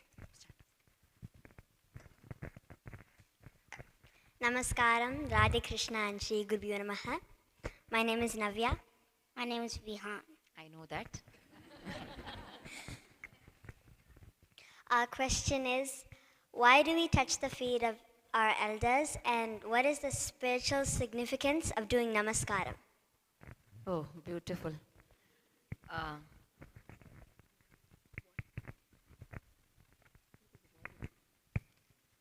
Very beautiful question. So starting with Shri Gurubhyo Namaha. So what was our prayer that we just chanted right now? Namo Namas Sadgurubhyaha Sadgurubhyo Namo Namaha. For us always Namaha. Like in the Rudram we have Namakam and Chamakam. Namaskaram. It signifies so many things. One is surrender. Namaskaram, our ego comes down. We are full of ego always. Generally, it is the human tendency, because you have vidya or wealth or power, post, position, anything can boost the ego. For that to come down, we need to be grounded. Grounded. Appo elders romba alaga paathu vechirukkiradhu namaskaram to the elders. Let us first understand that all of them, for example, when she gave me the shawl just now, I didn't know that you were going to ask me this question. First thing, namba ava kaalla Anuradha ji kaalla vizhundom. What does it show? உங்களோட நாலேஜ்லேயும் உங்களோட பக்திலையும் எனக்கு ஒரு small percentage if it can come to me, then I will feel blessed. So first, sign of humility, respect, reverence, inspiration. We want to follow that. We want to take their energy. Every time, Lalgudi sir கிட்ட நமஸ்காரம் பண்ணிட்டு எழுந்துக்கும் போது feel energized. Sri அண்ணா பாதத்தில் போய் நமஸ்காரம் பண்ணும்போது we feel அப்படியே அப்பா all the worry is gone. அதான் நாராயண சரணௌ சரணம் பிரபத்தியே. சரணௌ சரணம் பிரபத்தியேனா அந்த பாதத்தில் you leave all the worries, you feel light, the burden is gone, then you get up. It is also a mark of respect. சம்பிரதாயத்தில் elders, தாத்தா பாட்டியோட ஆசீர்வாதம் is very very important in our Sanatana Dharma. வந்தது பார்த்ததும் தாத்தா பாட்டியோ hi அப்படி சொல்றது இல்லை. We bow down to them, get their blessings every time. Even in Krishna Charitra Srimad Bhagavatam, Nanda Baba, when he comes back after paying his taxes at Mathura, Vasudeva tells Nanda Baba, your son is in danger. My son sollala, because Nanda Baba is thinking Krishna is his own son. Your son is in danger, go fast. But Nanda Baba, what do you know he thinks? Krishna has the Ashirvadam of all the elders. Let all the Ashirvadam blessings save my son. யாரு? கிருஷ்ண பரமாத்மாவை. அதனால even the Lord showed அது எப்படி குரோஹோ அனுகிரகேணைவ புமான் பூர்ண பிரசாந்தயே. Even Krishna did namaskara to Sandipani. Rama does it to Vasishta. So our Indian culture, we do namaskara and namaste. அந்த நமஸ்காரத்திலையும் விதவிதமா இங்கே நமஸ்காரம் பண்ண அம்மாக்கு, இங்கே நமஸ்காரம் பண்ண அப்பாக்கு, இங்கே நமஸ்காரம் பண்ண குருக்கு, இப்படி நமஸ்காரம் பண்ணா சிரஸ்யஞ்சலி மாதாய பகவானுக்கு. தட் இஸ் வை பரதன் வந்து சிரஸ்யஞ்சலி மாதாயன்னு சொல்லும்போது he does not consider Rama as his brother. பகவானா பார்த்து தலைமேல கை குபிக்கிறார் அப்படின்னு ராமாயணத்தில் வருது. So namaskaram itself has lot of things. அதை தவிர யோகா, அது வந்து ஒரு மேன் நமஸ்காரம் பண்ணால் அஷ்டாங்க யோக அந்த 8 parts ஆஃப் த பாடி அந்த கிரவுண்டில் இருக்கு இல்லையா, அஷ்டாங்கமும் படுறது. ஸோ சாஷ்டாங்க நமஸ்காரம்னு சொல்லுவா. 8 parts of the body on the ground, you get energy from the ground. You get energy from the bhumi, you get energy from elders. You feel energetic and positive. அதுக்காக so many things including scientific background is there in one namaskaram. அதை நம்ம விட்டுட்டோம், அவள்லாம் அதில் காரத்தை விட்டுட்டும் 5 வாட்டி பண்ணுறா, 5 times. Did you get the point? கிடைச்சதா? நமாஸ். ஆமாம், அதான்.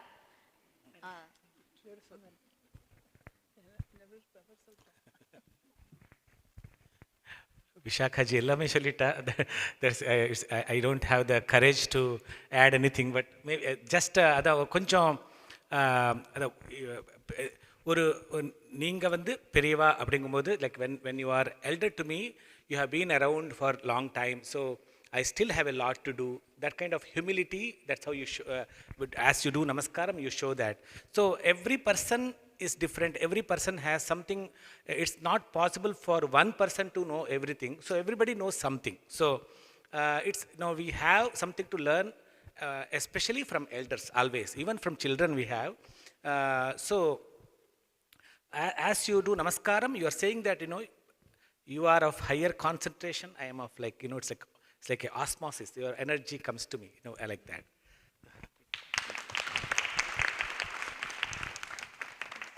Thank you so much. Our next question is for Guru Dr. Shivakumar sir.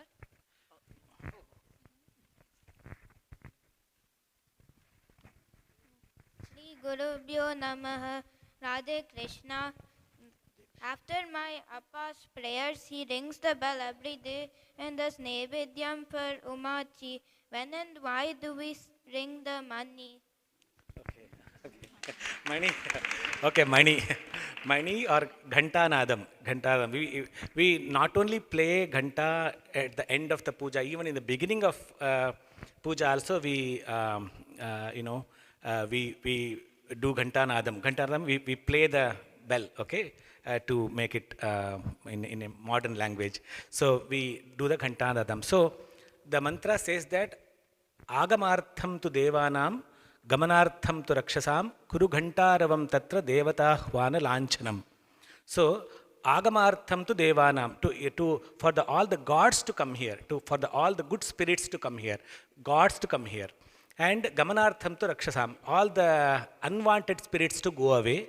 Kuru Ghantaravam Tatra Devata Hvana Lanchanam. It's a sign that this is a lanchana means always a sign, okay, like a flag, or so it's like a sign of bringing the gods here, calling the gods here. So Esharaksho Harashriman is the mani, the mantra goes Esharaksho Harashriman Sarvasura Vinashanaha Anena Ghantam Abhyarcha Vadayetam Manoharam. So as you do the Ghantanadam, also it's like, even when we say unwanted spirits, even like, it scares away bacteria, unwanted bacteria and virus and all those things. And because all, in a modern perspective, copper has the ability to, scare away the bacteria. So they are all copper alloys, Ghanta, the bell metal. Also, the sound that is coming out of bell when you do the bell, like, it resembles Om. Even Shankhanadam also it resembles Om, like in different pitch, we should say, as you all know music. So in different pitch, that Om, it sounds like Om.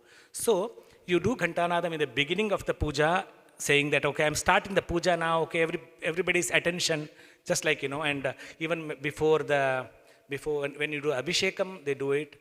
When you do the Naivedyam, they do Ghantanadam. Then they do Arati, they do it. At the end also, they do it like that. Okay, so that is the significance of Ghantanadam. I'd just like to add one point. Sure. It's absolutely true what Dr. Shiv Kumar ji said about copper having antibacterial properties, and also silver. Silver also has a lot of antibacterial properties. So our rishis and our sages, our ancient, those who provided us with this knowledge were very, very knowledgeable in all of this. And we have very, very scientific reasons for doing all the things. All of our rituals are based in science. So very beautifully, Dr. Shiv Kumar talked about Om, when the resembles the sound of Om. I just wanted to make a point. Om is the first sound for the beginning of the evolution of the universe, or the creation of the cosmos. So it reminds us where it all began, right? You could add more to it. You are all the experts. I'm just somebody who's read a few things about it. But Om is the first sound, the first vibration, and from which the entire creation happened. And that's something to note.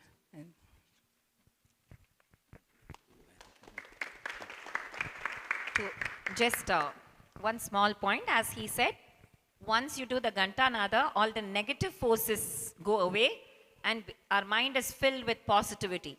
And your focus, your mind, to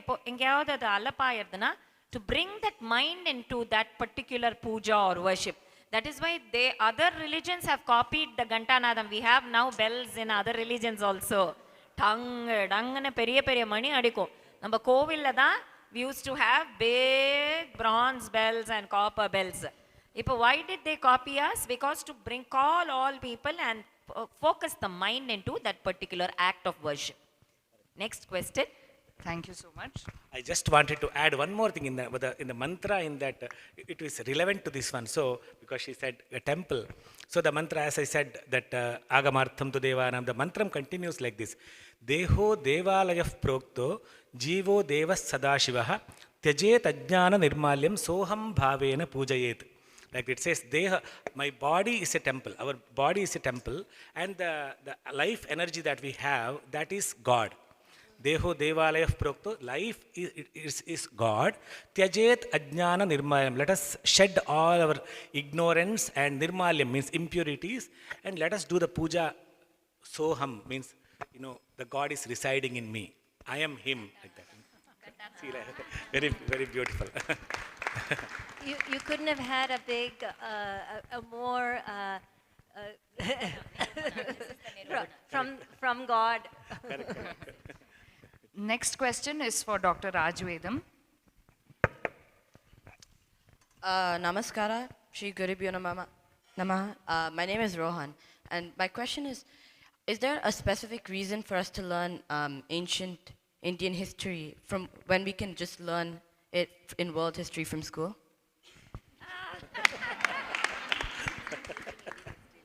It's a very good question. Thank you for that. So why would you bother to... This mic is... So why would we bother to learn ancient history beyond what is taught in our textbooks? That makes a presumption, that means it makes an assumption that what we are being taught is correct. So if there are problems in what we are taught, then obviously we need to supplement our learning with additional learning that will bring us to the correct path, isn't it? So sometimes there are some influences, sometimes there are things that happen out there, we believe that is the right way to go, but you have some guideposts at parents, others who tell you, no, that's not correct, this is the correct way of doing things. They bring us back. So the question would be, when I'm learning about life from my friends, why do I have to learn from my family in addition? Because there are people who can guide you towards what is right. You might not get the correct thing over there. Our textbooks, we should respect authority. I'm not saying don't respect authority. We should respect authority in our textbooks, our school system and other things, but we should also be open to the fact that there are mistakes in what they're teaching us. There's something beyond this. So that's a starting point for our learning, and we learn far more if we research in this and understand our authentic history. So that is why we need to go beyond what they teach us in our textbooks. We have to question everything. We come from a civilization where our foundation is questioning. So by questioning only we can learn. Our entire Upanishadic literature is based upon question and answer, right? Only by question. There's no blasphemy for us. We only question. By questioning we learn more. So by all means, question what you've been taught in class and see you can learn a lot more from outside. And just to add one more point, Rohan, you said, why should I learn ancient history when I'm being taught world history? How much of Indian history are you taught in that world history? One chapter. And do you think the whole of Indian history, which covers millions and millions of years, can be fit into one chapter? Common era. And what kind of Indian history is taught? Can you just pass on the mic to Rohan, please? Do you learn about the battles that we have won, or do you learn about the battles that we have lost? I actually cannot remember learning about a battle. That is why we had the 2 sessions for you in Vijayashri yesterday and today. Now do you get the point? Yeah. So in the world history, everybody will know about French Revolution. Everybody will know about fascism and Nazism, but not about Bharat's civilization. And never about the glory of Bharat, only about how Bharat lost to Mughals, how Bharat was colonized by the Britishers, never about the kings, glorious kings and queens and composers of Bharat. So that is why we have this Vijayashri school here. Otherwise, why do we need to start a school, Vijayashri School of Fine Arts or Vijayashri School of Harikatha? It's to bring back the glory of our Bharat and teach you all that you don't have this in your textbook, Rohan. So just let me add one more thing what Vishakha ji said. So the issue is, how do you project your ideas on the world stage? If you believe your identity, you are of an Indian descent, and you learn from your AP world history what India is according to what they teach you, you become apologetic. You become apologetic about your past, about your civilization, because that's what they're teaching you. They're distancing you from your culture. So you won't be able to project your ideas with confidence on the world stage. But if you learn the authentic history, the ancient history of India, you will learn your ancestors accomplished so much. Your ancestors accomplished so much that you have no idea about. If you knew that, you'll say, I am the proud inheritor of that civilization. That is where I belong to. And these are my ideas. I'm projecting it with confidence. Stage. That is why you've learned that. Don't you feel proud about Bharat after the 3-day workshop? No? He answered your question, you answered his question even the first day. So he's actually asking it for the benefit of all the elders here. In the first minute of his talk. First minute of... Take few more minutes. See, modern education, it really, it teaches us to negate and to reject all our, our ancient things that is prescribed in our Dharma. In our, in our Sanatana Dharma, okay? I don't want to say Hinduism. Sanatana Dharma is more greater than that.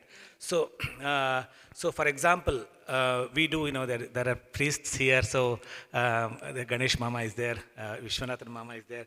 So, when we go to weddings, we normally the bride and groom, they come and they talk to us. So, it's something very alarmingly important thing that we need to address. Kanyadanam enakku panna venda. Kanyadanam, I don't want to do Kanyadanam. They think that Kanyadanam is something like something like a oppression mari nanekira. Kanyadanam appadinaka. So, and some people even wedding, okay, I want to finish the wedding in 30 minutes. We want to finish the wedding, we have only 30 minutes. And they, during the procession, they take like 1.5 hours for the procession. Dance and they take 1.5 hours. Huh? Correct? Makeup 8 hours, correct. But wedding always they bargain. Can you please finish it in half an hour or maybe 45? 1 hour kurta periya vishayam. Liya.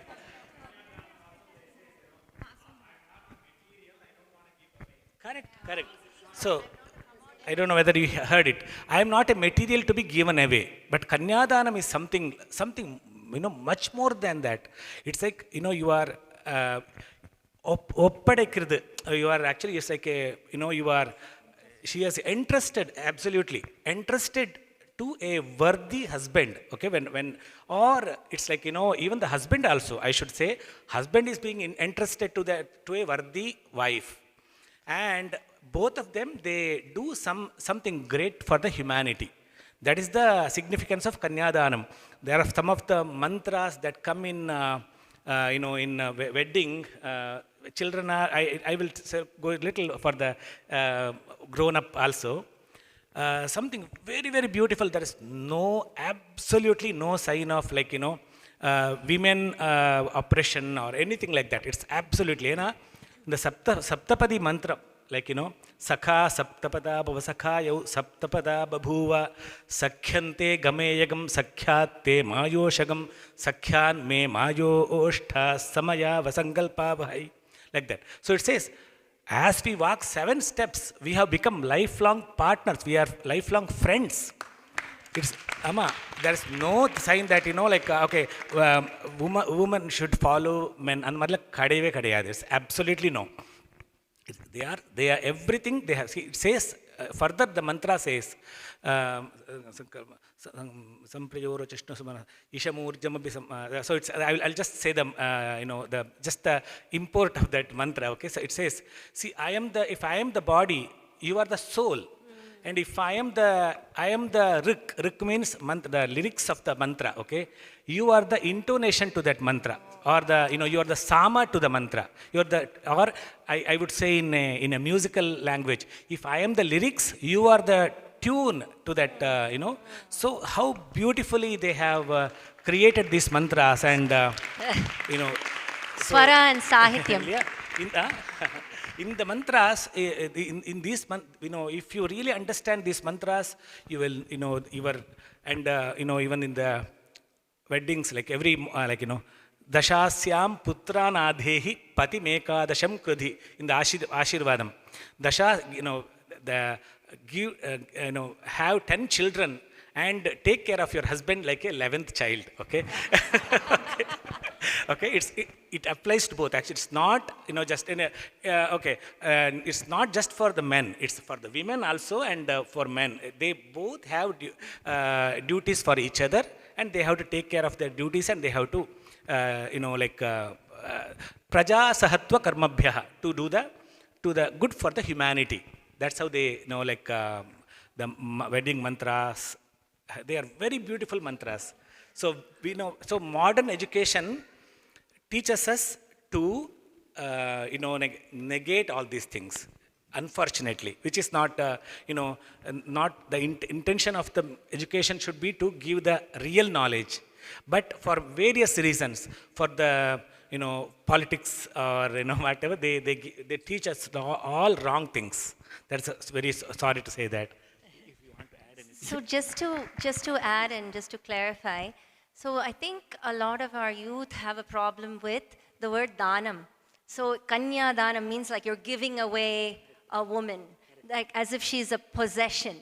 And so what exactly does the dhanam mean in that context? See, before doing the dhanam, they, they do Vara Puja and Vadhu Puja, both.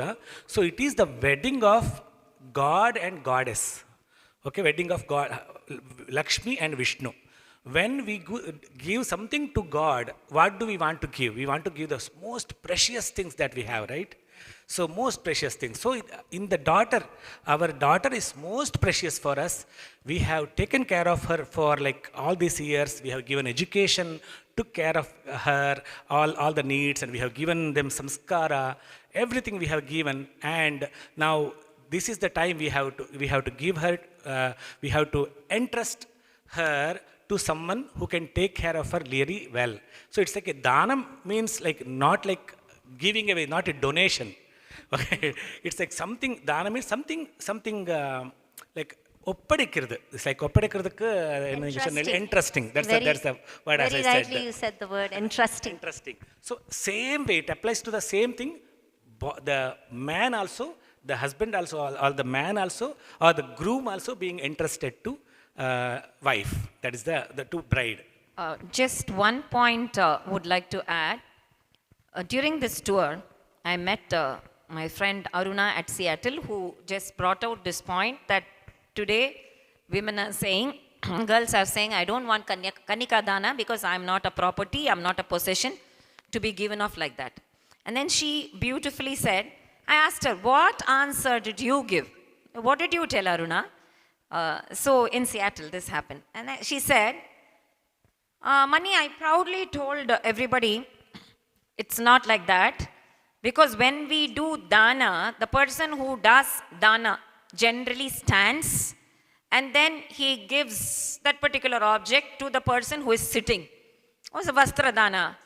Say for example, Shiv Kumar sir is sitting, I gave him a vastra dana, he's sitting, I get up and give the veshti. Kanika dana, the father sits down proudly, having his daughter on his lap, and the person who is getting the dana, அப்படியே குனிஞ்சி அப்படியே அவ்வளோ பயபக்தியா, he is taking the kanika. So what does this symbolize? What does this symbolize? This clap should go to Aruna. She said, I proudly said, my father sits, I was on his lap as my husband took me. So I felt very proud. இப்பவே நிக்க வெச்சாச்சு பத்தியா, இப்பவே நிக்க வெச்சாச்சு என்ன. And to add to the mantras of what Shivakumar sir beautifully said, there is also a mantra following that, இல்லையா? இந்த மாதிரி மூர்தான மாரூக. So let the wife get on to my head ன்னு ஒரு மந்திரம் இருக்கு. என்னடா அது, இப்போவே வா அப்படின்னா, what does that mean? Let her rule the family. That means that let the wife rule the family. மூர்தான மாரூக, let அவோ என் தலைமையில ஏறட்டும் அப்படின்னு அர்த்தம். Let her get on to my head. So following this mantra தானே இது வருது. So now tell me, is Kanika Dana right or wrong? So if we equip ourselves with the right knowledge, we won't have all these wokist ideas. Ignorance is the biggest reason. And somewhere few generations ago, everybody knew everything. And the last few generations, we were all very obedient. We definitely just followed what our parents said. But this current generation, so the middle generation lost the meaning. And now this generation is questioning, and we don't know how to answer. That is why Vijayashri is organizing panels with all these people who know to answer. So he answered beautifully. Just to add that, in the Kanyadana Sankalpa it comes Dashanam Purvesham Dashanam Paresham Atmanascha Ekavimshati Kulodharana. Means before us 10 generation, after coming up 10 generation, including us, is a 21 generation has to have a good karma, punya karma, only can do the one Kanyadana. That is a great opportunity for whoever have the girls, because upcoming girls are here to do the Kanyadana. We have to mention that. So, Nitya Nirati Shayananda Shashwata Brahmaloka Vaptyartham. It's a great, nobody can get an opportunity. So, even that for the rishis, they say, if you cannot have an opportunity for Kanyadana, it says, Koti Kanya Mahadanam Ekabilvam Shivarpanam. If you cannot get an opportunity to do the Kanyadana, you can just say Namah Shivaya and offer one bilva to the Shiva, you will get the same punya. So, the Kanyadanam is a great opportunity for all the women. So, just wanted to add that. Thank you. You don't need anything, just sit on your dad's lap. That's more than enough.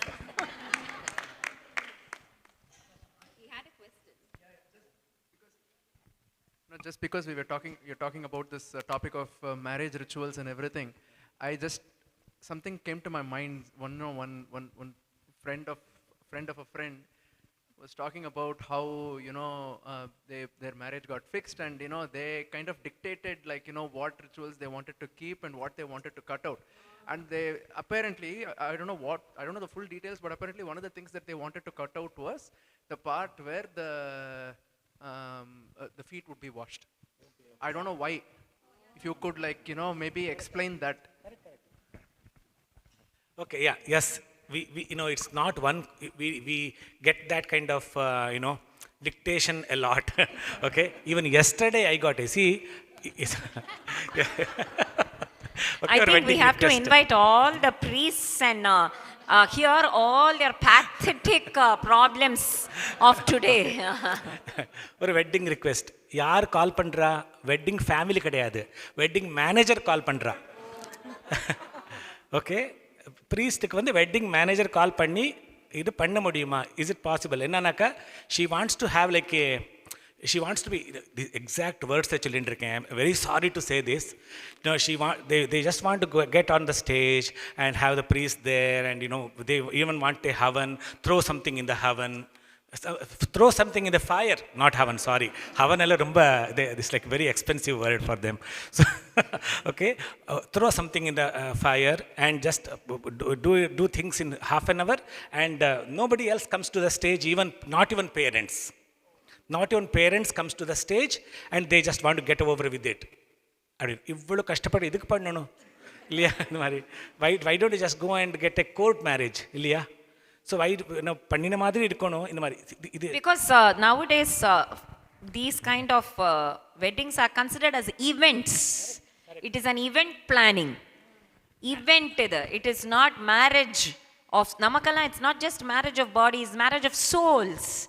We saw it as a pavitra, full of purity and such, that the whole journey, it's the starting of a journey for us. But nowadays it's considered as an event. And priests are considered vendors.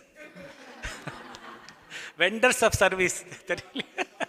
Very true, very true. I also heard that people want, instead of the go puja, they want their dog puja. Yes. It is pathetically getting true and truer. Then why not dogs be worshipped when you can worship cows? See, there must be a point where you can answer all these questions or put a full stop to all the nonsense that is being going on, and then tell her this is what the sampradaya means, and it is very scientific. If you cannot understand it, don't demean it. If you cannot bring your spirit, you cannot lift your mind to that level, don't pull it down to your level. Okay, at least leave it. Don't pull it down to your level. When marriage itself is a business, then that's what we would be considered. A priest would be considered in this sort of terminology as a vendor, just to add to that. The next question, I think this question... Next question is for Dr. Deepa. Namaskaram. Dr. Deepa, many believe Ayurveda is slow and very unscientific. How would you respond to this? The question. Yeah. Many believe Ayurveda is slow and unscientific. How would you respond to this perception?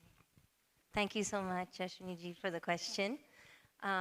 Just a little bit of background. I am an allopathic physician, but I have a deep interest in Ayurveda. And my journey with Ayurveda started with myself some 15 years ago. And as the journey progressed, as Dr. Vedam says, we have to be scientists and we have to examine. And for me, that journey began with myself. I started experimenting with Ayurveda, Ayurvedic principles on myself, and found that my productivity and my alertness, everything about me started increasing, doubling, tripling.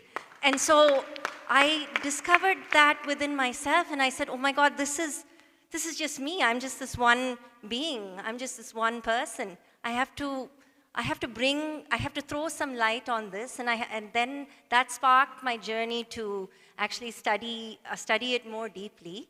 So I'm definitely not an Ayurvedic physician, but I'm an allopathic physician with a completely different perspective, a perspective where once you get into Ayurveda, that perspective can never be changed. So it's like once you've seen the light, you can never go back to the dark. So it's sort of like that. So to answer your question, I mean, we have to change our perspective. It's all about the perspective. Ayurveda, if you look at it with, as Dr. Vedam says, if you look at, it depends on which lens you're using to examine history, right? It depends on which lens you're using to examine your health. It depends on what lens you're using. If you're using a blue-colored lens, the whole world will seem blue. But if you want to expand that and you want to see the true colors, then you have to shed that blue lens and you have to move to something different. So in my own personal journey, I saw this. I found that Ayurveda is a very, very holistic science. The word Ayuhu. So Ayurveda, Ayuhu is life. And Veda is knowledge, so Ayurveda. And so it's just an extremely holistic view, holistic science, okay? As opposed to just being extremely focused and having tunnel vision. You have this lens where it completely expands everything. You can see everything. You look at the body, the human body, not just for the physical body, but also with the mind and with the spirit, okay? So we are not just the body. I remember seeing in one of the talks, a gentleman was asking one of our enlightened masters, like, are you the body or are you the mind? He's like, I'm neither the body, neither the mind, nor the mind. So, but Ayurveda sees, it's just a different perspective. So Ayurveda sees us as spiritual beings, as conscious spiritual beings. And so when we prescribe some sort of treatment, it is for the whole, for the body, for the mind, and for the spirit. It is conscious medicine, okay? It is conscious medicine. So when we look at, so this is the first thing that we have to understand. What about the question regarding Ayurveda gives slow results? What do we do then? So how would you answer that question? Yes, thank you. So now armed with this type of knowledge, right? So when we look at everything holistically, like did you grow to your current size like in a day? You know, it took you how many years to grow to your current size? So things happen inconspicuously, like over time. So you cannot expect extremely fast results when you're looking at the body, when you're looking at everything holistically. So yes, it does take time. It is something that happens over time. Those are the things, guess what? Those are, when things happen slowly and steadily, that's what's going to create lasting results for you. Otherwise, it's just going to be band-aid medicine. It's just going to be an immediate, you know, a fixer-upper type of situation. And you're not going to have the longer lasting results.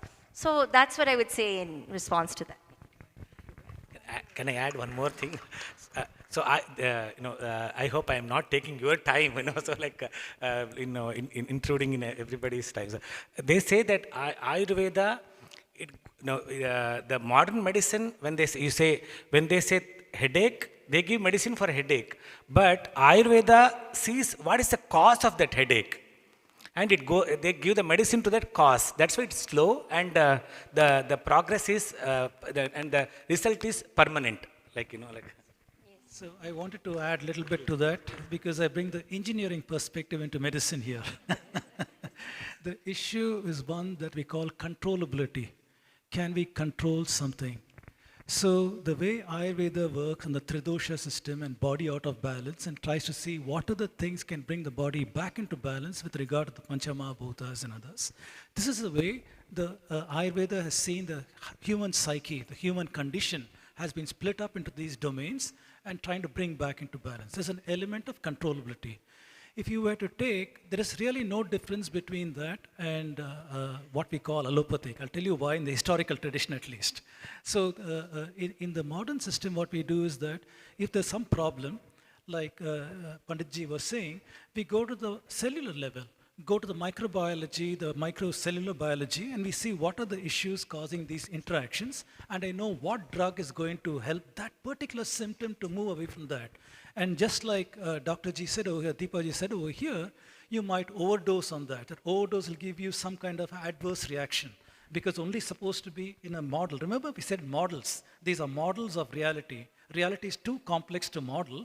So I have a small portion of that. I'm an eye doctor or a leg doctor or a lung doctor, but nothing else matters. I take it in isolation, study it in great detail, and I know what will happen.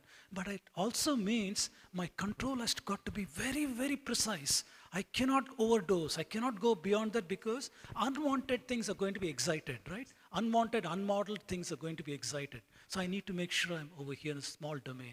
In contrast, Ayurvedic system looks at the body as a whole. It is trying to see what is out of balance, what can bring you into balance. And like Dr. Deepa Ji said, it is a slow process, but deliberately, because the slower it is, the more stable the system. The more stable the system, and like Panditji said, it's a root cause. You're saying what is causes to go out of balance, and you bring it back into balance. So from an engineering perspective, it makes perfect sense that we are taking the body as a whole and trying to figure out what happens. Then the last point, I'll give the mic up over here, was the historical tradition. So in all my talks, I maintain that there is no such thing as Indian knowledge and rest of the world knowledge, because all knowledge is connected. And like we said, knowledge flowed out of India. If I had the time, I would have told you that in 2000 BCE, Indian knowledge, starting from Atharva Veda, Ayurveda owes roots to Atharva Veda. It's from Atharva Veda that it came. This knowledge has gone to the Mitannis, to the Hittites and other people, and we have strong evidences of these things. Early medical practice, the Kassites and all these people, in the Nippur medical archives, we find the kind of medicine they practiced, exactly what is there in Atharva Veda. Similar kind of things are practiced. Then we see that from the time of Indo-Romans, there is a writer called Dioscorides. If you search for Dioscorides on Google, you'll find out. It's 70 current era. That's when he lived, a Roman man. During the Indo-Roman trade route, they were taking a lot of Indian drugs in order to make medicines in Europe based on Ayurvedic principles. How do we know that? Dioscorides wrote a 5-volume Materia Medica the materials used to make medicines, 5-volume text he wrote, and I have seen the translations of those works. Almost everything is from Malabar and places like that, different plants saying why is it used, how do you make medicine out of it. This was used for 16 centuries in Europe. From the year 1 all the way to 16th century, they used this for medicine. Then when the Arabic people came, the Muslims, Bin Qasim at that time invasion, once again Shushruta Samhita, Charaka Samhita were translated into Arabic. Okay? And there's a very big name called Avicenna. Avicenna is the European name, Ibn Sina is the Arabic name, right? So he was one of the physicians who had translated Charaka Samhita into Arabic. And this was the basis of European medicine. Basis of European medicine was Charaka Samhita. This is what they used. So we find repeatedly that is Indian medical knowledge is the foundation of what we call the Western knowledge. People love to say that it all goes back to, what is the name of the Hippocrates? Hippocrates. Who was Hippocrates? Hippocrates was a student of Democritus. Why is Democritus important? Democritus, by Western sources, came to India to study knowledge systems and he went back.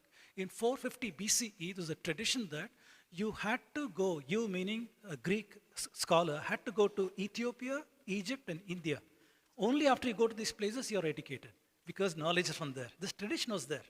So he has come to India, internalized Vaisheshika, internalized all these things, and he has taught Hippocrates. Hippocrates, what did he do? He took the Tridosha system and made it into the humors, the 4 humors. So our Vata, Pitta, Kapha became yellow bile, blood, phlegm, and other such things. It became that humor. Or Panchamahabhuta became earth, wind, fire, and all these kind of things, and this kind of an out-of-balance system. So there's a perfect mapping from Ayurvedic system into Hippocrates system. Charaka Samhita's oath for the physician became Hippocrates' oath for the sister, for the physician. So you see that. So there's if you go to history, you'll see there is interconnectedness of knowledge systems. So we cannot say Western knowledge and the knowledge. The roots of Western knowledge is Indian knowledge. This is where it has come. It has gone into an extreme with molecular biology, cell biology, which is good because it saves us in critical cases where slow thing cannot do it. It is very important the correct dosage does a thing. But we must take a systems perspective, go back and take a longer perspective, and we'll understand the connections at the time. And just to expand on that, so all of our current allopathic specialties that we have, like we say internal medicine, I'm an internal medicine doctor, or I'm a pediatrician, or an obstetrician and gynecologist, all of this has its origins in Ayurveda. So Kaya Chikitsa, this is internal medicine. Bala Chikitsa, this is pediatrics. Stri Roga, so this is obstetrics and gynecology. So just to add to that. And just one more last point and I'll give it up. So the British, when they set up their medical schools in India, they were learning Ayurvedic principles. All the medicines are prepared using Ayurveda till 1880. Around 1880, they had already digested most of the Indian knowledge and they were preparing drugs. Penicillin was not yet discovered, but other drugs and vaccination from Jenner and other such things, which is again Indian knowledge systems, like I said, they started using that. From 1880, the 3 medical colleges in India, one was in Pondicherry, one in Delhi, one some other place, Kolkata maybe. So these places, they stopped teaching Ayurveda and started teaching only Western medicines. Ayurveda went into a decline till Ayush has come up. Ayush now is the officiating board and it is coming up again. That is why probably US is now selling Ashwagandha maximum. Ashwagandha is very famous in US for increasing vitality, fertility, everything. Ashwagandha is most popular here. But as he said, in critical cases, definitely you cannot just bounce into Ayurveda having followed allopathy all through, and then critical case, emergency cases, whether it is allopathy or Ayurveda, அந்த மாதிரி times-ல choose பண்றது இல்ல. Ayurveda is a way of life. So right from the beginning, so you suddenly, this problem question itself arises because suddenly you get a problem, Ayurveda choose பண்ணலாமா, allopathy choose பண்ணலாம். It's not like that. Ayurveda is right from the beginning. You do or you take an oil bath every week. It is all part of the Ayurveda. So why it is slow, you should have been following the whole system, the way of life, right from the beginning. It's not a medicine or a prescription like that. It is the lifestyle. is Ayurveda. It's not medicine. Food itself is jeeragam pota thanni kudikkirade Ayurvedam da. Okay, what we drink now, ice cold water kudichittu na Ayurvedic medicine is not working for me. It won't work. It won't work. So the whole food system, the life system. If today all youngsters know the beautiful knowledge of Ayurveda, you won't be eating pizzas and pastas and cakes and breads at all. Because all that is just junk and maida. It will, the metabolic rate, the metabolism, entire immunity system will collapse because of all that junk food. It might be Italian, Mexican, Thai, whatever, blah, blah, but it will not get digested. All that will cause only cholesterol and heart attack and pressure and sugar and all the unwanted, because it never gets digested. It will either result in sugar or pressure or cholesterol, cardiac arrest. That is the problem today. It makes me proud to be an Indian when I listen to this. That's why the history books are so important, right? Thanks. Next question.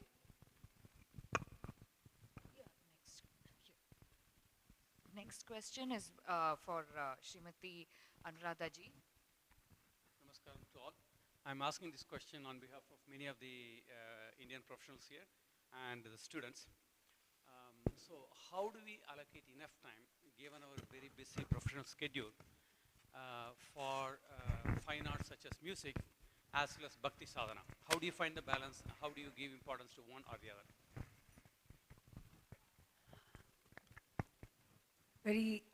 Very pertinent question, and a very difficult one to follow. The question isn't difficult, but to follow and execute it is difficult. So I feel like the first thing is, if you are interested in music and bhakti sadhana being part of your life, you must prioritize it. It must be very important for you, and you should have the conviction to unfailingly follow that every day.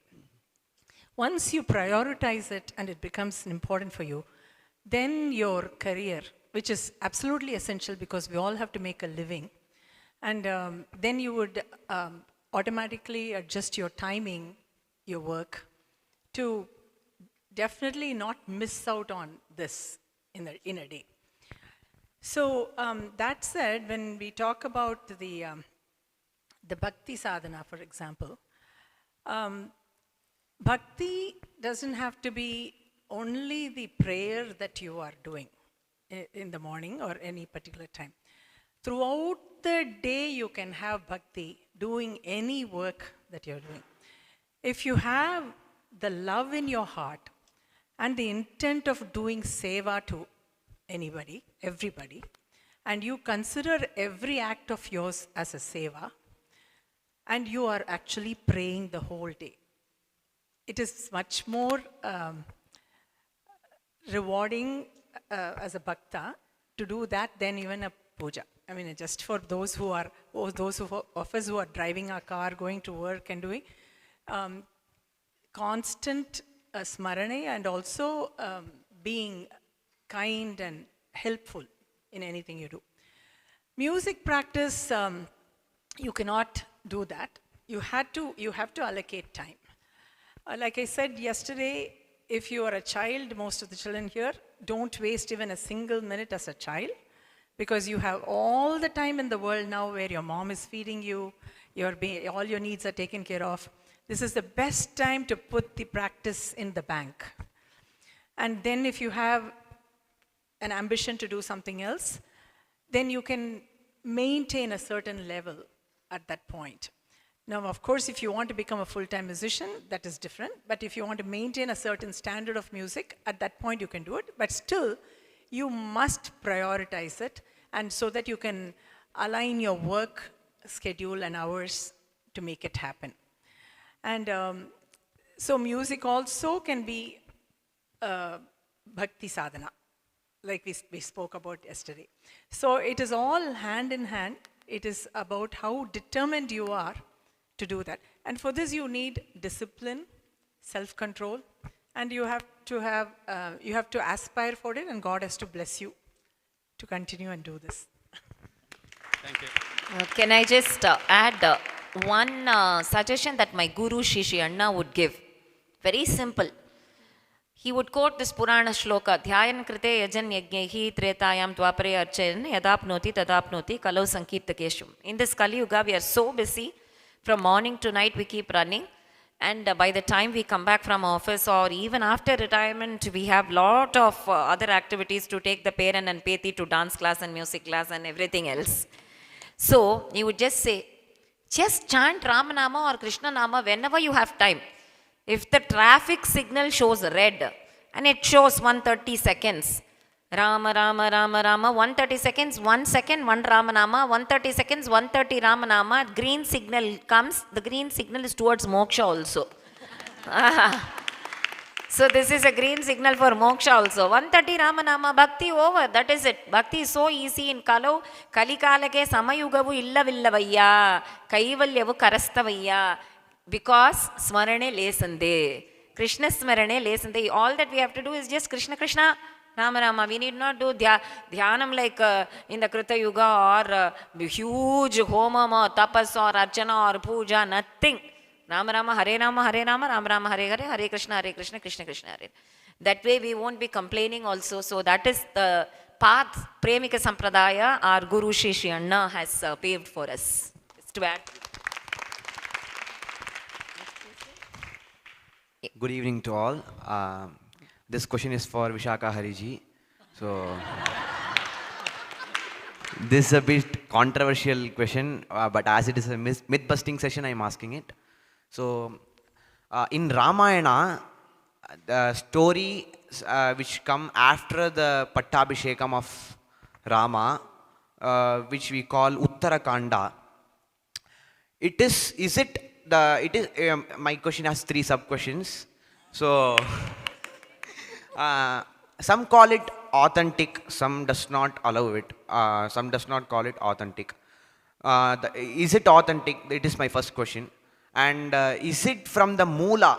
That is, does Valmiki has created it? Is it from Valmiki? And the third one is, why is it attached with the last part? Why is it the 6th one? The 7th one. That's my question. Thank you. Okay, actually, your Chittappa, that is my brother-in-law, Dr. R. Ranganji, has done a huge research on this topic, and he has also published a book, Insights into Ramayana, regarding this. Currently, there are so many research scholars also who declare that Uttarakanda of Ramayana is not a part of Srimad Ramayana because of several reasons. One, style of writing of Valmiki is different.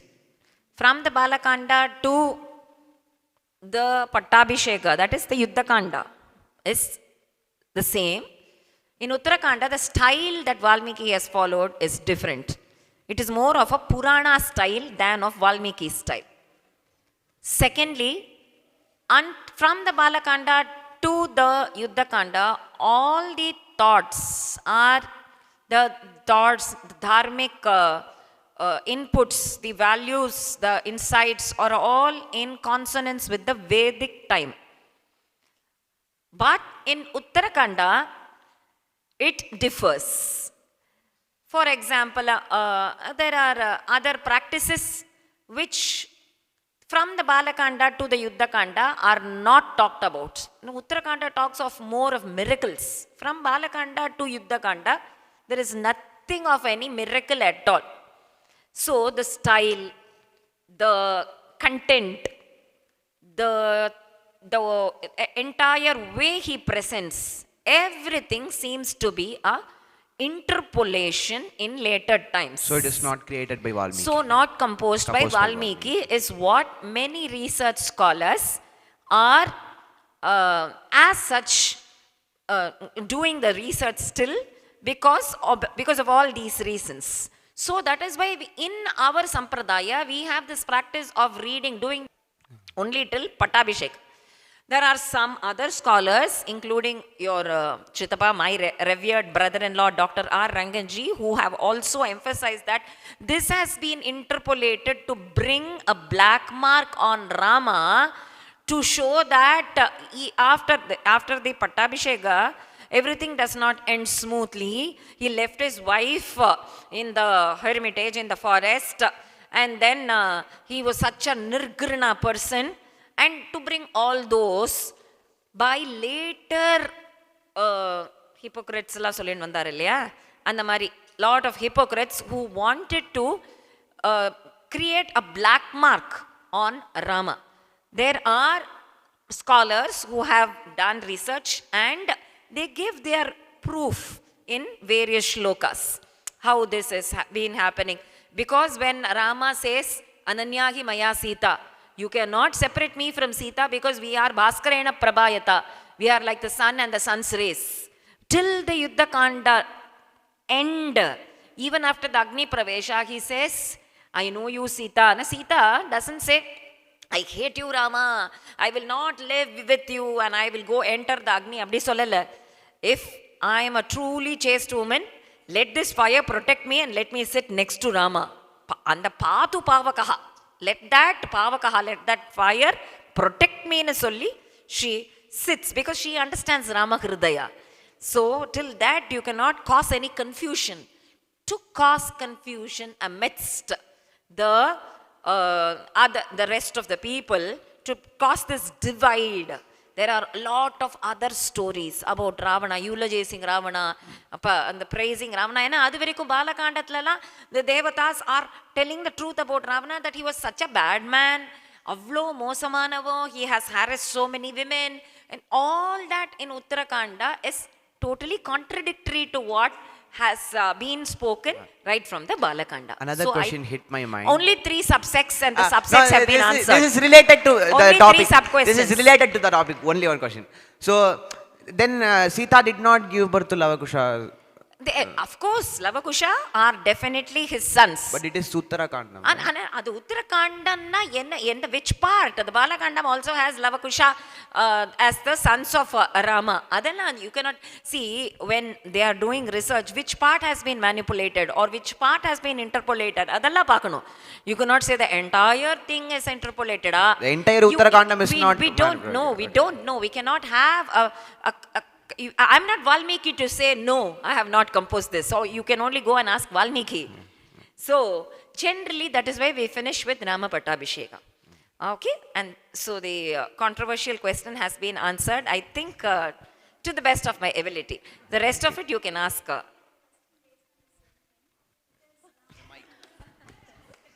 It's Ramayanam is like Gayatri Ramayanam is there, right? And then the syllables are there, 24 syllables. Later, after the Valmiki's version is the most authentic. Yeah, the last verse of the Gayatri Ramayanam to complete the 24 verses is in Uttarakandam, where Shatrughna knows that Lava and Kusha were born is the last verse, right?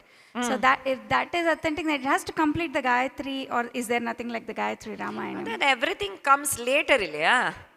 All that Gayatri Ramayanam, what we are doing with Gayatri Ramayanam is like the first shloka, first shloka of every second, and the 2001. Like that, the 24th 1000 shloka is like the last letter, like 24th letter. So my question is, that has to be somewhere in the Uttarakanda, right? It has to be somewhere in the Uttarakanda. That is why I am telling you, we have no evidence to say that the whole of the Uttarakanda is manipulated. Illa part of it is manipulated. Illa where the style differs, that alone is manipulated. Or where the content differs, that alone is we have, that is why there is research going on in those areas. Just like the Aryan Dravidian myth that has been proved wrong. In another 10-20 years, we'll have clarity on that also, because lot of scholars are researching on that.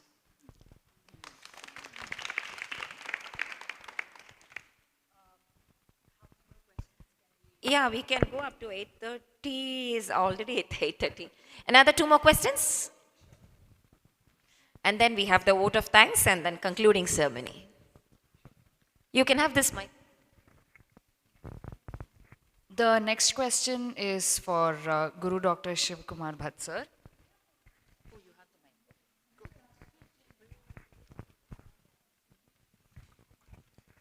Namaskaram. Shri Gurubhyo Namaha. So, sorry. My question is, in the past, we have been wearing Vibhuti Kungumam as for a good hundreds of years. And as recent days, it's starting to lower. What is the significance of wearing Vibhuti and Kungumam? So Vibhuti or Kunkumam, they all believe to help us retain energy and accept, to absorb positive energies. So Vibhuti means by word, Vibhuti means something that is Vibhuti means something that is super, like superhuman, something super boy, super like that, So when the Vibhuti comes, something that is superhuman or something beyond our imagination. So Vibhuti is also, there are so many things that is related to Vibhuti. I don't want to say all the things, it also a symbol of, is telling us that we should be, even if you are, when you are in our life, you should be detached. This also represent detachment, and also, mainly we should say even Kunkumam or Vibhuti, they are all something that helps us absorb positive energy. One small thing.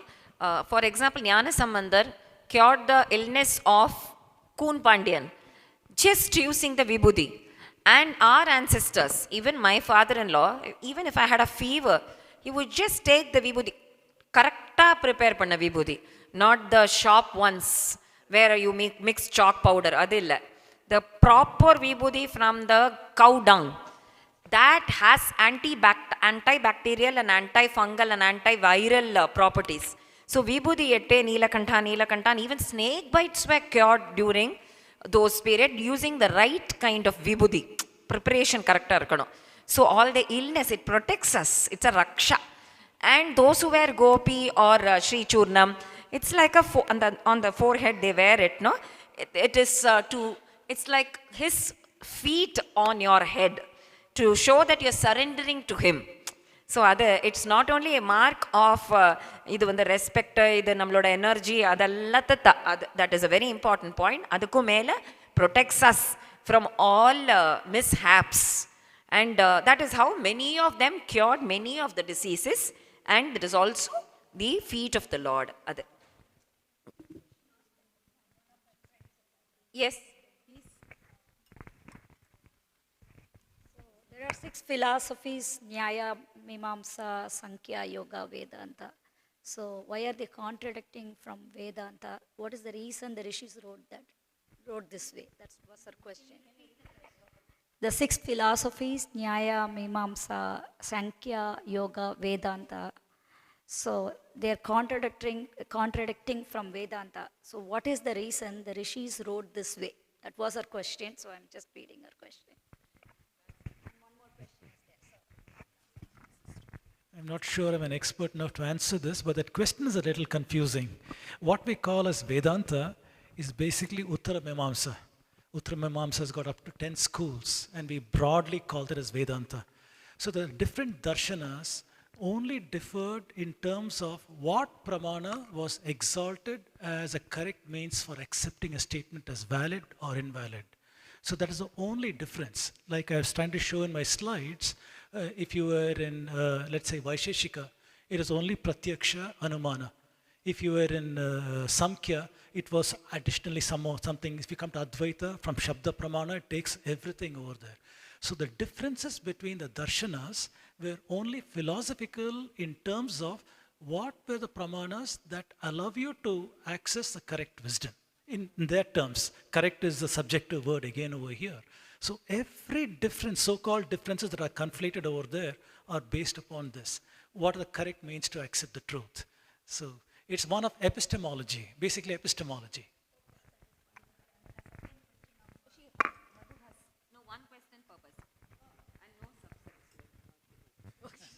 Shri Gurubhyo Namaha. My name is Madhu. Recently, it's been found that a lot of non-believing youth or atheists, basically, but youth. They're finding a place and finding a home in Advaitam. And the reason I'm saying this with conviction is because I was one of them. And when I found Advaitam, it felt like I came back home. And I'm here now because of her, and I'm finding my way into Bhakti. So my question is, how do we quantify Nirguna Brahmam to youth, like upcoming youth who don't believe, but they want to believe? How do you quantify it logically or with science? I think I'll take a stab at the answer, but maybe Vishakha ji can also add. So the way I interact with the youth who ask these kind of questions is to bring about comparative study. When we compare what is Abrahamic thought systems with a dharmic worldview, then certain differences are very clear. One of the biggest differences is, for them, they believe that the creator is outside creation. All this is creation, and that is the creator. Creator is removed from creation. Creator interacts with creation through prophets. So if he wants his word to be known, some specially chosen people like prophets can hear him and they'll say what he wants. So to them, there's a separation between creator and created. In the dharmic systems, of course, each sampradaya is slightly different. Small differences only, not very big. But in Advaita, everything is Brahman. There is no separation between creator and created. There is no place anywhere where you can say the creator is not. Everything is creation, everything is created, right? As the creator itself. So there's no separation. So this is one of the biggest things. It's very, very scientific because paradoxical issues don't come about. In the worldview where you say separation between creator and created, you can ask a question like this. Can the creator make a creation so heavy, like a stone, that he can't lift it? If he can create a stone that he can't lift, then he's not omnipotent. Right? And if he cannot, also he is omnipotent, not omnipotent. So such kind of paradoxes don't appear here because everything is a creator, everything is a creation. There's no separation here. So such questions are meaningless in this context. Very, very scientific. Even if we ask these ultimate questions, where did everything come from? Where do we understand that there's a oneness of everything, energy, everything is energy. From energy is an expression of creation. That's what we know today, right? From Einstein equal to mc square and other such things, we know these kind of things. It is Purusha and Prakriti that give rise to creation, right? Does that have anything to do with black hole? Because black hole also talks about everything is one. And Advaitam talks about Tattvatvamasi, you are that. So is it any way related? So, no. Because what is a black hole? We have to understand that. A black hole is a super condensed matter after a supernova has taken place. Certain kind of stars, after certain, maybe 20 times the mass of the sun. When such stars reach end of life, how do they reach end of life? Fusion is going on. Hydrogen becomes helium. Helium becomes oxygen. That becomes some silica. Silica becomes something else. At the last stage, it is converted to iron. All these atoms are fusing and becoming heavier and heavier nuclei. When iron is formed, it's just half a day's reaction. Game over. The minute iron is synthesized, there's a core collapse because of energy collapse over there, right? Sorry, density. There's a core collapse. That results in outward explosion, supernova. Eventually, what happens is the entire mass either becomes a neutron star or it becomes what we call a black hole. Greater than 20 solar masses, it becomes a black hole. Less than 20 solar masses becomes a neutron star. That is the fate of our Surya, right? So this black hole is what? It is super condensed matter. Mathematically, it is a singular point, but in any case, it is matter. It is matter of a kind we have no idea about. What kind of atoms are there? What is the atomic number there? We don't know. It is so crushed over there. It is just matter. How can you say Brahman is matter? Just that matter. It is one aspect of the universe. Billions of black holes are there throughout the universe. Billions and billions. So to equate black hole with Nirguna Brahman would not exactly be the correct way to go about it. It is everything. Everything is Brahman. You are Brahman. I am Brahman. Tattvamasi. Except that we are in ignorance. Our avidya is our attachment to the world of objects, emotions and thoughts. We are attached to the world of objects, emotions and thoughts, and we forget our true nature. We are lost in this avidya. That's what Patanjali was trying to show. Avidya is like a tree with deep roots, right? Because of our ego, that's where we are. So it's only when we dispel that, maybe we might come to that rarefied air where people understand Tattvamasi. For us, it's only a statement, but the realization is very difficult. We have one last question for Srimati Anuradha ji.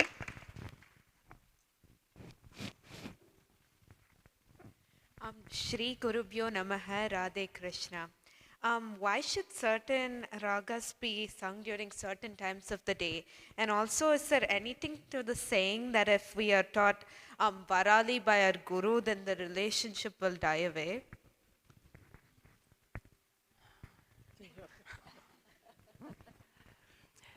So, okay, let's, so I think the swaras, we call the swaras devatas, right? Swaras are not just, ragas are also devatas, more than even swaras. So, if you take a swara, it emotes some mood or some rasa. Like, you're all music students, right? So, if you have Suddha Rishabham, it Sari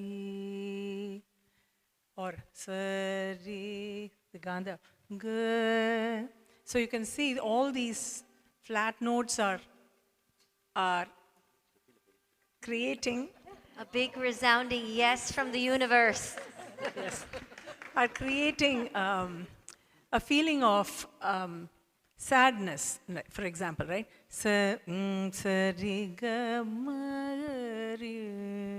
Is very sad, all the combination of those notes, right? Then you feel Viram or Gambiram and it's bright. So these combination of notes have the power to create moods, create a rasa. Like if you're seeing a scary movie, you turn off the music, it's not scary anymore. Have you ever tried? So music has the power to create that effect for you, and the combination so beautifully it does. So a ragam to be sung in the morning, if it is pleasing, the combination of notes are pleasing. Some combination of notes give you a very meditative feel, so you can probably sing them in the morning, right? If some of them, I cannot think of one ragam that is so like a pop music or something. Everything is so divine actually, right? But there are some more subtle and more divine, and so they can be sung in the mornings. Coming to Varali, it's all a belief. Like if you think I'm going to fall, you might fall, right? So I have stayed with the same guru my entire life, and she has taught me innumerable Varali compositions. But on a lighter note, they say there is an antidote. If you learn Saveri right after Varali, then you won't leave the guru. Yeah. So you can try that if you are believing in that.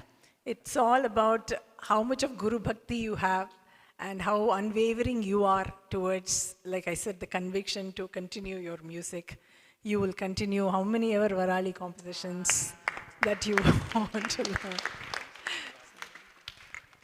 learn. To just continue on a lighter note, why to sing some ragas on some occasions? My Guru, Lal Gudi sir, her Amma's brother, so he told me once, he told all the students once, it seems he had gone to a wedding, and there the kacheri, some musician started with Moksha Mogalada. Immediately the Sambandhi Mamis and Mamas and all of them, they just came running and said, "Why? They are getting married right now and you're singing Moksha Mogalada Saramati." And then he realized, oh, sorry, let me play something in Mohanam, and then he changed. So there are some kritis for the right occasion. Nandama, Nandama, Nandame. Adu paadla. Kalyanatla poi. Yaru poitana anga poi. Let me sing this and poi Nandama, Nandama. And you will get hit. So ಹಂಗ ಪೋಯ್ ಎಂತ ನಿನ್ನೆ ವರ್ಣಿಂತುನು ಶಬರಿ ಅದು ಮುಖಾರಿದ ಪಾಡನು. So there are some ragas suited for some situations. As she said, யாராவது போயிட்டானா அந்த காலத்துலலாம் Doordarshan it would start, the whole day will be that morning then only we'll understand, oh, probably some personality VIP has gone. அது சென்னையில் வரும், சென்னையில். ஆமாம், சென்னை சாதாரணமாகவே அப்படி தான் கேட்கும். அதுவும் அதில் வந்து ஆமாம் சாரங்கி ஷெனாய் அதில் they will play the Subha Panturali. It will be so tearing, and on top of that our biology marks will come on that day. So to give this, the answer is yes, we do have right and apt ragas for apt occasions. Like now we are going to end, so it is going to be Sheshvasukham Talelo until next Vijayashri Satsanga mela.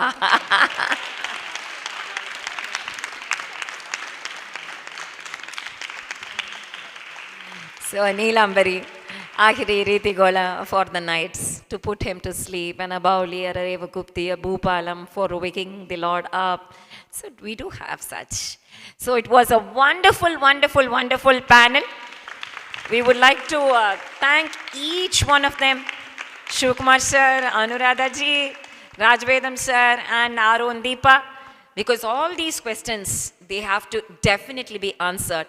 I know there are several hundreds of other questions to be answered, and we will have more and more and more such eye-opening sessions where we understand the truth and can live a better future, peaceful, happy, prosperous at the same time, glorifying our own motherland. So thank you, each one of you again. I'm not going to say we are concluding this Vijayashri Satsanga mela. This is the first offline mela, so we are starting this journey, and there will be lots more to expect, and it's going to be more and more exciting by our Gurunatha's grace, with the grace of Shri Anna, with the grace of Shri Lalgudi Janaman sir, by the grace and blessings of my parents, G. Krishnan sir, Lalgudi sir, and of course she lit the Kuttu Velakku, and it not a single vigna. Of course, Ganapati, before Mahaganapati, we will not have Vigna, but still, when there are so many ifs and buts, this Vijayashri Satsanga mela has been a grand success in every way.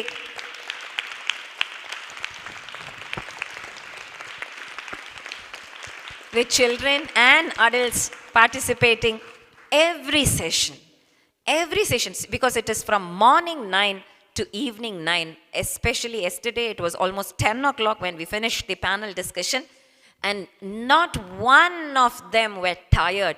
After 10 o'clock, they're full of energy, bubbling. That is what happens after a satsanga recharge. You're like recharging the batteries. We get charged again. We don't get drained out of it, and we don't say enough of it. 12 hours, constant 24 hours, and the prior day, Pancharatana. Adha mariye thonla, why won't we have it as a 10-day event in dan thondrathu? So we would like to thank the temple authorities for having given this beautiful premises for us with all the deities. We would like to give a humble contribution to the temple for this wonderful gesture.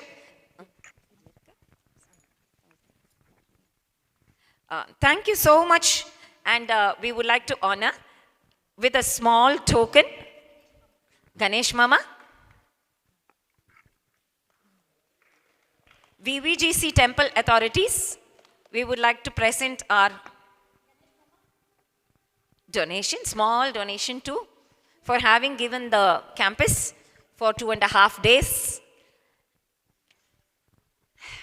The mic system was very good, and the whole 2.5 day event has been beautifully covered by on behalf of our temple. Guruji, we thank you all so much. And such a blissful day and evening celebration which you all had. We are part of this committee trying to bring this temple up to much better standard, and we will definitely acknowledge whatever you have done this evening. Blend of music, blend of preaching, blend of all good satsanga, Guru Vani, which you have talked about, which has really enlightened us all together. So, Guruji.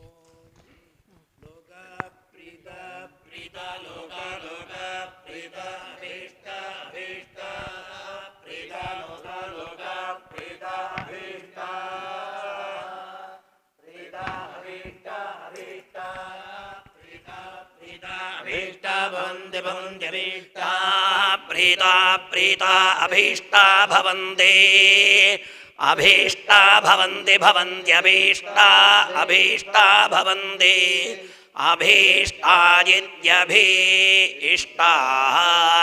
भवन्तीति भवन्ते सर्वाः स्यैता देवता प्रीता अभीष्टा भवन्ति योगक्षेमस्य क्लृप्त्यैः युक्तं क्रियाता आसीत् कामे युज्याता इति आशिषः समृद्ध्यै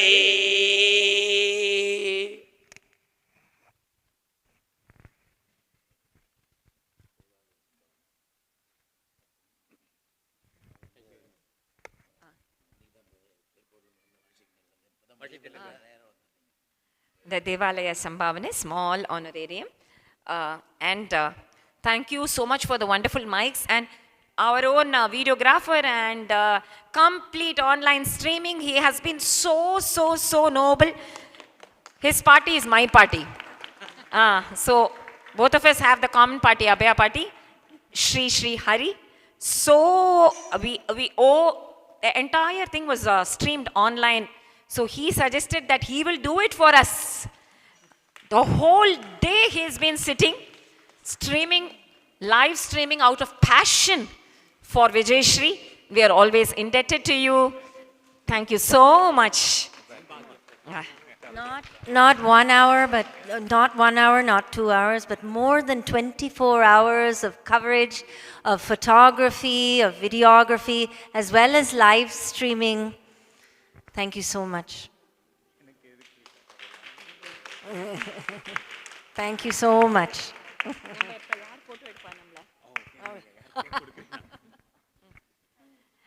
And last but not the least, our own Vijayashri team, Dr. Deepa Ramachandran, Yogashri. Yogashri has been running around. And the Pambaran Sonnare Raj Vedam sir. So she's been taking care of Abhinami Karthik, could not come due to unforeseen circumstances. Priyaji, she is our, Deepaji and Ramya of Arizona. She's in India right now for her son's Arangetram. 4 years back, Priyaji, Deepaji and Ramyaji told me that they're going to register Vijayashri in USA. I said, I don't know if I'm going to come or not also. Because the circumstances were such that I had to be definitely in India only. People around me were sick and it wouldn't make sense for me to leave them and then come here and preach what I'm not practicing. So I said, I don't know if I'll be doing anything at all. They said, it's all Shri Anna's will. And then when they said it's Anna's will, and they just lit it, and they registered, Priyaji registered it in Dallas. She is the Karanakarta for registering Vijayashri USA. And lo and behold, there is a Satsanga mela here. And I don't know what else is going to happen. It's just everything is unfolding before our eyes like magic. And this whole event has been curated by Dr. Deepa. As I said, every minute, she didn't want the children to waste even a single minute. So right from the games, the pranayama sessions, the yoga nidra sessions, everything from minute to minute, she's been helping, guiding the children. And last but not the least, huge thanks for all the Rasikas and parents and children for being so cooperative. Not a single noise, no child crying. We had 2-year-old children, we had 3-year-old children, we had 4-year-old children. It would have been a children's hospital if they had all started crying. But we had such peaceful satsanga. So our first applause to all the 2-year-olds, 3-year-olds, 4-year-olds for having let their parents also enjoy this. And then our small, Jyoti ji, come please. All the great dancers and musicians, Anuradha ji, Jyoti ji, they've all been with us throughout the entire 2.5-day workshop, which I think it really means I'm just in tears. I'm just in tears. So, fully surrounded by noble souls. So let Deepa do the vote of thanks.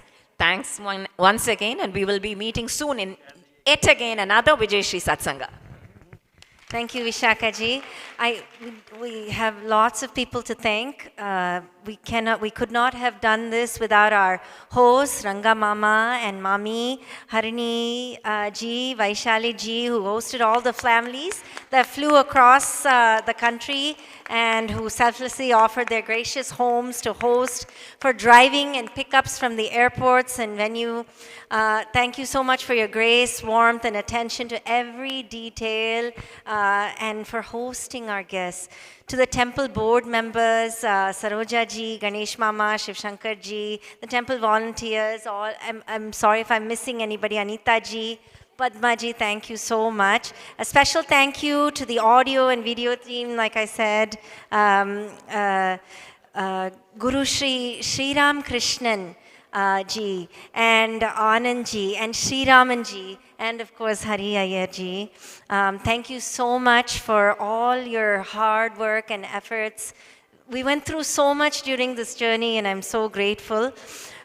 We had people managing our parking, Divakar ji, Karthik ji, Suresh Mama, Ranga Mama, of course, thank you so much. And now, to the cooking team. Very, very important person I have to thank. Sriraj, please come here. The brain behind, the energy behind Dr. Deepa's husband, Sriraj. He's been running, she's been, avo nariya vela vaangirka, and nanu sende vela vaangirken, and he's been running around for us, doing every little work with a happy face and heart. So Sriraj, we're very, very thankful for this. Thank you so much, Sriraj. My pleasure. Thank you.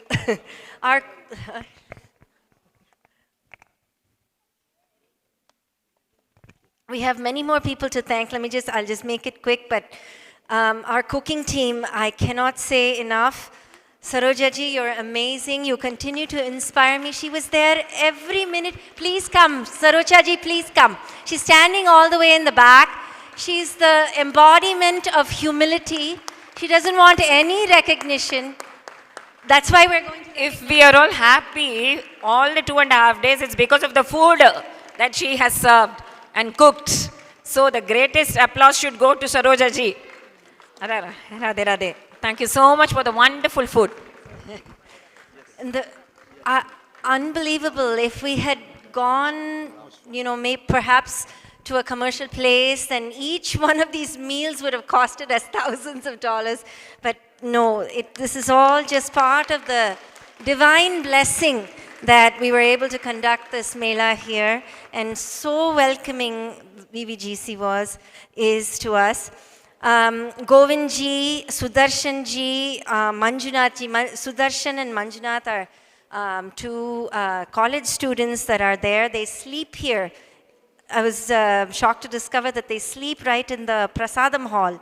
And they were so amazingly helpful. So thank you so much. Bhushan ji, Gayatri ji, Geeta ji, Prabha ji, Madhu, our very own Madhu. Where's Madhu? Come. Thank you. Wow. Deepa ji, are you here? Please come up. Deepa Janaki Raman. Perhaps she's, yes. Come. Okay. I'm sorry if I'm missing anybody too.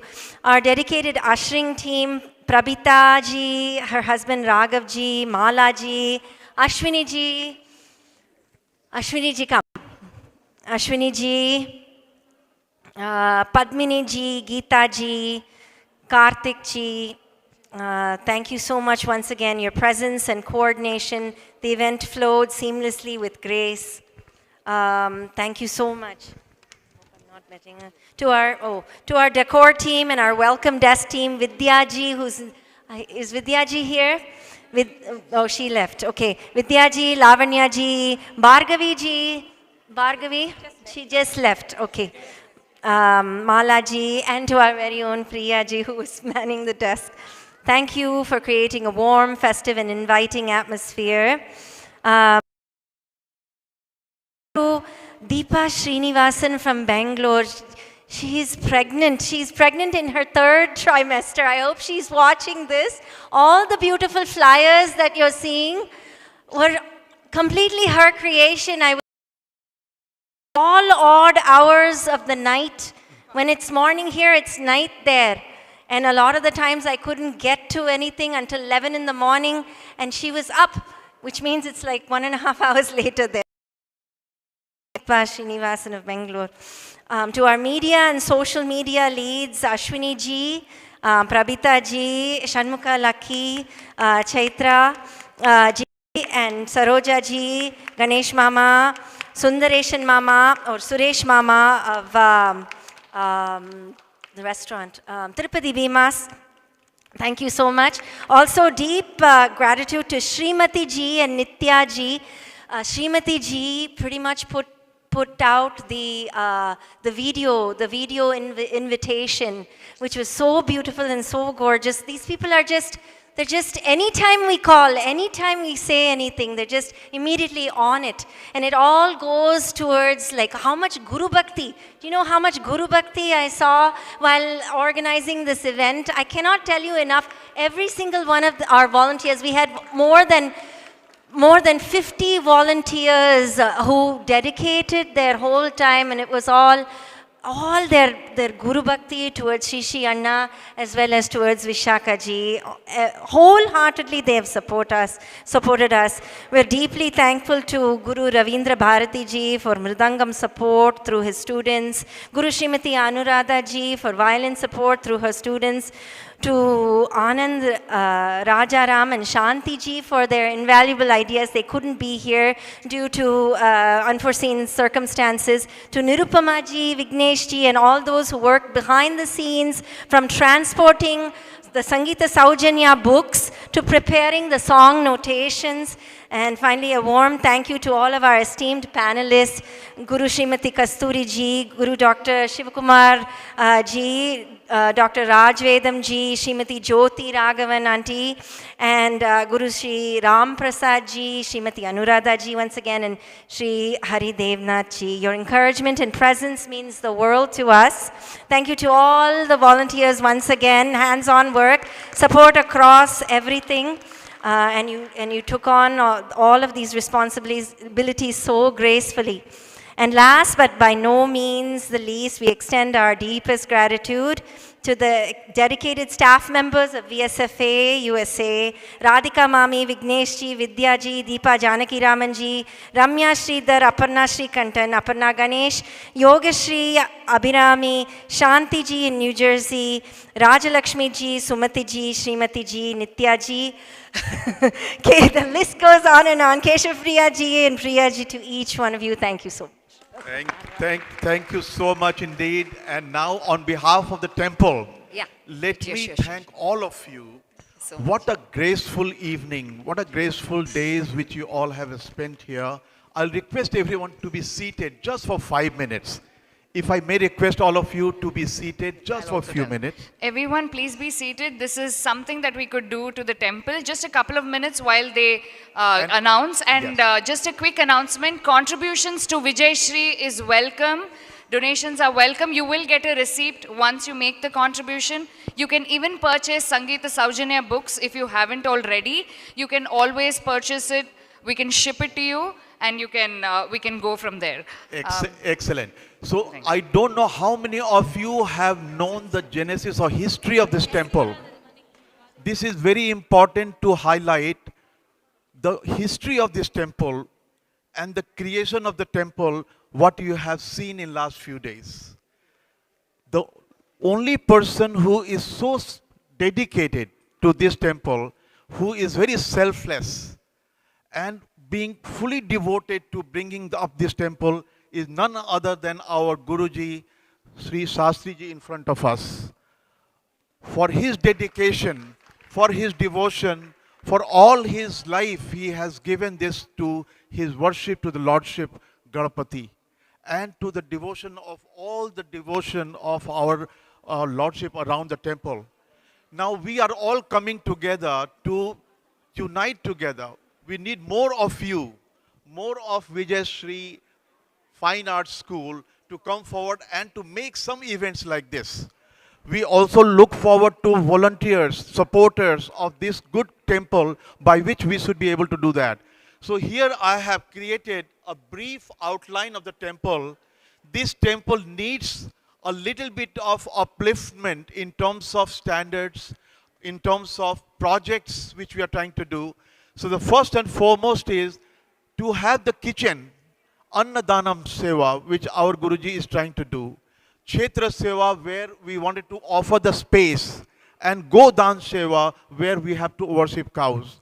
Now for this, we are having the project where we wanted to have some donation to come forward from you. And the donation is going to be awarded for the upliftment, building the project of kitchen. Kitchen is in half stage at this moment.